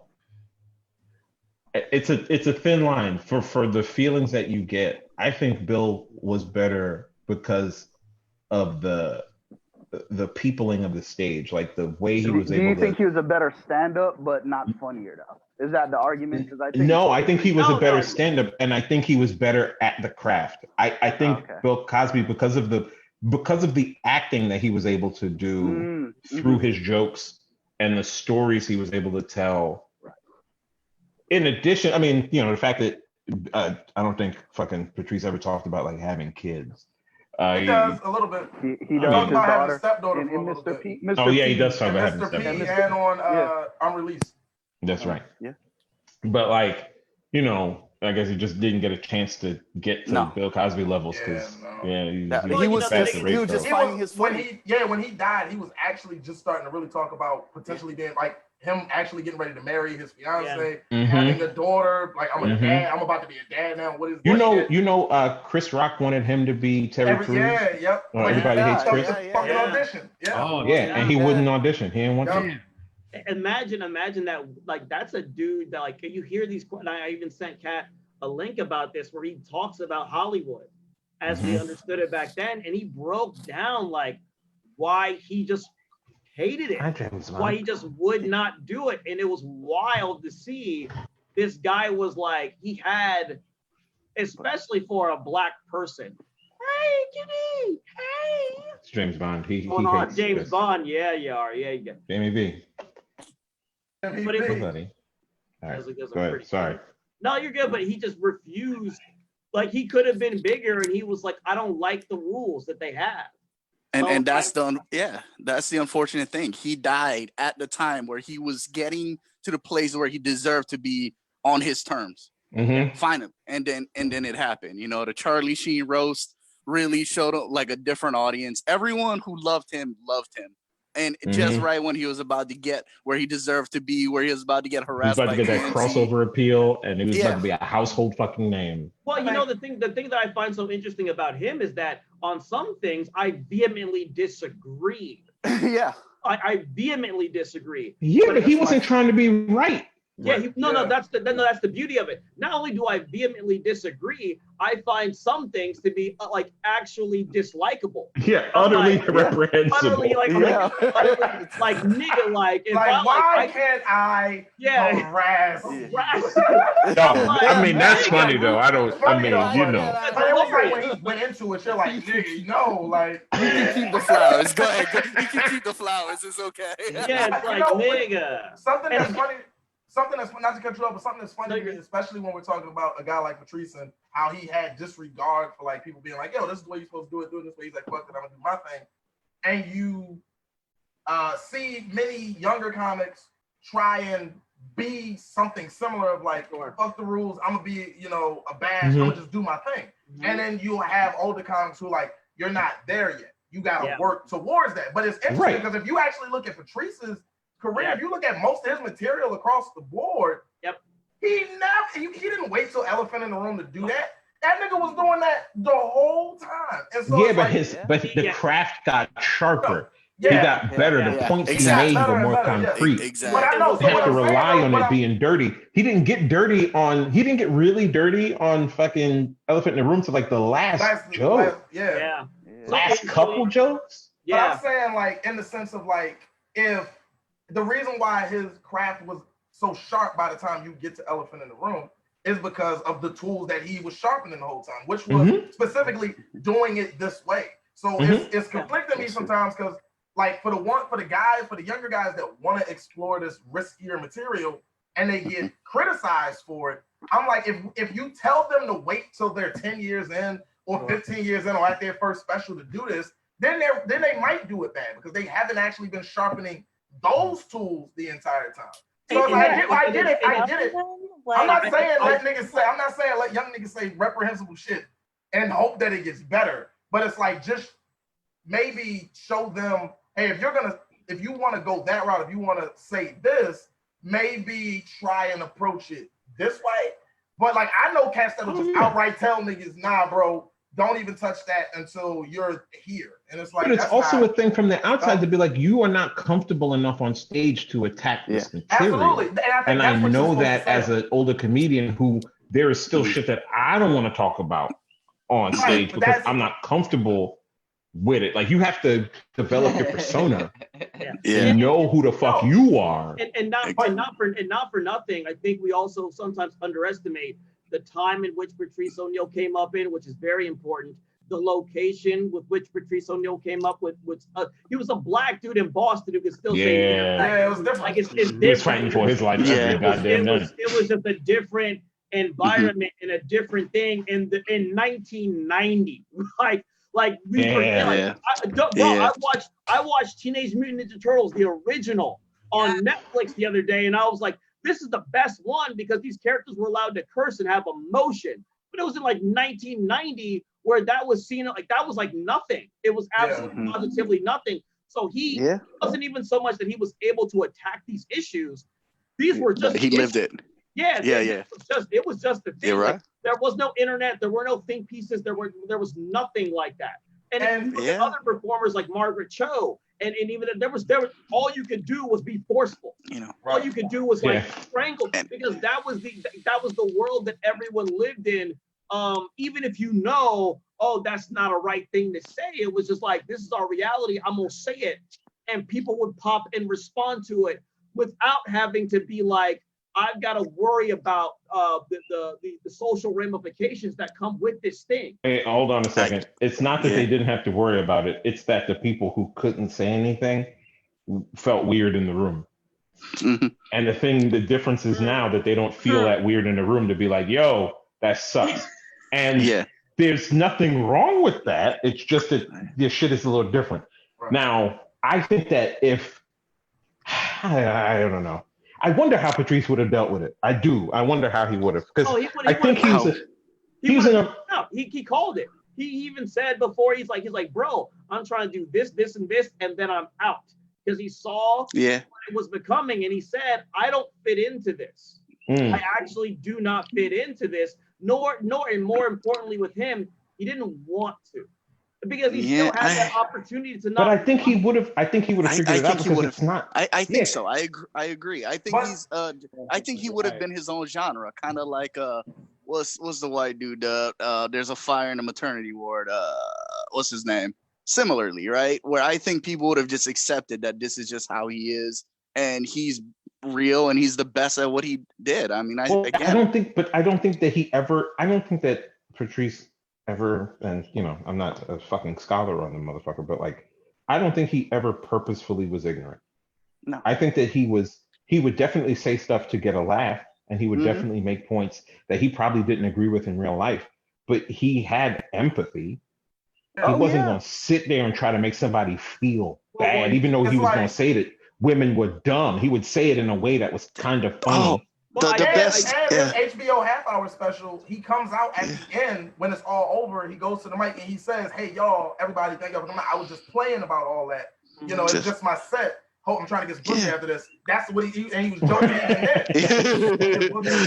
the just for laughs he did. Ain't that better? Isn't that better? Ain't that better? Like that's fucking incredible. Like, and that is him knowing that he's an asshole, knowing that he allowed her to be the good guy in the bit without without being too mean. Like, I don't know. I think he was self-aware. It's nuance and it's self-awareness. Yes, I think it would have been very, very interesting in that to see him do what he does, because he tapped out.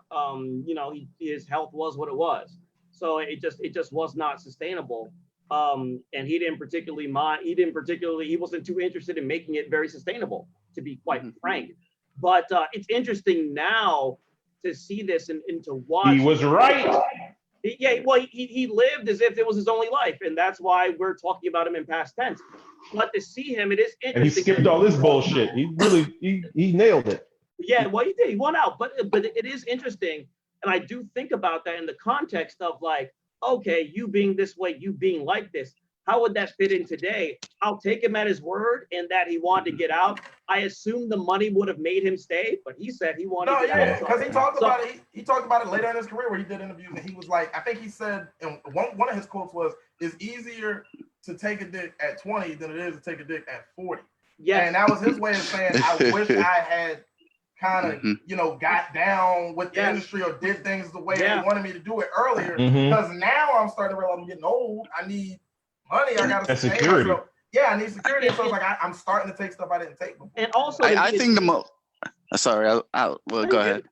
I was gonna say, I think this is the most important thing with comedy, though. Is this the talking shit with other comedians growing? He had the seller.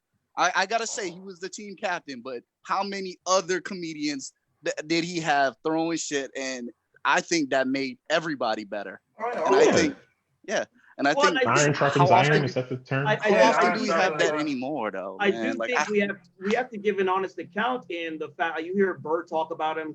You hear other people talk about him. This guy was fucking ruthless.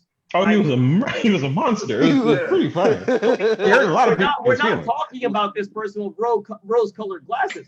There are performers like, fuck him, I'm glad he's dead. He was a mean Lisa Lampanelli. But they're not funnier than he was. And that is what's important. No. Yes. It's important to me. It's not important in like the history of the world. No, I am not a good person. I've never purported to be. I don't want to be one. But you're right. I mean, you're wrong. And like, it does matter. Pieces of shit shouldn't be heralded the same way. However, it's not even a matter of being heralded. What I am saying is that to give the full breadth of this person's existence and their total affect. I don't want it to be said that we're talking about someone as if they're some sort of deity. This person was very much a person who happened to be great at one thing specifically, while still managing to, in some ways, be a very, very shit person, which I guess is like all of us in some form. Peers. I was getting ready to say, how was he a shit person in the sense of like he was like you just said, he was a shit person in the sense of to his friends and the stuff he did to them. But there's nothing on this dude's record. And the things that he was saying. But to the people he loved, I don't know. So again, the biggest factor is here people talk about you, not how your peers talk about you. But even your peers will be honest about you. And there are stories where Bill Burr was like, bro, he would go up to a girl and say the foulest shit to her after a show. He would just do that. And sometimes it would work and sometimes it just wouldn't, but he was just being himself. And sometimes his self was rather foul. And that's just what that is. You know what I'm saying? Like he said one time there was this girl that came to a spot. She was gorgeous, but had a horrible scar on her face that you can tell she worked really, really hard to mask. And he walks right up to her and said, I love that right there. That thing that you have right there, that's the thing. That's the only good thing about you. What a fucking dickhead. Yeah, destroyed. Like destroyed. I'm not laughing. That was his way of leveling the playing field. That's how you know. It's like, yeah, this person, listen, Bill Cosby. No, that's fair, because I'd either, depending on my mood, I'd either punch you in the face or fuck you. Mm-hmm. But it's very heavy dependent on the mood. I was getting ready to say, so like even you saying like, he was foul to some women, like what Rachel just said, the foulness is subjective based on how that woman's mood was. Some women. Well, I feel like it's anybody. Like if you're in the wrong mood, like you might want to fuck somebody, and that could just be the way you feel at the moment. But also, more than likely, I'd punch somebody in the face. Yeah. Right. And to go back to your point, earlier though, Daryl, where it was just like you were talking about the comfortability on stage. That right there, that is something completely different though. You saying that is different than what I see a lot of, or at least in the experience I've had, a lot of older cats say to young guys in that situation. It's not a thing of like, oh, you don't feel comfortable yet. It's like you just don't do it. Oh, they don't give you a reason. They don't even give you a reason. It's just like, don't do it. That ain't. I would assume that their reason's the same as mine. Yeah, exactly. Right. But they just won't say it. Niggas ain't eloquent. But it's not that they're not eloquent. I think that they think that there's way more knuckleheads who will be like, you telling me that I'm not what? And then they'll just go and fucking whatever. But if they could just say, yo, don't. It was a Philly podcast. I forgot dude's name, but he said it proper. He said, you as a new comic, you learn how you follow the rules, you learn how to do jokes, then you can break the rules. Yeah, you don't break the rules until you learn them first. Yeah, literally. Exactly. You learn them all and then forget them all. Yeah, exactly. That was the leak podcast, and that was me. My voice was just a little deep that day. I think you know what? I think that's true. I think that is very true. I remember Kat being like, "I'm Kat Mosley," and I say, I'll keep it a buck with you. "You got to learn it all before you stop." That might have also been them boys. I ain't gonna front with you. No. No, that like we did no. You know what? We have to listen to the next episode of each one of those and figure out Everybody's who's gonna right. have to download all of our episodes and subscribe to Them Boys and the Leak Podcast on iTunes and rate and subscribe to find out who said it. I think we both said it. I just know that you guys. I'm trying to promote us both, Satoya. I'm not trying. No. I think you guys might have been around before us because we're done. But we started in what 2018. So you guys were. Oh, really? You guys were popping. We might not even be the only people that said that. I'm sure it's we were around for about a good year. Parallel thinking. And then What, you gotta learn the rules before you break them first? Huh? That's That's music. That's a lot. That's I was gonna say I heard that shit from a white kid in high school. That's walking. That's walking. You gotta walk. You know what I mean? You gotta learn to walk before you walk. You skateboard. Yeah. Well, you know, but I only bring that up because he said it was a Philly podcast. But no, in my experiences, it's always been, not always, but more often than not, it's a young person being told you do not have the skill set for what you're trying to say. I get what you're trying to say. I even get the subject material, but you do not have like in a classic case, someone's like, your writing is not there for that yet. Now, no one's saying don't go there and try it. But what is being said is that like, or even like I told a comic this like a year ago, and I was like, you're talking about matters that are so like people that you're talking about things that they're not particularly interested in hearing in the first place. Exactly. Yeah. And hearing from you, like they don't want to hear that from you. You got on stage, they're like, who the fuck are you? Not the things that you're talking about, because the things that you're talking about, quite frankly, we don't want to hear that coming from you, actually. Yeah. Right. And some situations you don't want to hear it coming from anybody. Exactly. Like, depending on what it is. Yeah. You hit it right on. You hit it right on. My first month, I wanted to be angry comic. Like an old comedian came up to me. He said, "Dude, come give me a hug face. It's not working for you." So come give me a hug face. It's real though. Yeah, it was true. Like, okay, because never again. we forget that what we were doing, like in 9 times out of 10, we were being looked at. Like the audience could see our face, and we can't act like the business that we were in was not aesthetic. There's an aesthetic approach to it. Now, it wasn't the end all be all, of course, but the minute you got on stage, everyone would take stock of everything they saw about you. And sometimes if it was so left, you had to address it. Or if it was something that you didn't even believe, you had to address it. You know, like there were these things that you just had to sort of do before you wanted to talk to them about, not even before, but in some cases, before you wanted to get into the shit, before you wanted to get into the meat and potatoes. And I think that with some performers, not all, because I don't know all, but like some of the ones that I saw, like they wanted to get into the shit immediately. And I'm like, have you looked in the mirror? You know, it's like if you're a blonde-haired, blue-eyed white boy, and you're saying the things that you're saying, someone's gonna be like, I don't need to hear this from you. I don't think I want to hear this from anyone, but not everyone's talking like this. It's only you. What the fuck is wrong with you? Right. You know what I'm saying? Like what's your situation? Because that's gonna be way more interesting than you talking about what you think you know about. I just think that sometimes that shit can get. Because that's making me feel like hopeful. Is that Frank's chair making that chirp sound? Not mine, Oh, brother. sorry. Oh, so I'm in Hawaii. I'm visiting my family. It's like in Hawaii, bro. That's a stunt. You were helping wondering. Oh, shit. Wait. That sounds like happiness. That's me, you guys. Is it a nice part of Hawaii? You in Hawaii? Is it a nice part of Hawaii? Is it a nice part? Yeah, every part of Hawaii. Nigga, there's no not nice part of Hawaii, nigga. I mean, I've never been. There's no nice part of Hawaii, dude. Very lovely. This man This man talking about some I'm visiting family in Hawaii. Don't come back. Stay there. It's good. It's good. Oh, please. Love yourself. Oh my God. I was wondering why the sun was still out like 10 minutes ago. I was looking at Shannon's screen and I was like, why is the sun still out? Yeah, I was like, that's real. I was, you know what I thought? I was like, that nigga must be in West Philly. Wow. Wow. I don't go outside no more. Latoya was a flat earther, son. I don't go outside no more. What you want from me? What do you want? I don't go outside. I'm like, flat earther with right them now, nigga. I don't like estimates. shit. I was like, I think don't I go lost outside. my mind because I hear birds and I'm following it. I'm I'm sorry. gonna go It's with the, it. it's the tree frogs. It's No, the no, coqui frogs from Shannon, Puerto Rico. turn Oh. on your video. Turn on your video. Let's see it. I want to see it. Hold on. I want to see it. Turn on your video, nigga. Turn on He your just video. had darkness for a while there. Yep. Yeah, hold on. Let me turn the lights on. Is my It depends on Sun what went down. happened. No light.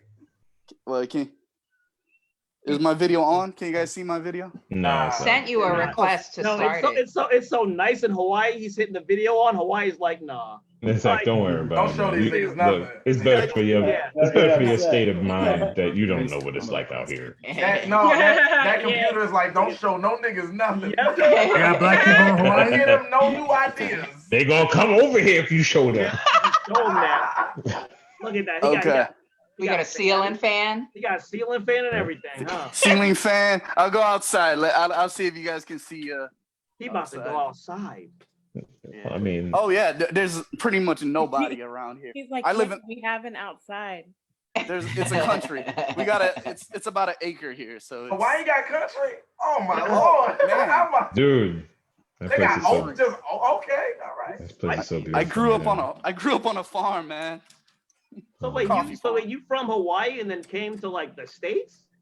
I came because of comedy, man. What made you do that? God, I'm so sorry. I'm so sorry. Oh. I'm so I did sorry. it because New York was right there. Philly's got a hot scene. Hawaii, we got a terrible scene. But nigga, look at us now. Like that's not even like New York. Like New York is Nowhere has but a you good didn't scene know right now. you didn't know the pandemic was gonna happen. That's Yeah. fair. That's It fair. also get worked it. out I because I'm took a working year off from remote. school. But and that's why he's in Hawaii now. Like, Yeah, I'm back in Hawaii anyway. Yeah, that's true. You are back in Hawaii. Yeah, Satoyo, you just like him, you got a safety net as well.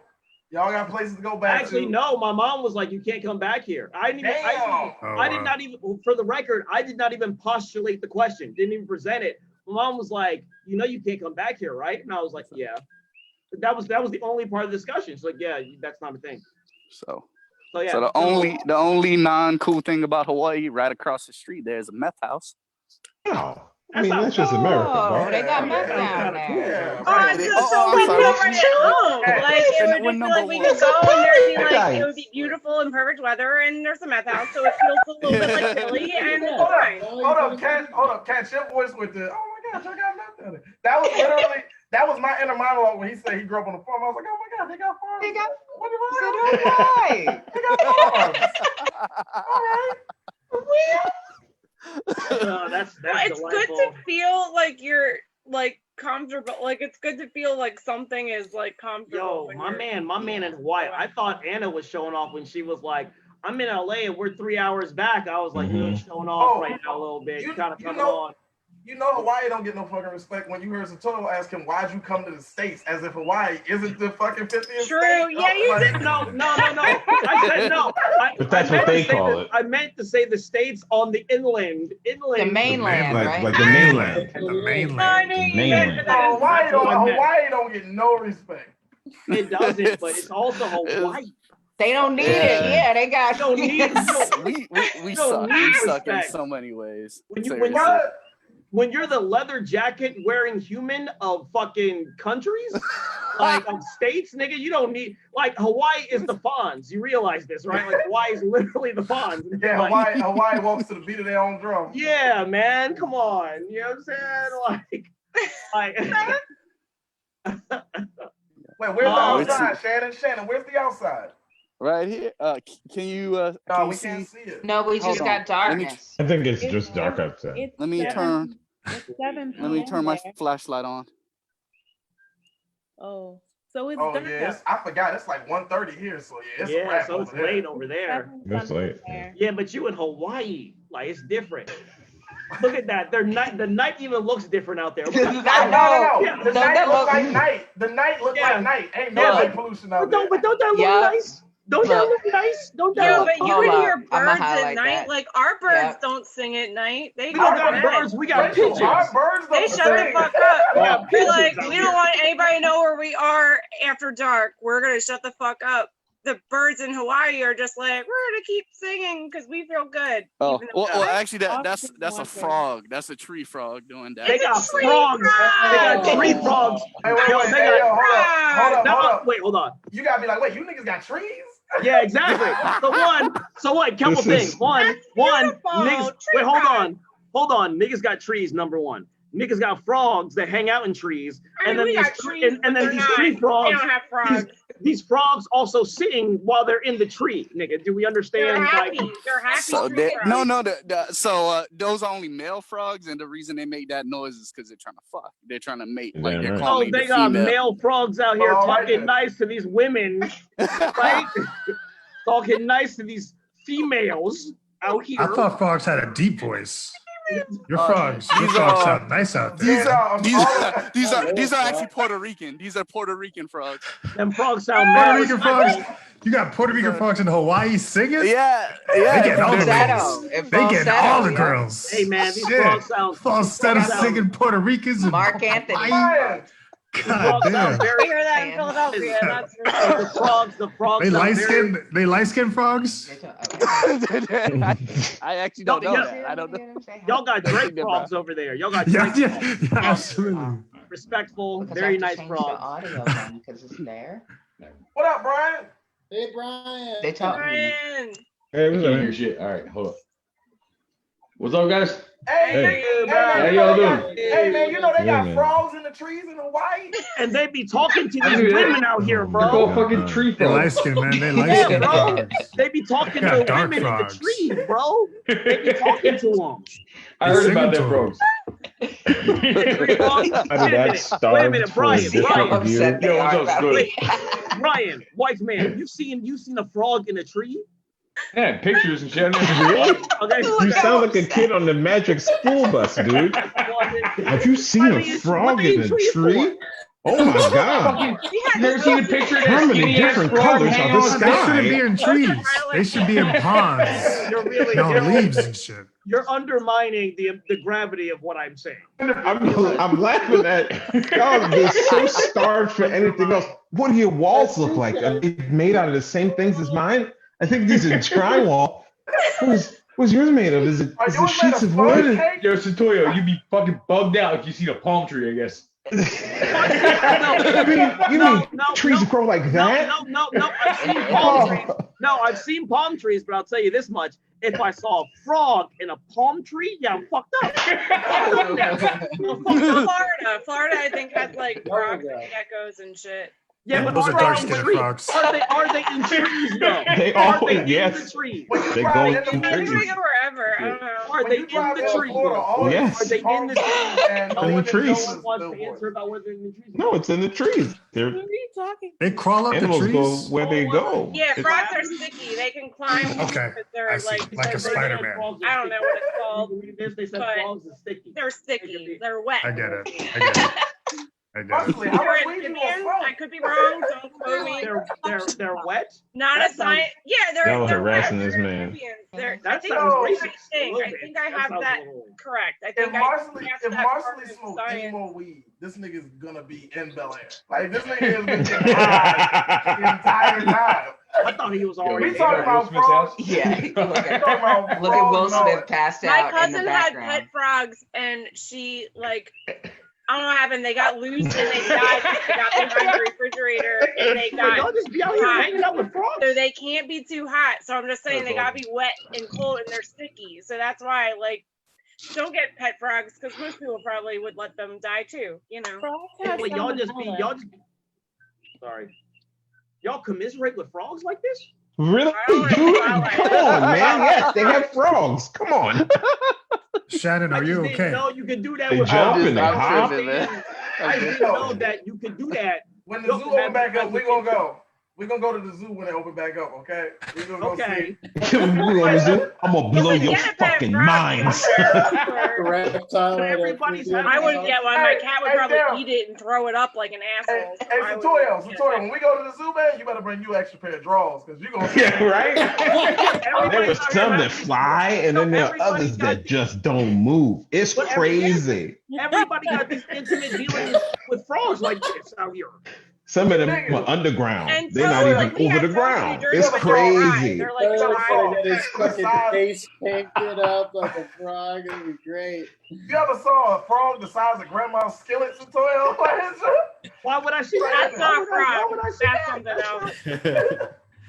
I didn't know that this was such a bullfrogs frog grow to heavy be audience. I big. didn't know that y'all were An so into alligator, frogs like probably. No, bullfrogs grow to be pretty big, don't they? I don't know. Let me They look can it puff up to get pretty Yeah, big. exactly.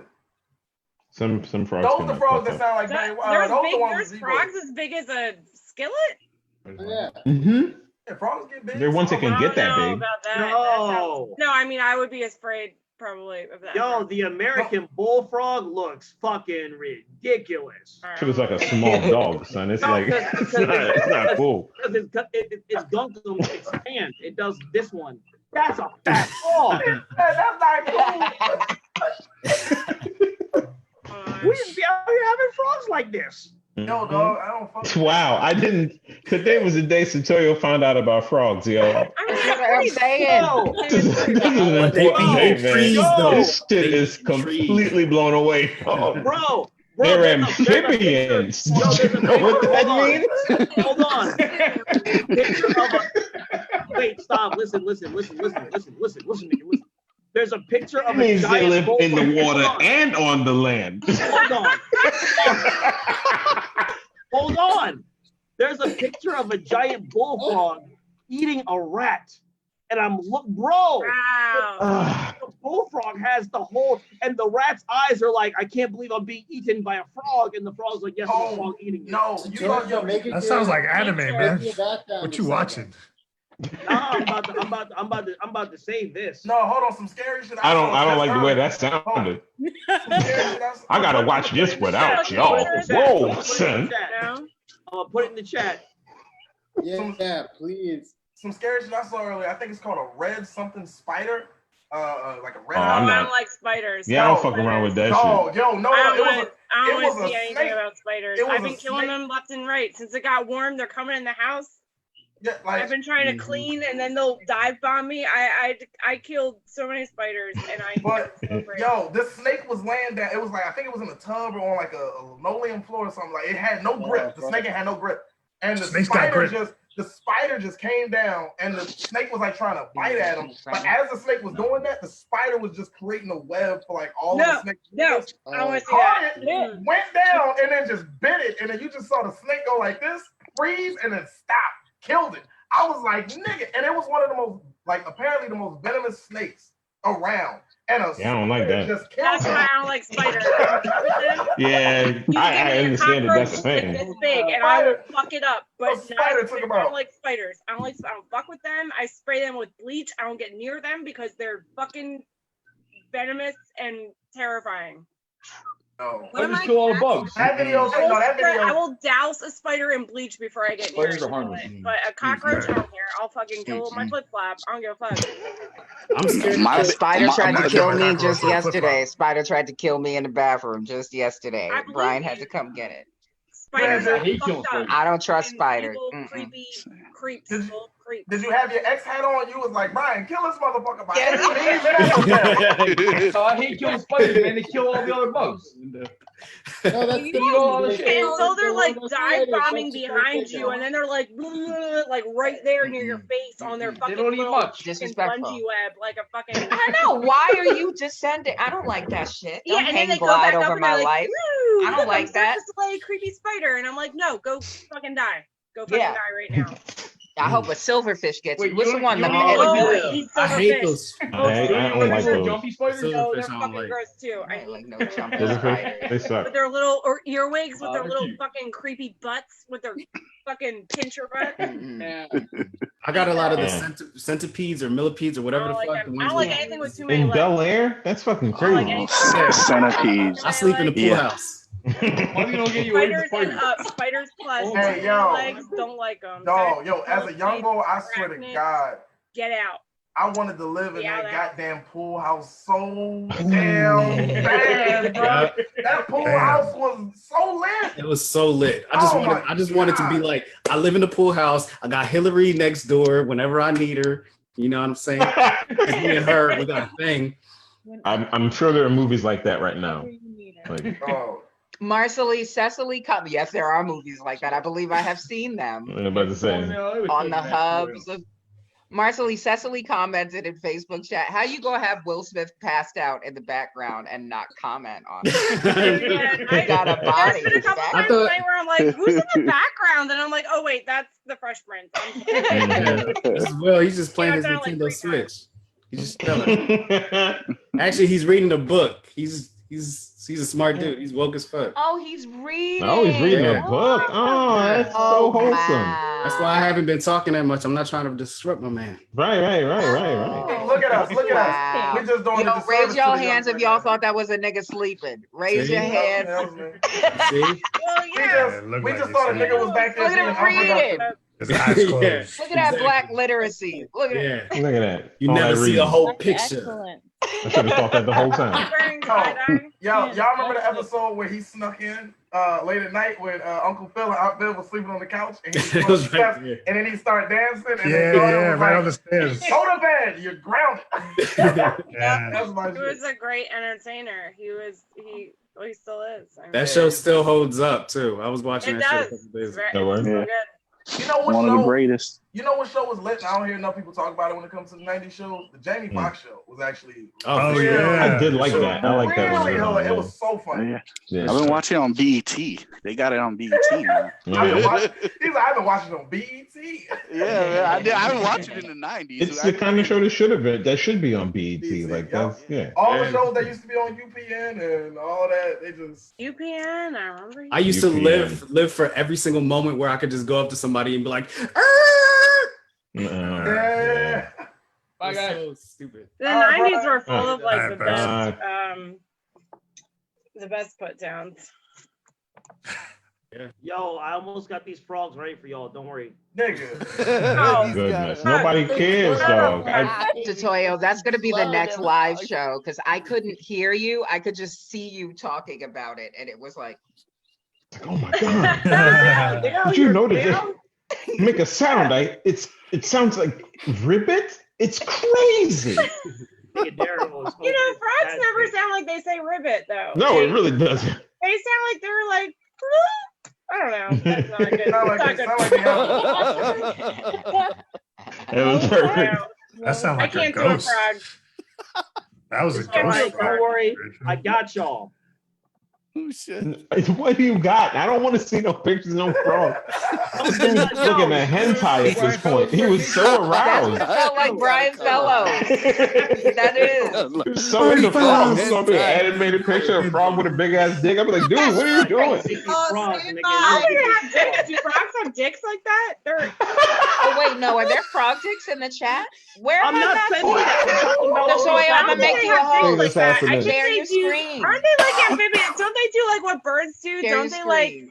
don't they like fertilize the eggs after they Danny, lay what you them? got? Or am I Oh, wrong? Danny. Hold on. Is there a way for me No. to make the So picture? wait a minute, I got these frogs for you. Wait, what did you do? Got two Danny. No. pictures. Go ahead. Do it again. Again, Danny. There's a I'm bullfrog, not Good, downloading Danny. it. another frog. Wait, is that? Oh, you got some hentai. Oh, okay. Oh yeah, nice. That's like, There a frog in it? wait. Y'all, Yo, that doesn't have any frogs. Oh in it. yeah! Oh, yeah. It does. Frog. y'all That's a frog. I tell you, is that blowing your mind? What? Look, Is that how look, frogs look, have I just seen babies? a frog eat up a rat. You can see in the chat if you want to check it out. There's a frog. She was sitting on that frog's Opening. face. Hey, Yeah. hey. Yeah, but that girl had a butt, and she had her butt in the frog. Yo, she said if you feel a frog, you didn't jump there. Hey, huh? He said, what the? That nigga said ribbit for your pleasure. Wait, which chat? Oh, they're a bullfrog eating a mouse. Okay, I'll watch the gross thing. I'll watch it. Oh, they out here. God. I guess it was no. Yo, that is so funny. Oh And no. hold on, I got another one for you. Oh, I Son. hate There's it. some Oh, I bullfrog. hate it. Dog, that's like it's Another you frog, put bro. like how Ariel felt I when don't she like met it. Ursula, son. That shit was that mouse was like, oh no. Yeah, that I'm upset. I'm gonna It have was to like, go to bed oh. soon, and Here's now one with the bullfrog. now I have to the like mouse. remember that fucking That rat shit was like face. hell. And I don't even want to feel bad for a rat, but I do. See the Now I'm bullfrog upset. eat the mouse. See the bullfrog eat the mouse. There's a mouse. That's so fucked up. That's a frog eating another frog. That's another Look at frog. that. That looks like a frog eating a frog. Oh my It's a froggy frog bro. world, and you Yeah. know, Three frog world, huh? Thank you guys niggas for didn't making know. this accessible for me. I appreciate it. You niggas didn't know bullfrogs got down like that, did you? But what about frog on frog crime? What about frog on frog I mean, I crime? think. I just think if the frogs had Statistically, all it's the the same resources as they all other needed, clearly crimes. they It's wouldn't the be same. eating each other. I mean, that seems like a I mean, death that does happen, but it's move, pretty right? fucking You crazy. know, like I think if they could be eating whatever frogs eat, they wouldn't. Yeah, whatever frogs eat includes frogs. I was getting ready to say it. Also, No, includes I don't think themselves. any species naturally eats the other species. A lot of them do. So, I mean, not a lot, I but think there's it's a only good when the number. environment is fucked up. Like I had goldfish that would eat each other if one was too small and wimpy. There are spiders. There are But it spiders was who like because eat. they were in a fish tank and that's not natural. So they were in a small space and they would just eat the weakest one. And that happened a couple times with my fish and it was sad. But Sure. I think it was just because of the space they were in. No, I think they're they would prefer to cannibalistic eat whatever animals. they eat. They're cannibal animals. It's a thing. All I'm saying is I didn't think about none of this shit until Shannon told me that these frogs be hanging out in trees. And that blew your mind. I never thought about nothing until this nigga said they got tree frogs in Hawaii. like- Shannon, That's yo, ignorant. That's Shannon, ignorant. Shannon down there like, was it good for you? Because it was great for me. Quarantine day 37. I was reminded about frogs. They be in trees, bro. Oh my God, you're right. Tree frog. I need to borrow one of those frogs to eat all. Shit, they be hopping. Now, no, I'm not doing this no more because they're all trying to make me look like I'm crazy. I'm not crazy. I'm not. You just didn't know. You didn't know about It's the frogs. adorable. Hey, I think it's adorable. they think I'm Quarantine day 37. Oh my God, you're right. They're frogs.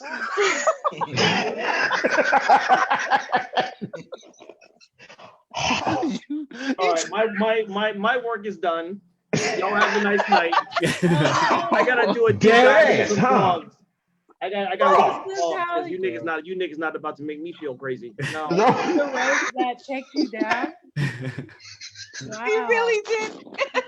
Well, I have to go apologize, but I mean that was a little like, yeah, we get it. It's okay. He said the dude reminded it's quarantine day 37. Dude reminded me about frogs. He forgot about animals. He's been stuck inside so long. You stupid. Shannon, don't break it down. That's mean, Shannon, when you break it down. Oh man, I guess it is mean, but shit. No, I mean nature's fucked up. Like if you watch a nature documentary, you'll just be fucked up because Yeah, that happens. that's what they do. That's why I don't watch them. I don't want to see. My cat.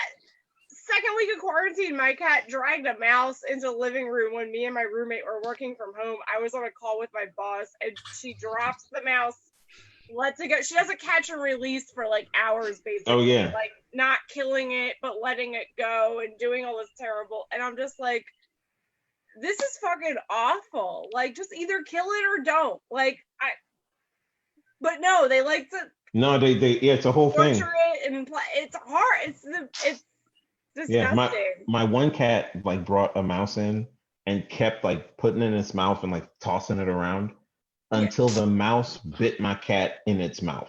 I don't know where or how. No. Like it was like one time she went for the head and I just heard her go, "Wow," and then she just left and left the mouse just on the floor. And I was just sitting there like, Now it's your bird. problem. Yeah. Mouse is still alive, but like crippled. Mouse is just there like, oh my God. So it can't really be a mouse anymore. Right, But like they it's a don't rat. kill it. It was like I had to sweep him up and throw him out. Like I was like, Jesus Christ. Because my cat was done. My cat was like, nah, that motherfucker bit me. You had to make him a sling. Yeah. Oh Mm-mm. No, I'm done it's with like it. Honest, you have y'all, to, when like, they teach end you it. about frogs, they don't tell you frogs up in the trees. They don't tell you that. And they He lie text you about how that? they sound. They don't tell you that. A frog is always down low. I don't trust them up high. It's like told a you to text flying you. roach. I don't trust it. Just saying. Usually I texted you like Just saying. Like, you ain't never learned that they was in trees, right? That is crazy.